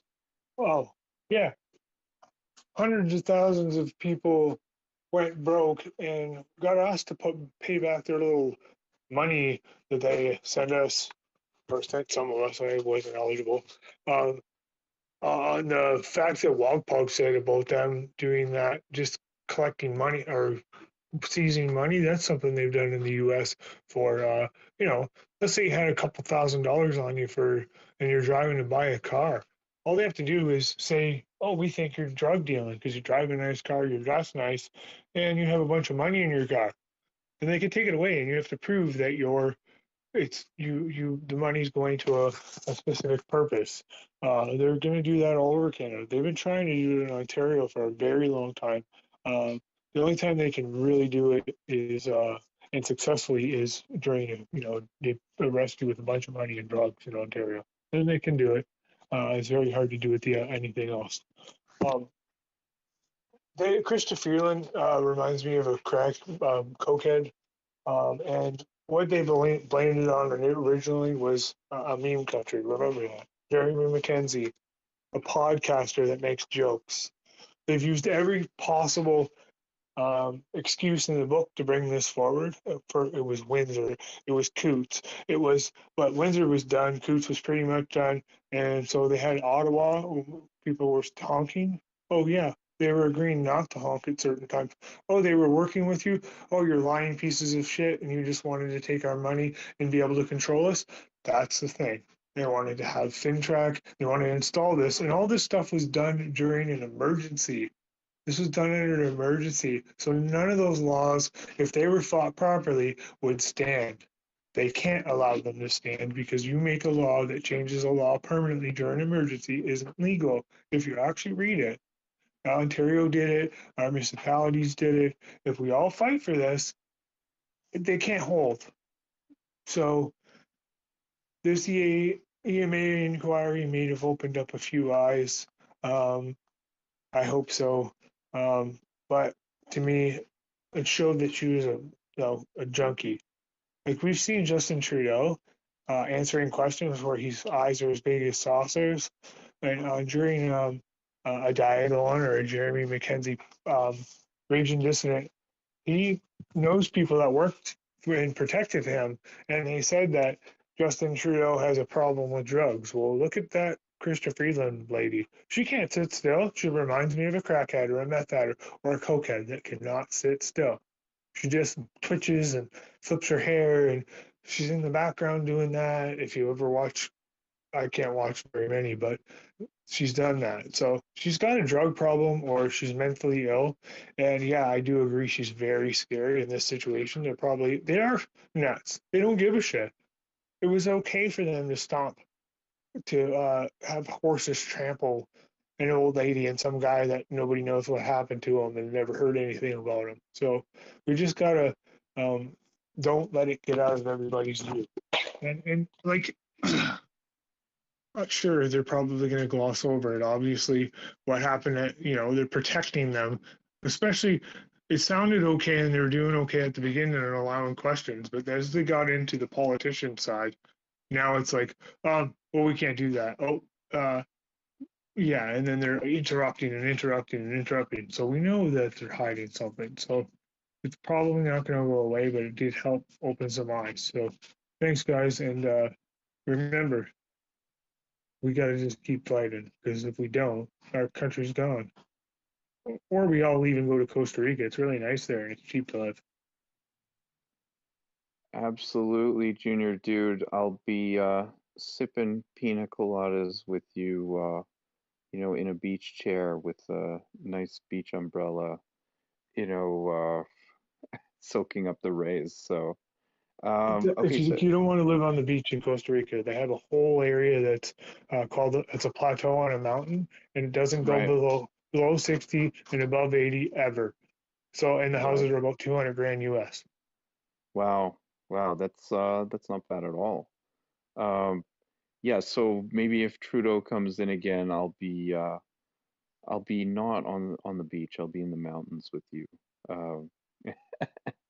All right, so go ahead, Jody. We're gonna go Jody and then Feren. So go ahead. Hi, Adrian. How are you? Hey, how are you, Jody? Yeah, I'm all right. I'm all right. What's on your mind? Well, I was actually just going to agree with Quiz. I was watching today, and I found Chrystia Freeland to be one of the most unintelligent, overly educated people that has appeared at the inquiry so far. First of all, I was astounded by how little she knew about the Freedom Convoy, about the protesters. She could only name. She knew who Tamara Lich was. She had heard of Chris Barber, but everyone else, Tom Marazzo, etc., she hadn't she wasn't even acquainted with their names. And then she started with talking about Ukraine and how she had been so busy because the war, of course, the war in Russia or the war in Ukraine hadn't started yet. But she talked about how she was um, busy with that. So she really hadn't had a chance to, she didn't get the chance to really focus on the protest. I found that really disturbing. So for the first time in history, the Emergency Measures Act is invoked, and she doesn't really know what happened, to be honest. I also found that her language, her journalistic side definitely came out today. The hyperbole was incredible. Some of the things that she said, I found disturbing and really paternalistic. It was almost like she was the sovereign mother of Canada. Some of the things she said was just really, really prejudicial in that it made the protesters, she wanted to make the people that were protesting, all of us, sound as if we were unstable and we needed to be taken care of. So she would say things like policy at the point of a bullet. I didn't see any guns at the Ottawa protests, did you? She said things like her main reason for agreeing with the invoking of the Emergency Measures Act was she didn't want to see one blood on the face of a child. And that made it seem like the people there weren't even responsible enough to care for their children. And I found that really insulting because our children are Canadian citizens and they had every right to be there. Just because you bring your child to a protest doesn't mean that you are a bad parent. It was just huge insinuations like that that really, really bothered me. She made us all seem like we were violent little children that needed to be controlled. And she's definitely, she doesn't give a damn about us. She sold her soul. I was just really astounded, though, at how unintelligent she really is. Book learning is not always, it doesn't make you intelligent, and she's really unintelligent, and it's embarrassing. I don't know about you guys, but I found it really embarrassing that someone like her is in charge of our country. As for so I want to just say that I'm no fan of Chrystia Freeland, but let's talk about this whole twitching thing and the way she moves. I'm going to offer a different hypothesis here, you guys, and this is because it comes from personal experience. I think that Chrystia Freeland is, I think she's suffering from either MS or Parkinson's or some type of neurological illness. I really do. And I think that she's taking psychotropic drugs and things like that you use to control these types of illnesses. One of them is called L-Dopa. And you'll notice that she was very still in the morning.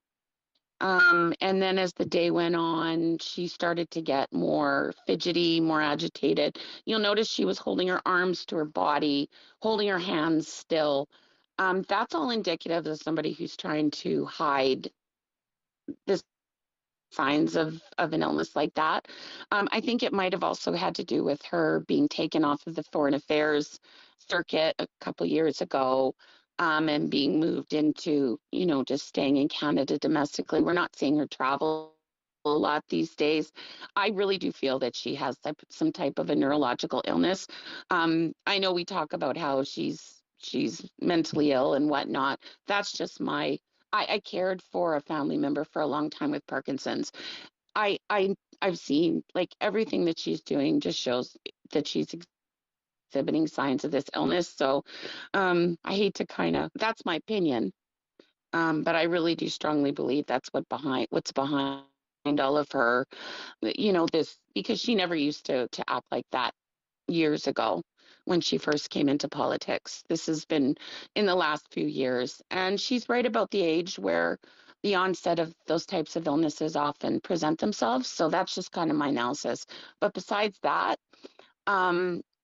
yeah, no, I took copious notes and of course I left them inside, but I was just really disturbed by how she was portraying the Canadian public and protesters as, we need to be taken care of, we need to be managed. And that's something that we really need to pay attention to going forward. Thank you for the mic.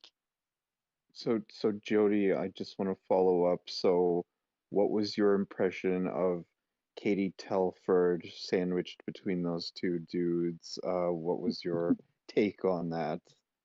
Well, Katie Telford, my nemesis. The real prime minister, you mean? Yeah, exactly. Yeah. Well, I was watching when she first appeared today, sandwiched between her two young men. This, like, she popped into my head. She just pulled a Trudeau. She put herself between two men. So it was very strategic what she did. She wanted to appear feminine. She wanted to appear diminutive. She wanted to appear like her position was not a senior. She is the chief of staff to the Prime Minister of Canada. That is like you're right up there. You're like one of the top 5 people in the country that hold the reins.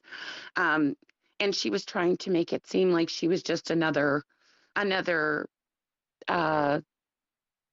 political staffer, and she's not. I thought that was very strategic on her part, because she doesn't perform as well when she's on her own. She gets her back up. She almost becomes more like Lametti is, the haughty, how dare you speak to me without curtsying before my presence. By putting herself between these two young men, particularly the very sculpted one to her right, you'll notice they did a good part of the speaking, and that was the plan. It was to make her seem like she was just, one of the public servants, and that she really didn't, she was just doing her job. And so I got to say that was pretty smart, because it really did. It took away from her really having to answer a lot of questions, and it gave her like this cushion of innocence almost. Yeah, it's pretty slick and sneaky. That's my thoughts. Great thoughts as always, Jody. Fantastic insights. So we're going to go to Feren and then back to Inquisitive. So go ahead, Feren. I would like to mention that the Conservatives doesn't go to the vaccines either. So I don't know if you realize they don't really go against the mass vaccinations, and also they were all together in the Ukraine question or issue. So the reason I'm saying this, I don't want to break your hope, but maybe it's the same horse, just one side of the horse is painted red, the other side of the horse is painted blue, but actually the horse is the same and is running to the same direction. I'm gonna vote for Conservatives because there is no other option. The PPC is very weak and they're just taking the votes which help for the Liberals to win. But actually, I don't see the Conservatives, I don't see they are very radical to go against New World Order and mass vaccination and these kind of things. So on the end of the day, maybe we go to the same direction, just maybe on a little bit slower way, I don't know. Danielle Smith is a big miracle for me because she seems to to be honest about the sovereignty, to get back sovereignty to Canada. But even her, she's not even straight hard about the frauds of the COVID and the mass vaccination and these kind of things. Sometime, yes, when a journalist asking her about the New World Order, what is that, the World Economic Forum, then finally she was answered and said she preferred to serve the people who elected her. But generally, even the conservatives are very quiet. So behind the stage, I think there are things, they are all in this together. I just wanted to mention this. Thank you. Well, Ferenc, good points. You know, I will say that at this point, I'm voting PPC.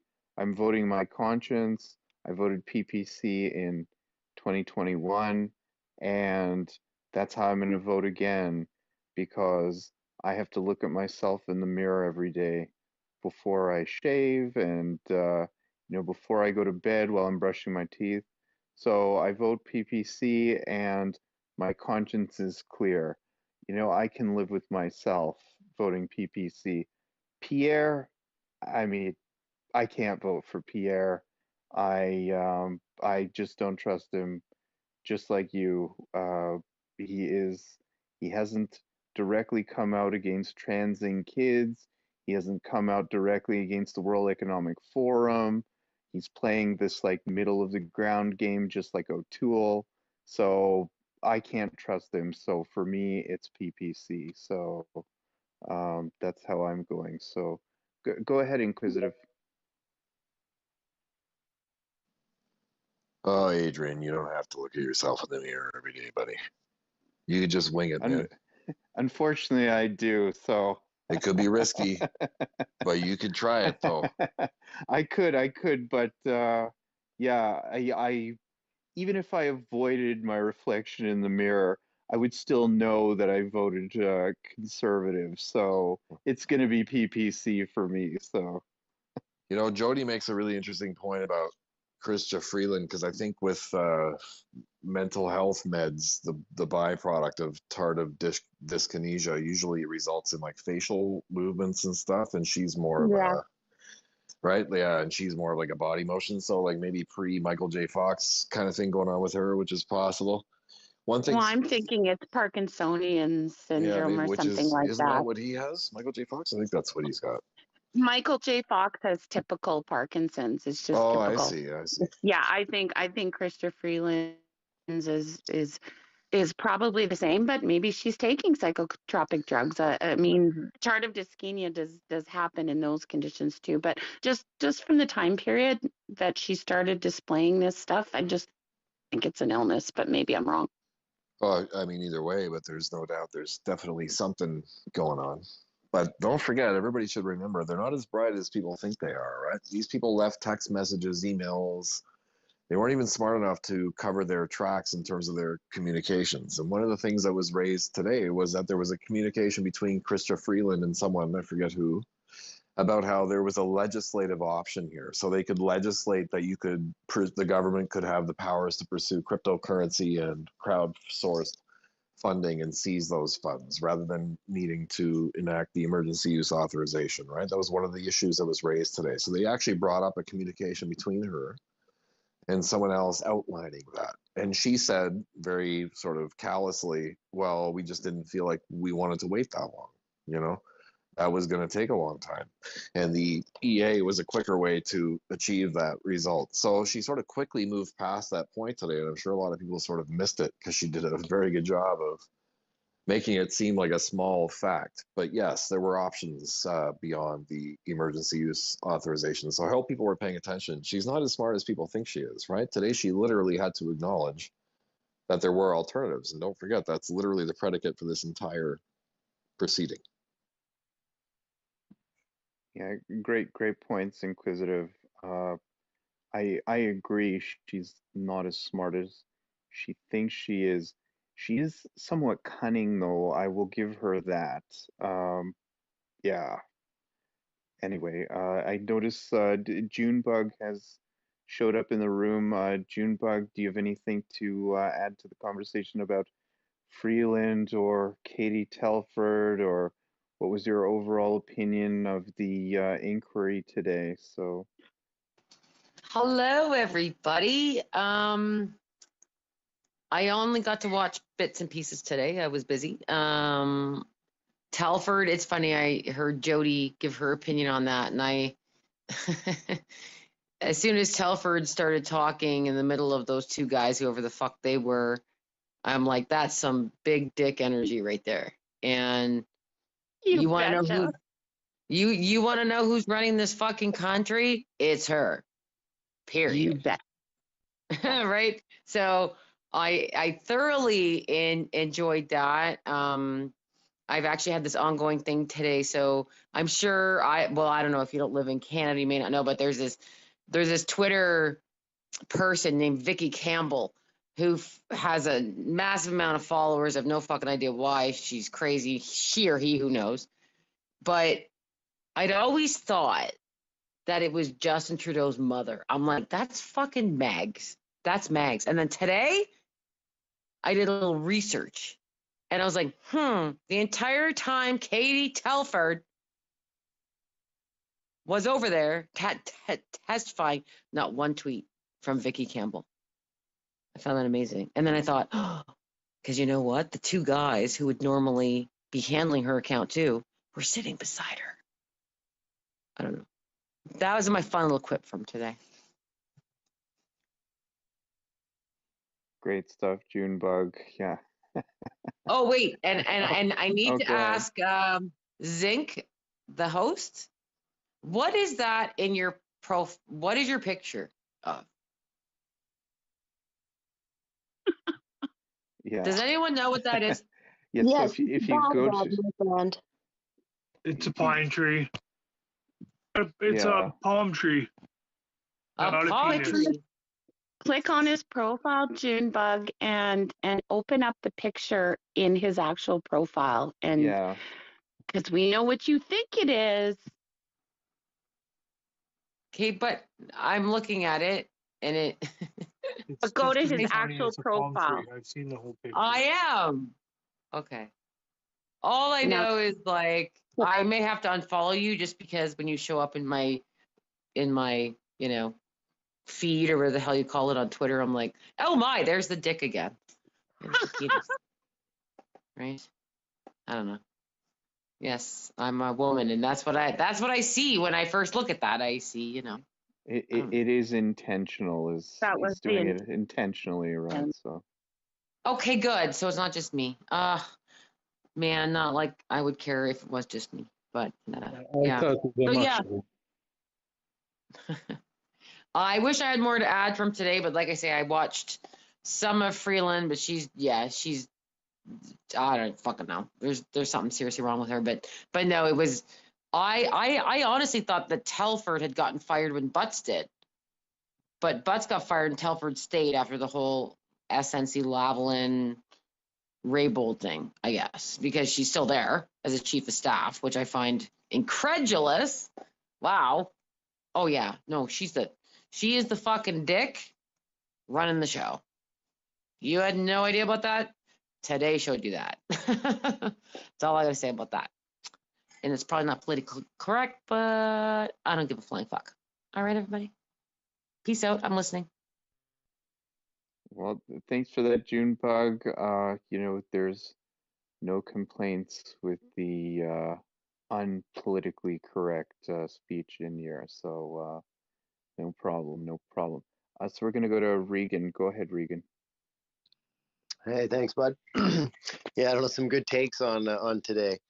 What can I say? What an interesting day. I can't believe Freeland though, sitting there. When the lawyers from our side were asking her questions, she did anything except answer the questions, and she kept second guessing what the question was and trying to give an answer. And I've been to court before, and I know it's not court, but I don't understand how they allowed that to go on when they asked her a very specific question, and before they even got to the end of that, she'd jump to something and answer it and talk about something else. but what can I say? To me, she looks like she's on at least some pharmaceuticals, so maybe she is ill.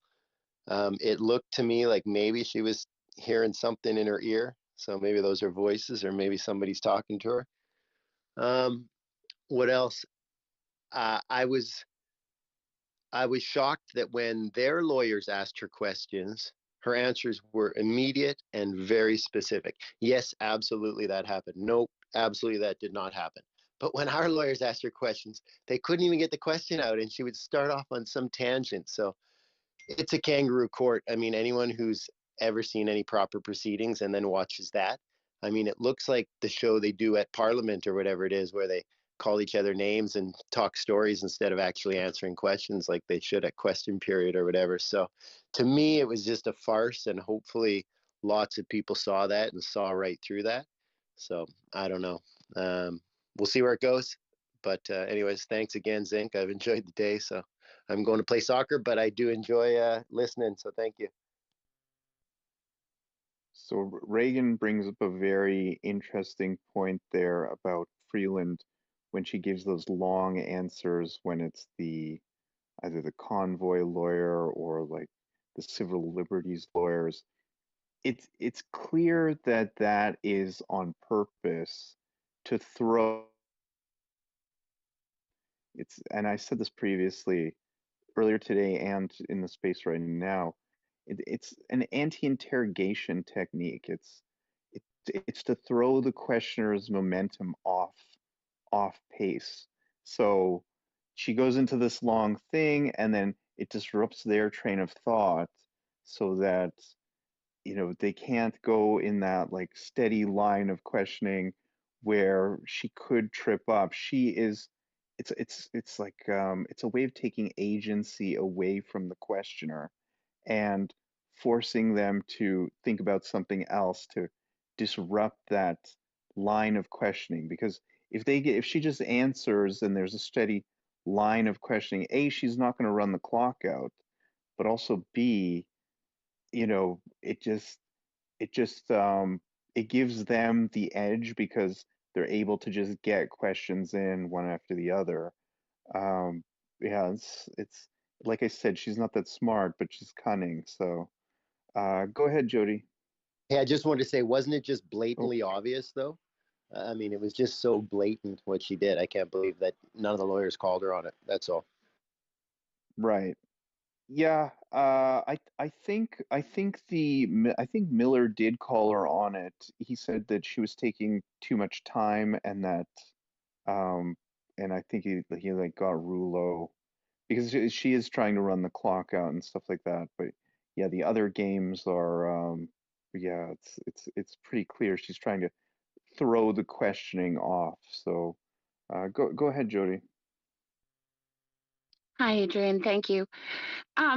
So as I was just going to say, first of all, it's kind of rare that we have not only one but two fine legal minds here tonight. We've got Jim Bug and Nines, so I'm feeling pretty. Feeling kind of like wow right now. Two very smart, intelligent Canadian women. So good for you, ladies. And you're on our side. Imagine that. So that's nice to see. Number two, and many intelligent, fine, educated Canadian men here as well. So all of you, actually, it's such a great group.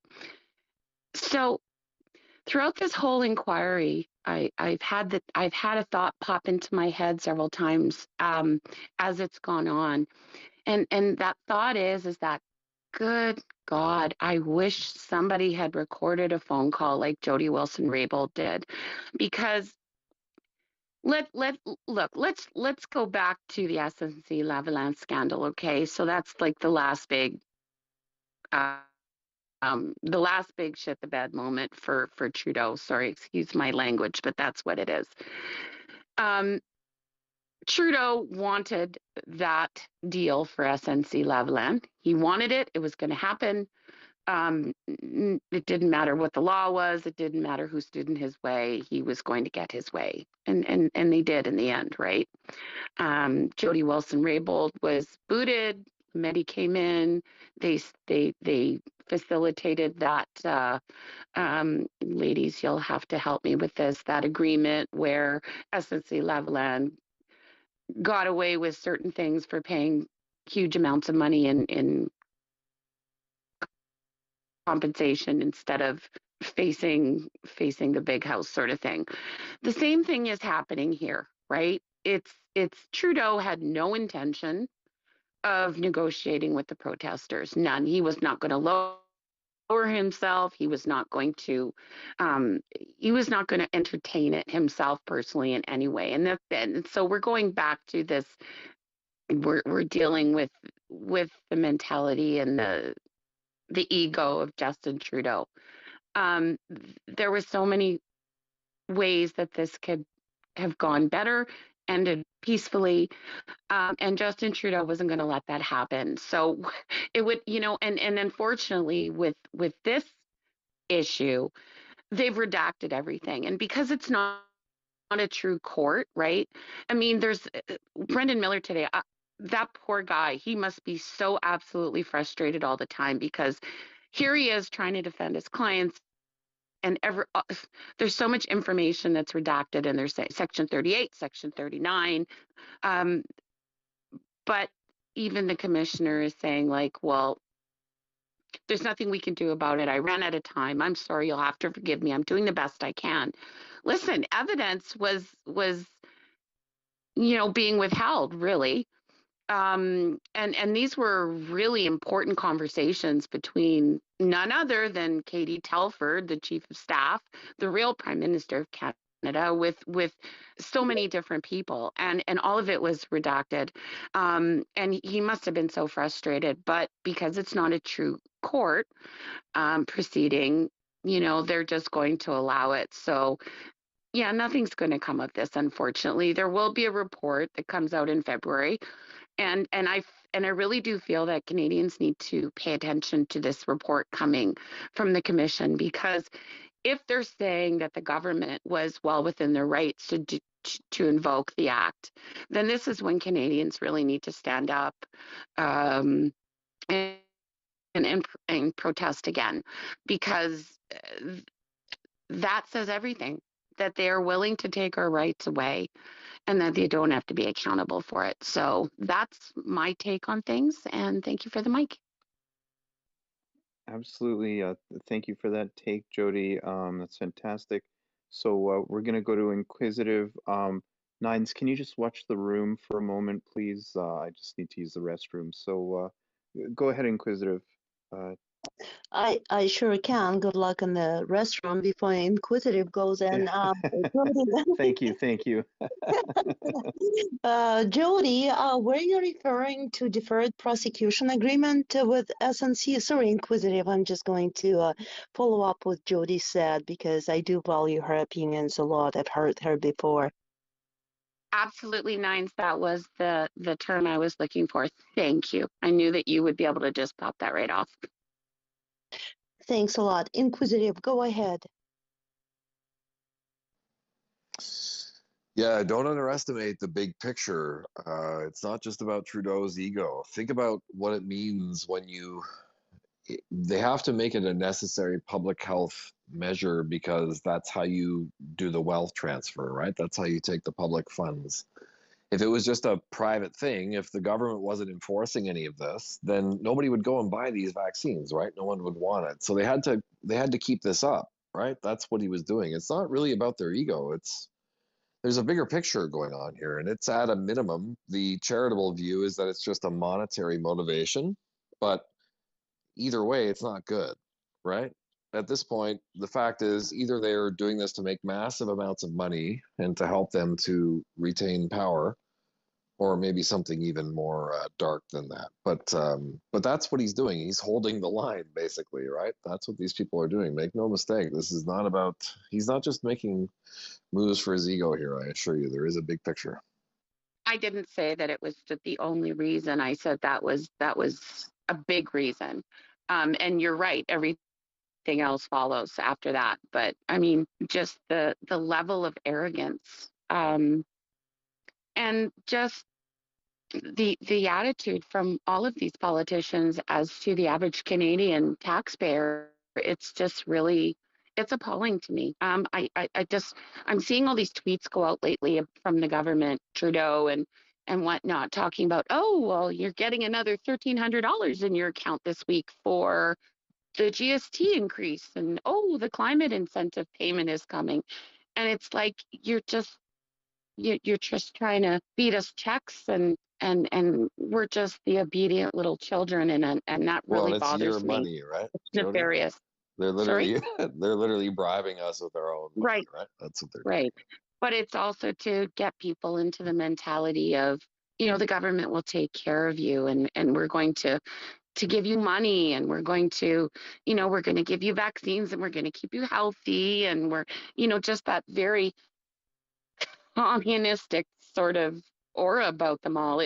I really found that to be profound with this inquiry. You are right, Quiz. It's about something much bigger. But a lot of it is tied to the arrogance and egos of these people. And so it's pretty scary.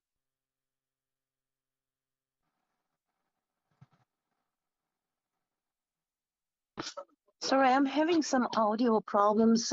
Jody, are you still in here or did you just cut off for me? I'm still here. Can you hear me? And that's a you- great thing. Yes. Did you hear Jody Nines? Yeah, you heard her? Good. Okay. Yes, but she was just kind of in and out, so my Twitter glitches sometimes, but thanks. I'm sorry, it might be me. I've been having issues today with my internet connection. I don't know, they're putting in some kind of 5G cable or something in our No, neighborhood. you spoke poorly of Justin Trudeau, Jody, so now you're screwed for at least 24 hours. I know, I'm bad. I'll follow my sword tomorrow morning. I think Jody, Junebug had something to say. Jody, sorry, welcome to the club, though. As you know, every time we're on the space, I get reprimanded in some sort of way, so it's all good. Good to hear. I take it as constructive, right?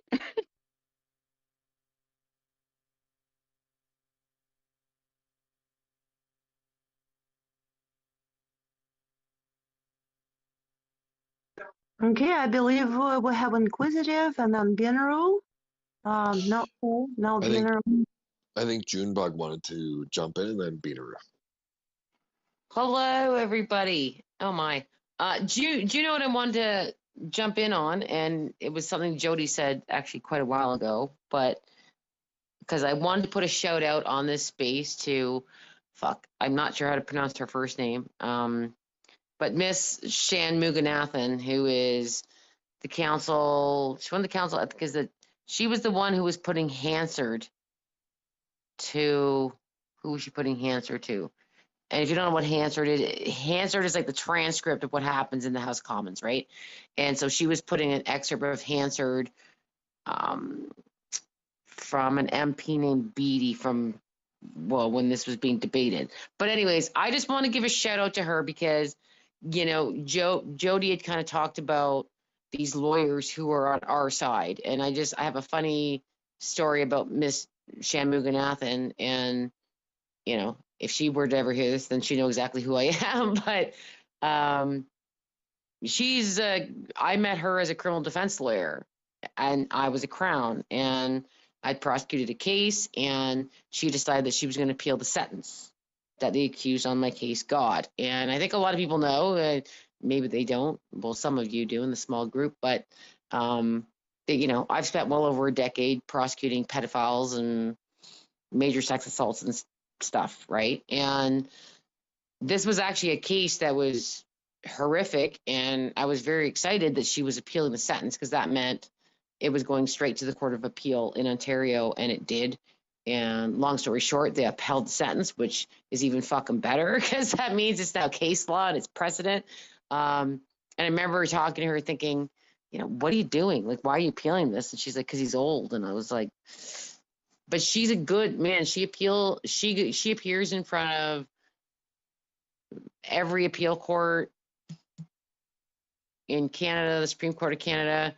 She's smart. Like in that case she did with me, but yeah, I just want to give a shout out to Miss Shanmuganathan. I think she's a JCCF. She's one of those, but I remember the first time I heard her a couple weeks ago, I was like, I know that voice. So just because someone's on one side or the other, it doesn't mean that they don't give a fuck about justice and about fairness and about the charter and rights. And yeah. And I was really impressed with her. Yeah, I believe it was Freeland that she was trying to cross-examine with the Hansards. But in any event, that's all I wanted to say. Not all lawyers are assholes, even if they're on the opposing side.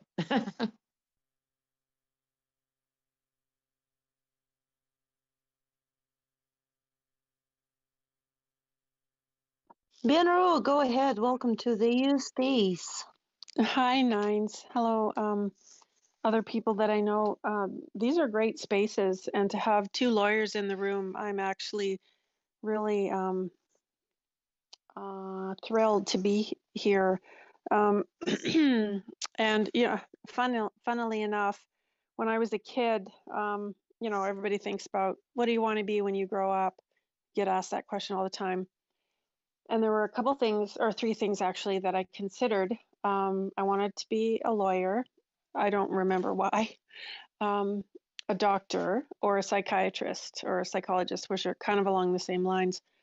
But then I found out how long you had to go to school to do that. And I was in the middle of my teenage party years, and I'm like, I don't want to go to school for that long. It's going to affect my social life. So I settled for a journalism, not even a degree, a diploma.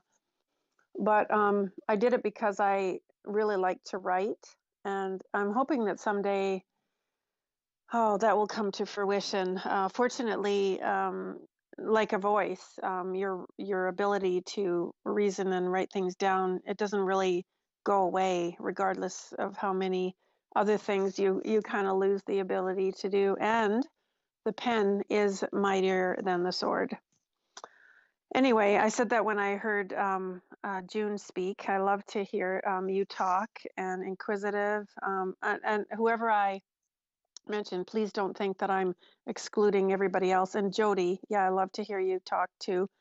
It's just so honored to be amongst these people who are so well spoken and have such awesome observations. And I'm sure Wogpog is happy to hear that I compliment other people and not just him.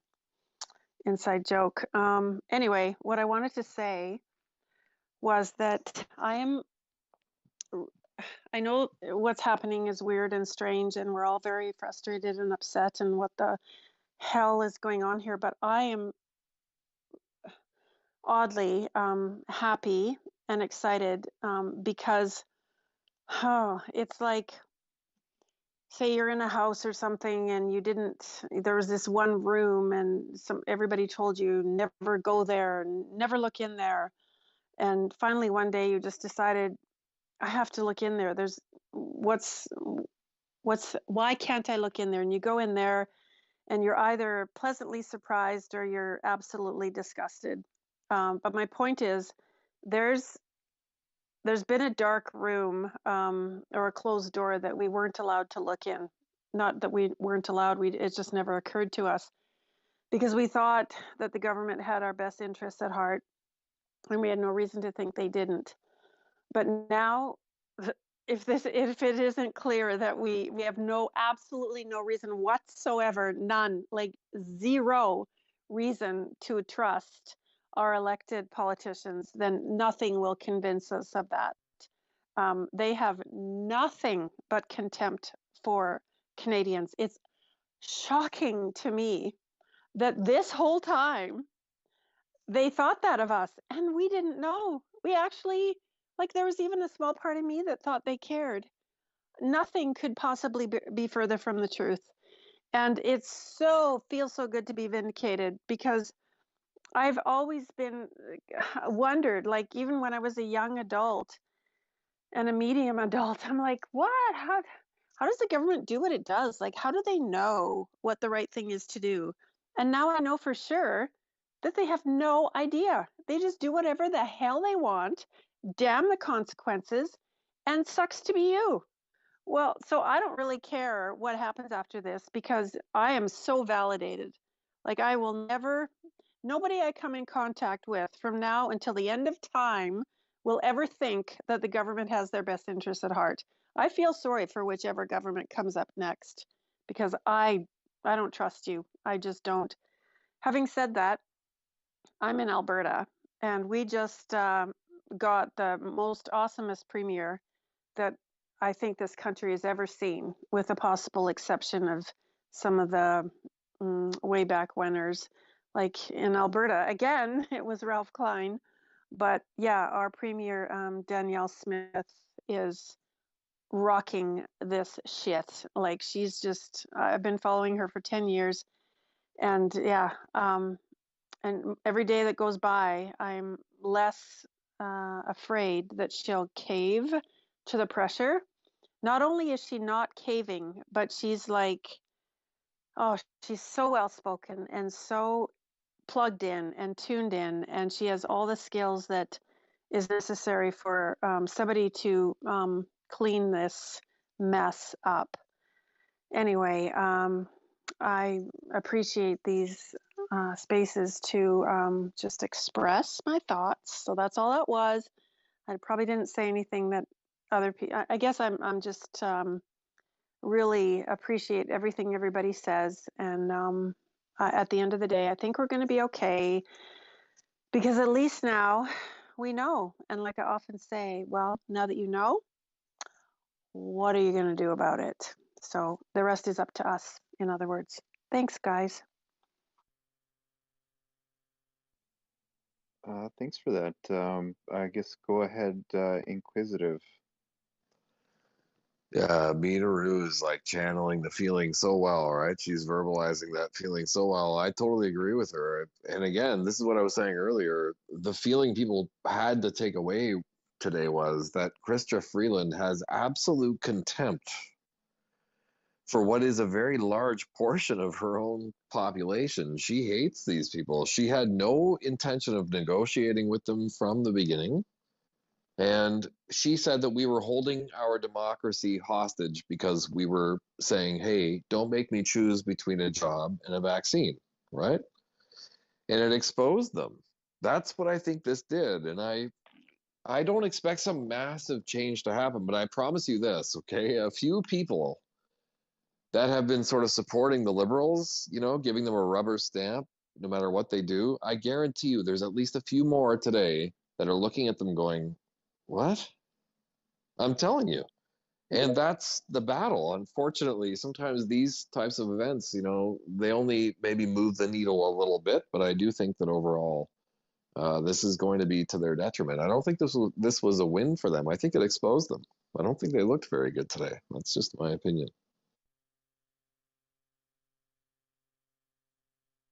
Yeah, you know, that's interesting. Um, so I'm pretty sure I've shared this story before, but I'll share it again because I think it's probably worthwhile sharing again. So when the pandemic first started, it was like, okay, they're going to shut down, and you know, it's like 2 weeks to flatten the curve, and you know, all this stuff, and everybody bought into it because nobody really knew anything at that point. And I mean, I myself bought into it too. And then it just kept going on. They would shut the economy down, they'd open it up, they'd shut it down. And I said to myself about halfway through the pandemic, there's no way, even somebody who is as much of an economics ignoramus as Trudeau, and I guess to a large extent Freeland as well.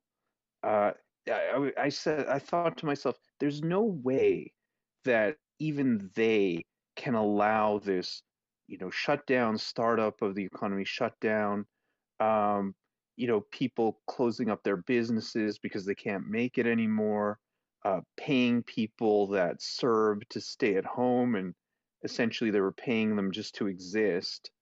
I said there's no way that this can go on for a little while, but there's no way that this can actually go on much longer than this. Eventually Trudeau's going to have to come out and say, okay, you know what? We did our best, but COVID's here. We're just gonna have to live with it. All right, everybody move on with your lives. There's not much we can do. We just have to go with it, right? Uh, but no, no, I was stunned. No, they kept pushing it further and further and further and damaging the economy more and more and more. So yeah, so Inquisitive and Beanaroo, you know, I am completely disillusioned. You know, I was I was very disillusioned. It's very surprising that just on the economic front, I mean, you know, a 15-year-old with like a high school who's taken grade 10 business can tell you that, you know, this is a recipe for economic disaster. We can't have this startup shut down, and paying people just to exist and, you know, have businesses shut down. I mean, it's just absolutely stunning. It was stunning. I couldn't believe it. But then they kept pushing it. They kept pushing it just a little bit longer. Oh, you know, we need a circuit breaker to like stop the infection. I'm like, what is going on? Is somebody going to come in and say, listen, you know, the big boys are in the room now. We just got to get this economy back on track, or we're just not going to make it. Yeah. Anyway, you know, I just completely stunned, completely disillusioned. Go ahead, Inquisitive. For anybody paying attention, what was on full display today was the evolution of their panic that they were trying to infuse in people, right? So at first it was, oh my God, they're domestic extremists and they're gonna kill everybody. They're these crazy people. Well, when all the footage of people with hockey sticks wrapped in Canadian flags, all joking, laughing, and hugging each other and loving each other, that's what this was, right? And as that type of footage came out, they were forced to come up with a new narrative. They really were. That's what you saw today. Chrystia Freeland said it multiple times today. Oh, you know, I was so concerned about our economy. And so that's why one of the lawyers, you'll notice, the lawyer was so smooth the way she did it that most people didn't realize it was actually to the detriment of Chrystia Freeland. She said to her basically that, oh, you know, you were concerned about the economy, right? Chrystia Freeland's like, yeah, we were concerned about the economy. It was, well, isn't this your communication where you said it was a 0.01% per week loss in trade that we were concerned about? 0.01% per week. And it was a Bloomberg article that she was referring to, by the way. Meanwhile, they had just finished 2 years of lockdowns, right? Costing us trillions of dollars and printing trillions of dollars. So it's, again, time after time, it was exposing these people for how ridiculous this really was.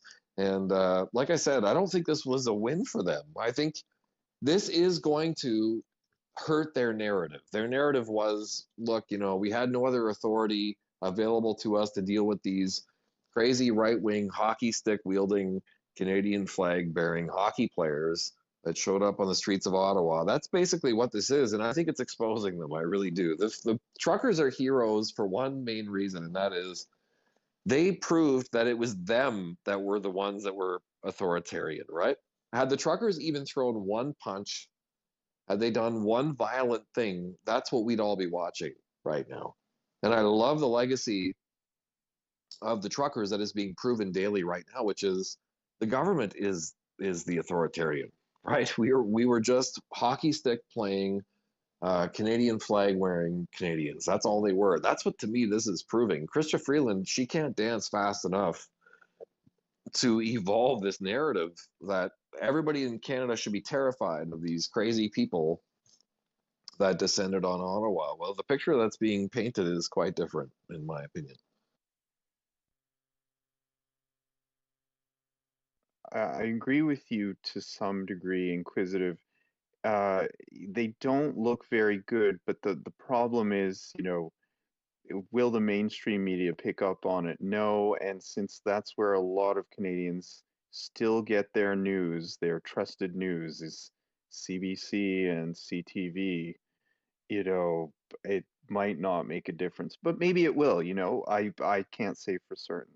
So actually we're gonna go So normally it would be Beanaroo. I know you had your hand up, but I actually want to go to Monteleone, just because he was in here the other night and he had his hand up, and we never got to him, and then he ended up leaving the room. So I kind of felt bad about that. So we're gonna go Monteleone, Beanaroo, Reagan, and then Jody. So go ahead, Montel. Oh, thanks, Adrian. Appreciate that. Nice discussion you guys are having. I was just driving home and I chimed in here, and nice to see the usual crowd. I agree with everything you said earlier, Adrian, and as well as Inquisitive. I'm a CPA, so I've seen the destruction. I work with a lot of small, medium-sized owner-managed businesses. So the amount of destruction that I saw, from right across all industries, and the amount of subsidies that these companies got when a lot of them didn't even deserve it, but their cost structures have been just ripped apart. Wages have gone up. No one wants to work. Just their material costs have gone through the roof. It's just unbelievable. And even now, with it looks like things have gotten a little bit better, but their sales have not gone back to pre-pandemic levels.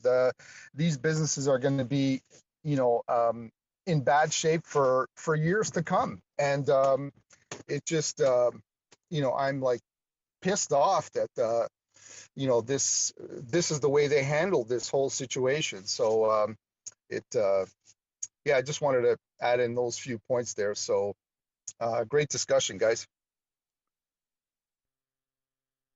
Yeah, thank you very much for that, Monteleone. We really appreciate that insight from somebody that is, CPA and, sees firsthand, just how much destruction Freeland and Trudeau have actually caused in this country. Well, and I mean, also, I would say Tiff Macklem isn't blameless either. So, but that's another discussion. So, yeah, go ahead, Beanaroo.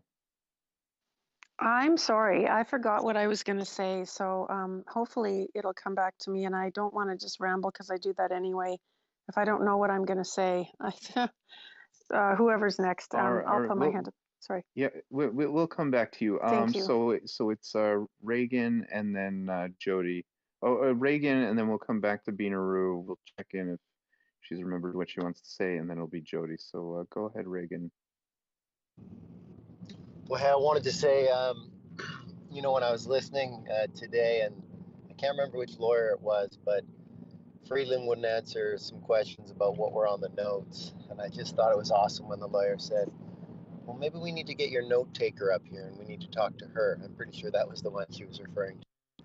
I just thought it was great because then all of a sudden Freeland was able to answer a few questions. But along that lines, if we can get access to all these notes, emails, and texts and so forth, as we're seeing that were shown today, are these freedom of information requests, or is it because of the inquiry? Is there another way we can get some of this? Because it seems to me, after seeing all this, that they're writing down things that maybe they shouldn't be.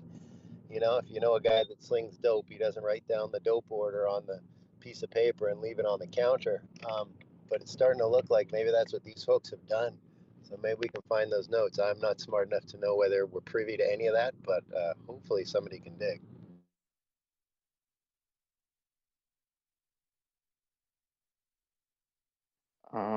Yeah, for sure. I would assume that after the commission is over, we would get access to that. But it's not going to make that much of a difference if, all of the content is redacted the way that it is right now. It's just absolutely ridiculous. So, yeah. So, Beanaroo, do you have you remembered what you wanted to say, or? Not all of it. Part of it, though, and it was what Okay. you said. Thank you, Adrian, Go about ahead. Can you hear me? Yeah, we got you. I Okay. can hear you. Go ahead. Okay, sorry. Adrian, you were saying you don't think anybody's going to like hear it because mainstream won't publish it or whatever, but CTV like live streams all of it, and they're probably like, oh, I should do this more often because so many people are watching. And on Monday night, Joe Rampart and Joseph, they have the economic long wave, and Joseph said that more people are watching these hearings than anything has ever watched. Like it's like the Olympics, and he talked about people that he knew that never watched the news or anything, and people are just glued to it. So I mean, this could really be pivotal. So yeah, I guess that's what I remembered in response to what you said. So I really think it's going to be pivotal. Anyway, if I think of the other part, I'll put my hand up again. Thanks. Okay, fantastic, fantastic. Great points. And I really hope that that is the case, that more Canadians are paying attention to this. So, I thought of it. oh, okay, go ahead. We'll come back to you. Go ahead. It was something you said also. Okay. So you said that, you at first you were like, okay, yeah, well, I'll kind of play along. And then as time went on, economically it didn't make sense. Like why aren't they relenting? Why is this still going on? Like even a student in grade 10 with basic economics would be able to figure it out. And yeah, I was watching it all and I couldn't understand it either because like, I mean, I'm not an idiot, but I'm not, an Einstein either. And it was clear to me, but when I caught on that something was wrong was February 4th, 2020, because my daughter was going on a trip with her fiance, who's now her husband. And their plan was to go to Southeast Asia for 3 months and then go to Europe for 3 months. And he was going to propose to her in Europe. Anyway, that's another story. And he didn't because they never made it there. But so they were leaving on February 4th, and their plan was to fly to Hong Kong. But the flights were shut down. Like they couldn't go to Hong Kong, and they had to get rerouted to Thailand, and everything was, they tried to cobble something together. And she said to me, I remember talking to her, and she said, "Mom, there's this pandemic," and I don't remember exactly what she said. Like, I think it was something like, I don't know, I want to say 89 or 189. Like it matters. People in China have died from this disease, COVID or whatever. And I said, okay, I grabbed my calculator, 189 or 89 out of 3 billion people is like point there, blah, blah. My point is that the media was actually reporting on that. And who, obviously, everybody fell for it. Like, so now we're going to get numbers out of China. Somebody on a bicycle was run over by a car. Somebody in a manufacturing plant was, seriously? And then I was at listening to the radio, and the chief medical officer in Alberta said, it was probably in March, she said, I'm sad to report or whatever, because she did daily somethings. Danielle Smith fired her, by the way, finally. I'm sad to report that we have our first death from COVID in Alberta. This was in March. She is a female in her 80s at a long-term care. And I actually stopped what I was doing and I went, so now we're going to start reporting on people in their 80s dying in long-term care? That's when I knew that this is something was not right about this. And so there was really nothing else that anybody could say to me after that that make me would go, well, maybe you have a point, because when you start out a conversation like that, nothing else you say after that is valid. So those are the two things I was going to say. Thanks. Yeah, that's quite interesting. Yeah, I mean, the fact that they are reporting the deaths that are going on in long-term care, I can see how that could be considered, kind of suspect. Uh, I mean, my point was I just couldn't believe, and at first I thought it was incompetence, right? They're just not smart enough to know that you can't pay people to exist. You can't destroy businesses. Eventually, COVID or not, we just got to get back to work. Everybody's got to get back to their lives. We can't like distance away from our family members, for years and years at a time. Oh no, there's a restriction, like, you can't go and see your parents, but if you live alone, you're allowed to visit one family and like all this stupid shit that they brought out. I mean, I just couldn't believe that could carry on for as long as it actually did. But the whole thing is, so in a lot of these rooms, everybody is like, oh, the economic situation is going to get so bad that Trudeau's going to be out, and that's what's going to get them in the end. It's like, because no government has ever survived, a recession while in office and stuff like that.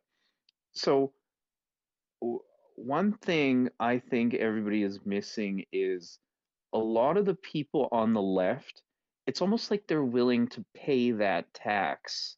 They're willing to pay to have everything that Trudeau offers up, and they don't seem too fazed by the economic impact. Well, sure, they moan about it, but are they really that fazed? Um, I check out a lot of leftist subreddits, and from time to time I'll see what the left is saying on Twitter. They are as entrenched as we are, and it doesn't seem like the economics of the situation is moving them. So I don't know what happens. I'm just so stunned that the people that are governing this country don't give a shit about the economics of the situation. It's just very surprising. Yeah, it's something that really shocked me. So go ahead, Jody. Sorry, I didn't mean to go off there, but go ahead. Oh, no, not at all. Thank you, Adrian. What I find really unfortunate about the inquiry is, okay, so look, politics has a shelf life, right? And I think it was Monty that was, is that the gentleman's name? He's CPA. I think it's Monteleone. Monteleone, yes. He was mentioning about small business and the effect on small business. I'm also an accountant, and I also work with small business, and I've seen the devastation on average people who, they've really suffered. Unfortunately, this inquiry, the calling of speakers was very strategic, right? So this is all of it. It's been like a screenplay. This is marketing. This is preparing for the next election. That's what the Liberals are doing here. So they're calling all the politicians at the end, and the people that are watching, in particular the left. The appearance of people like Tamara Leach, and when she broke down crying, the deep feelings that she gave off, and speaking for the people that have really truly suffered during the pandemic, which seems to be almost forgotten completely by every single one of the politicians and public servants that have appeared lately. That's all forgotten. We're going to be left, and the mainstream media is going to just, run this like it's a movie. We're going to be left with the image of Freeland crying, not Tamara, Freeland, and crying about how she cares so much about how Canada would be losing investment, and that they were calling us a banana republic in the United States, and she really did have our best interests at heart, and she cared, and all of this. That's absolute garbage. This economy has been tanking since the moment they walked into the House of Commons, into Parliament, and it goes back to 2017, when the Liberals put through the most damaging set of tax proposals that affected small business in Canada. It drove so much of our intellectual assets out of Canada, doctors out of Canada. They've handicapped our energy industry. We've lost hundreds of billions of dollars. And that's what we're going to be left with is the image of Freeland breaking down and not Tamara Lich. And it really bothers me that this is it's like a play. And I just find it really, really distasteful. And we've lost the whole reason why this happened in the first place. It was vaccines and forced vaccines, mandates. It was shutting people in for years. It was stepping on our rights, and all we're going to be left with is Freeland crying over us, and it just leaves such a bad taste in my mouth, because it just showed us that, if anything, it showed us this government doesn't care. But the lefts, the ones who are watching, who are the Trudeau fans, who will vote Liberal, they're going to be left with, oh, poor Christia, she did her best, and poor Lametti, he was in fear for his life, and I mean, it just makes me sick. Thank you for the mic. Yeah, absolutely, Jody. I fully agree. And the whole thing with Freeland turning on the waterworks there. Yeah, I was thinking about it. I mean, we were all making fun of it at the time when it happened. But I was thinking, if I was somebody on the left, would I be laughing? Let's say I was a staunch LPC supporter, which I'm not, by the way. Would I be laughing, or would I be sympathizing with her? Just to kind of look at it from the other angle. But yeah, I mean, come on, anybody with half a brain can see that, it's all play acting. So yeah, I mean, I don't know. Okay, go ahead, Inquisitive. Yeah, I have to say, I totally disagree about Chrystia Freeland. I think it's an unusual level of emotion given her position. She's just doing a job, right? She shouldn't be quite so connected to that job. And I found her emotion a little unusual given the circumstances. And at one point, she even says, I felt responsible for the happiness of Canadians, because I am, this position and it's my responsibility. It's almost like she was saying she is Canada and she's responsible for the happiness of Canadians. To me, it's not a good sign. Right, Maybe that's the psychologist. You see through the bullshit, right? So so does everybody else in this room, right? Background, right? So when I look at speaking it, of I which, think guys, it's an unusual kind of emotional connection. Up in the Nest, I put a video of Chrystia Freeland. If you guys want to all go check that out. Will do, Gopko. It's unusual, I think, her connection. I don't think it made sense. It came out of nowhere. I think she was embarrassed by it, by the way. I don't think she expected that. I don't think it's what you guys are suggesting. I think the second emotion that she showed was intentional. The first one, I think, was unintentional.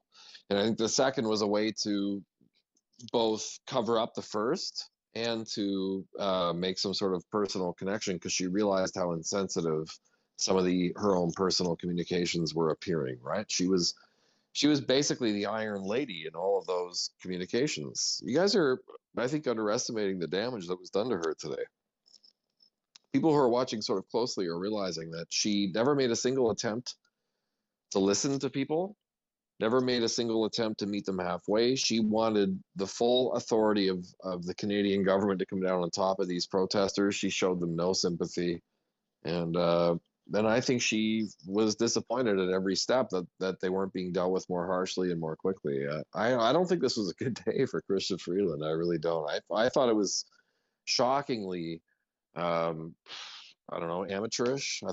I thought she was shockingly ill prepared for the questions that came. It's interesting.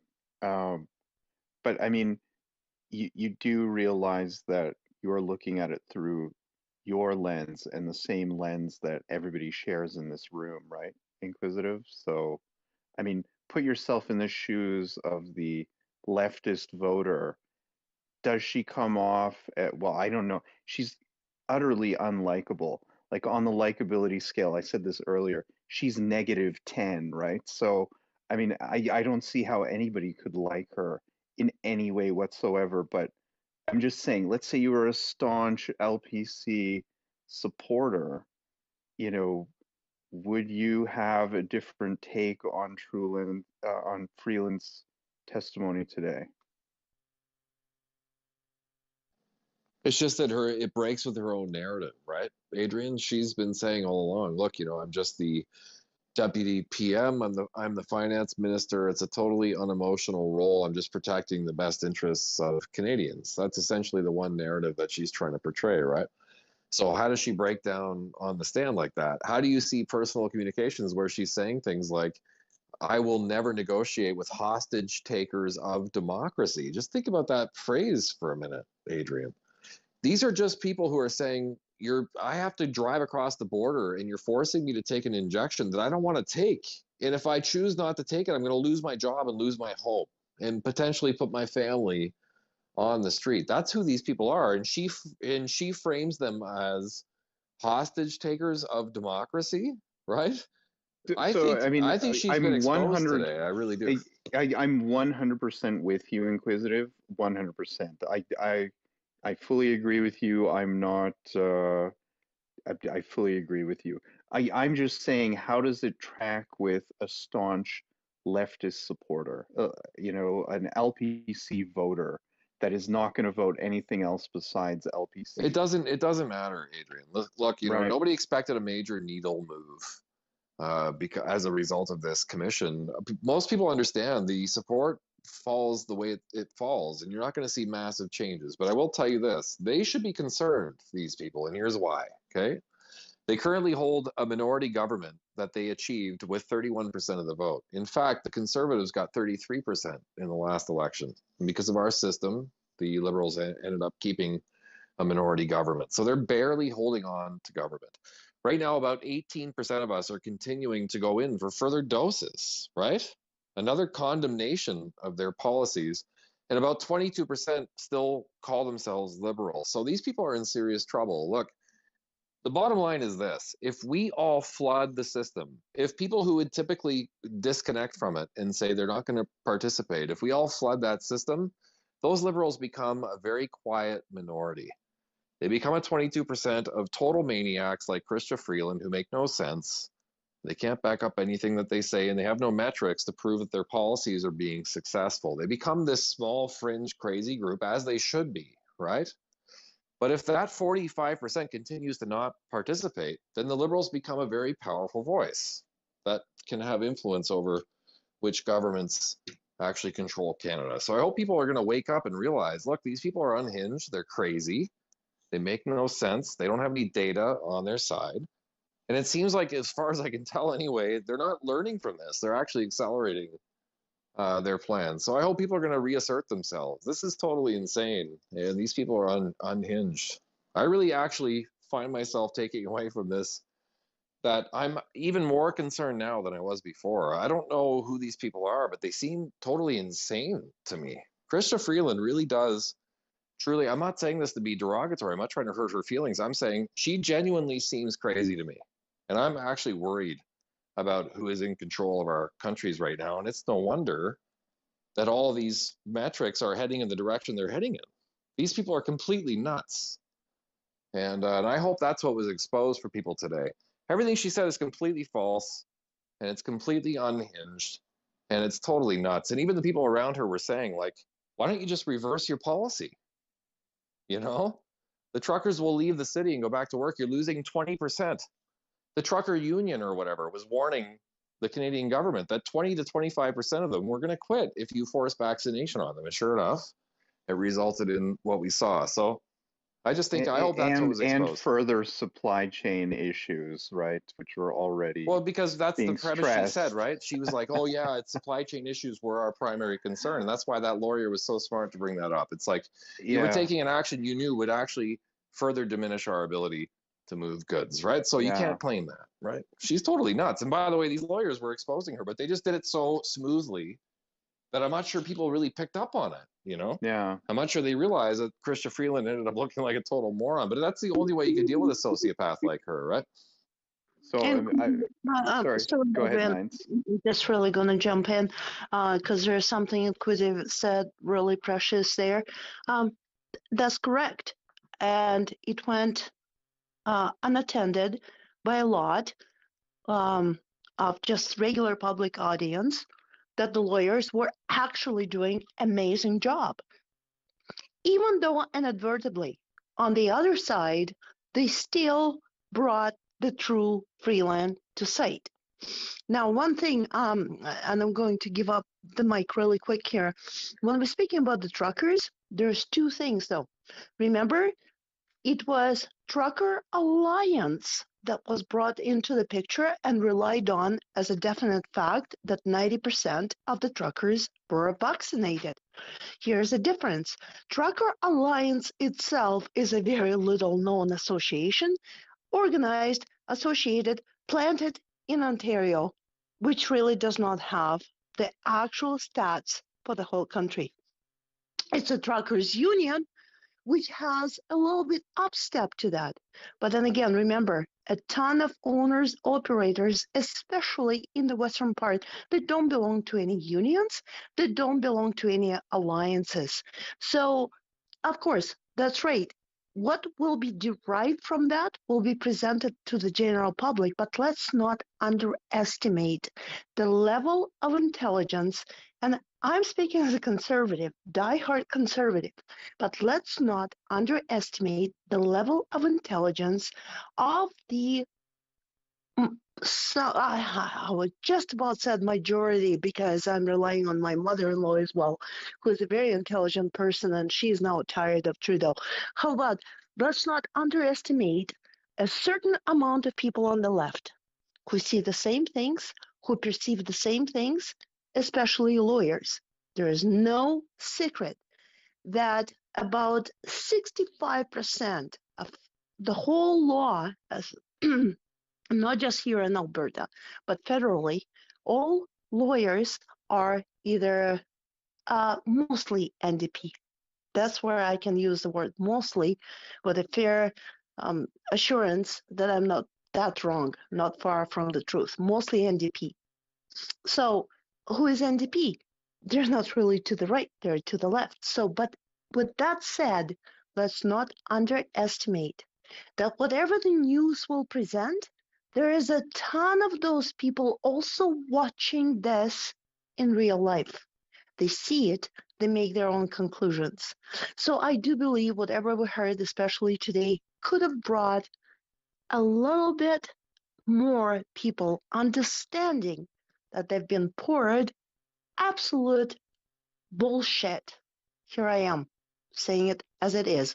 Bullshit in so many years. And if my mother-in-law, who was a diehard liberal, now says, frankly, I'm just tired of this. Can they just replace them? I am tired. I want somebody who's got a brain. Well, that's a huge indicator. She's not the only one. A lot of people watching. Sorry for taking so much time. I'm sorry. Oh, no problem, Nines. Well, I certainly hope that you guys are right. I really hope that you're right, that this makes an impression on the, intelligent leftists or liberals out there. Remains to be seen. So we're going to go to Bob, and then, Jody's moved down to listener.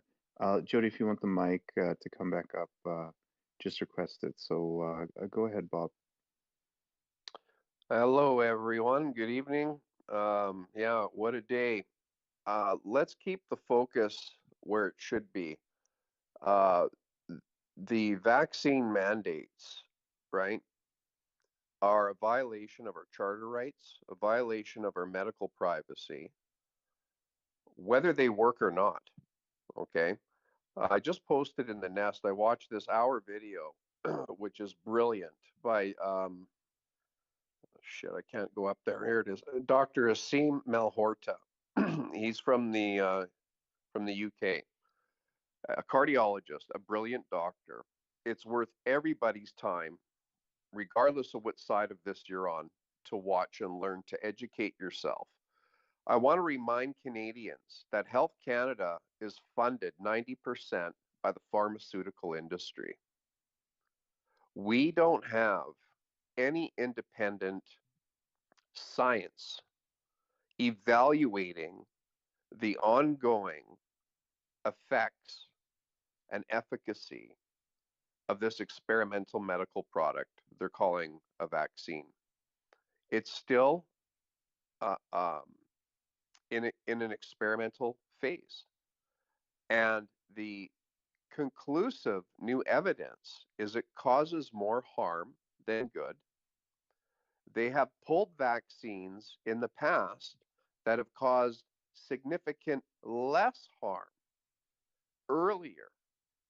And yet here we are having this fucking poison pushed into people, and it's now harming our children, our youngest people. This vaccine, the older you get, the more jabs that you need to give people, right? So the ratio that this doctor in the video is 1 in 800 for young people and 1 in like 8 or 10,000 for old people to prevent one COVID case.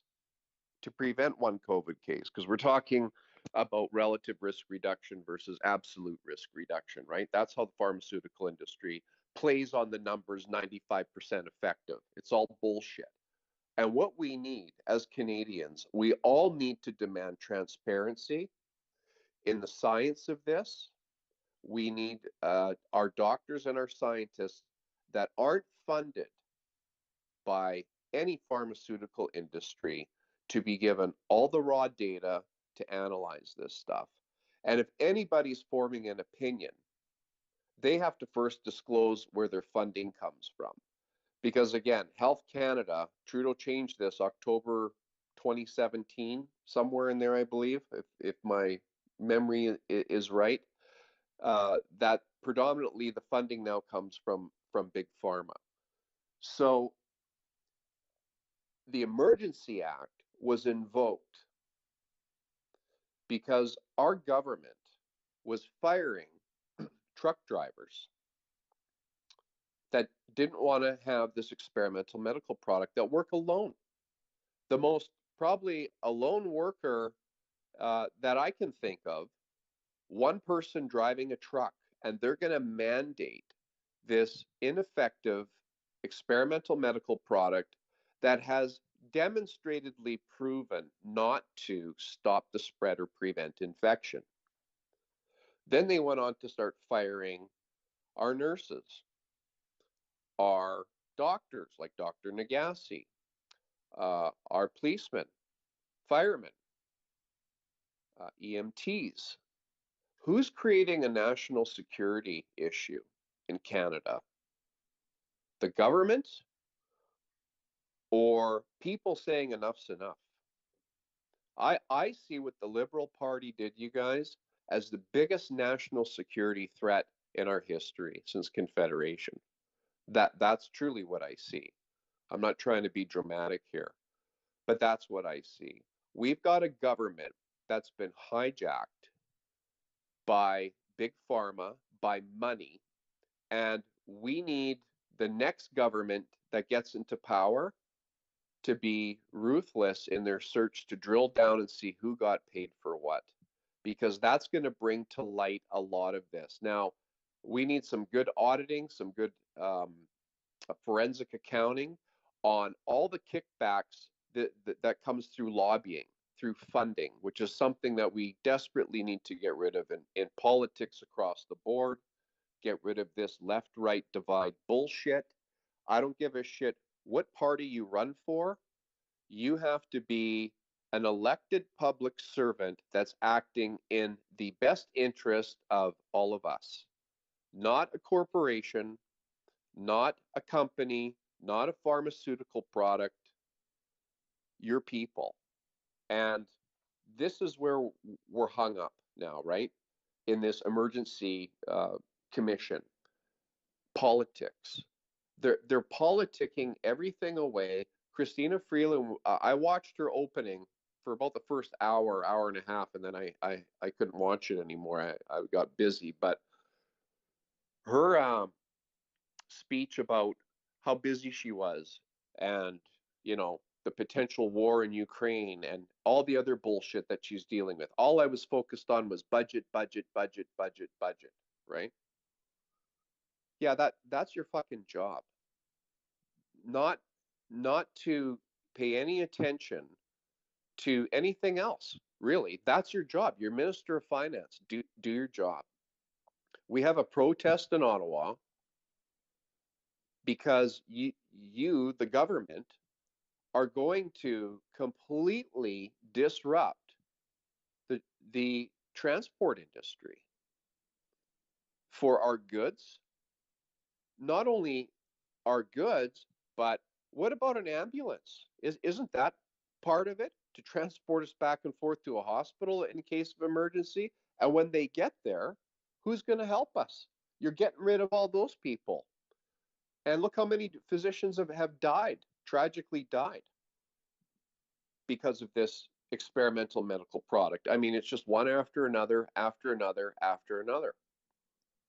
So, in closing, the Liberal Party of Canada needs to be, stood up tall in the saddle and told, you guys are the national security threat, threat to national security, to our economy, to all those things. And that's why the goddamn protest happened, because Canadians with half a brain in their head saw this coming. This isn't just about, vaccine hesitancy. This is about an experimental medical product that's been proven harmful for those people like all of us in this room that have done our own research on our own and talked to the experts and looked at all the data, and maybe have some liaison in Israel where they're 6-8 months ahead of Canadians, and you see the devastating effects that have happened there. And what happens when all of these jab people start falling ill on an experimental medical product with a company that wants to bury data for 75 years? Where are we now? Where are we now? So why not have a bit of caution to the wind and say, why don't we just pump the brakes on this experimental medical product and have a second look at it, second sober thought, right?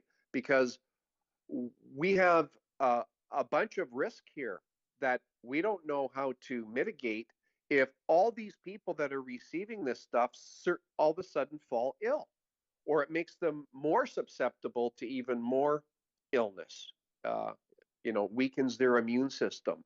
We don't know. We don't know. But certainly, the point is the government of Canada, the Trudeau Liberal government of Canada, and the NDP are the biggest threat to our national security, to our economy, to our healthcare system, and to every single Canadian's well-being. What they've done, I can't remember any time in Canadian history a government being this horrific. So I implore everybody to please watch that video I posted of Dr. Asim Malhotra, because he's a brilliant cardiologist that advocated for COVID vaccines in the beginning, and then the results led him to where he is today. So what a brilliant turnaround, where you have a doctor that is believing in the bullshit that he was told, and then he starts seeing the effect it has on his patients, and he's going, wait a second. And then he tries to start speaking out, and you got to listen to his story about it. It's about halfway through the video where he really gets into the COVID vaccine thing, but it's really worth watching the first 30 minutes to really understand the intelligence of this human being. He's looking for people like us. He wants us to partner. He wants to help us continue to spread this message. And his biggest point of this is to get this through to people is we've got to get it on mainstream media, because that's how the damage was done to the mass psychosis of this bullshit in the first place. But if we can shine a light on his information and others, Dr. Malone, Dr. McCullough, etc., right, Dr. Nagase, we get these people on mainstream media, folks, and these politicians will probably be running for the hills. We won't even have to chase them. So thanks for the mic, and please watch that video, because wow, it's relevant, it's new. We've all watched stuff for a year or two already that's maybe older, but this is a new one, and it summarizes the absolute criminality of how big pharma has completely hijacked our medical system and our politicians, which of course, adversely affects all of us. Great stuff, Bob, the fact checker. Yeah, I'm definitely gonna have to check out that video, and I'll share it around too. And I'm gonna encourage everybody else check out the video as well.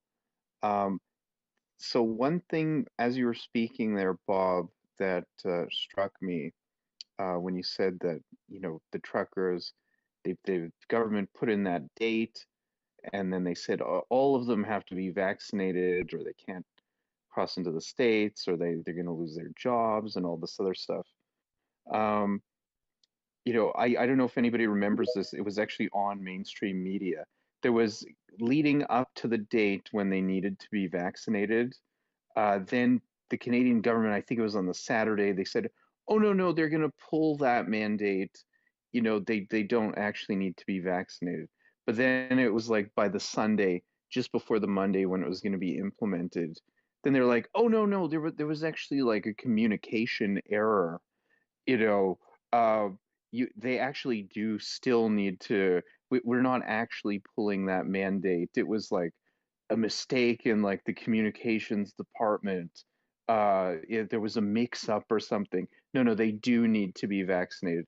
I mean, what was that about? And I mean, that was from Omar Alghabra, and I never saw the full Omar Alghabra. When was it? Yesterday or the day before? At this public order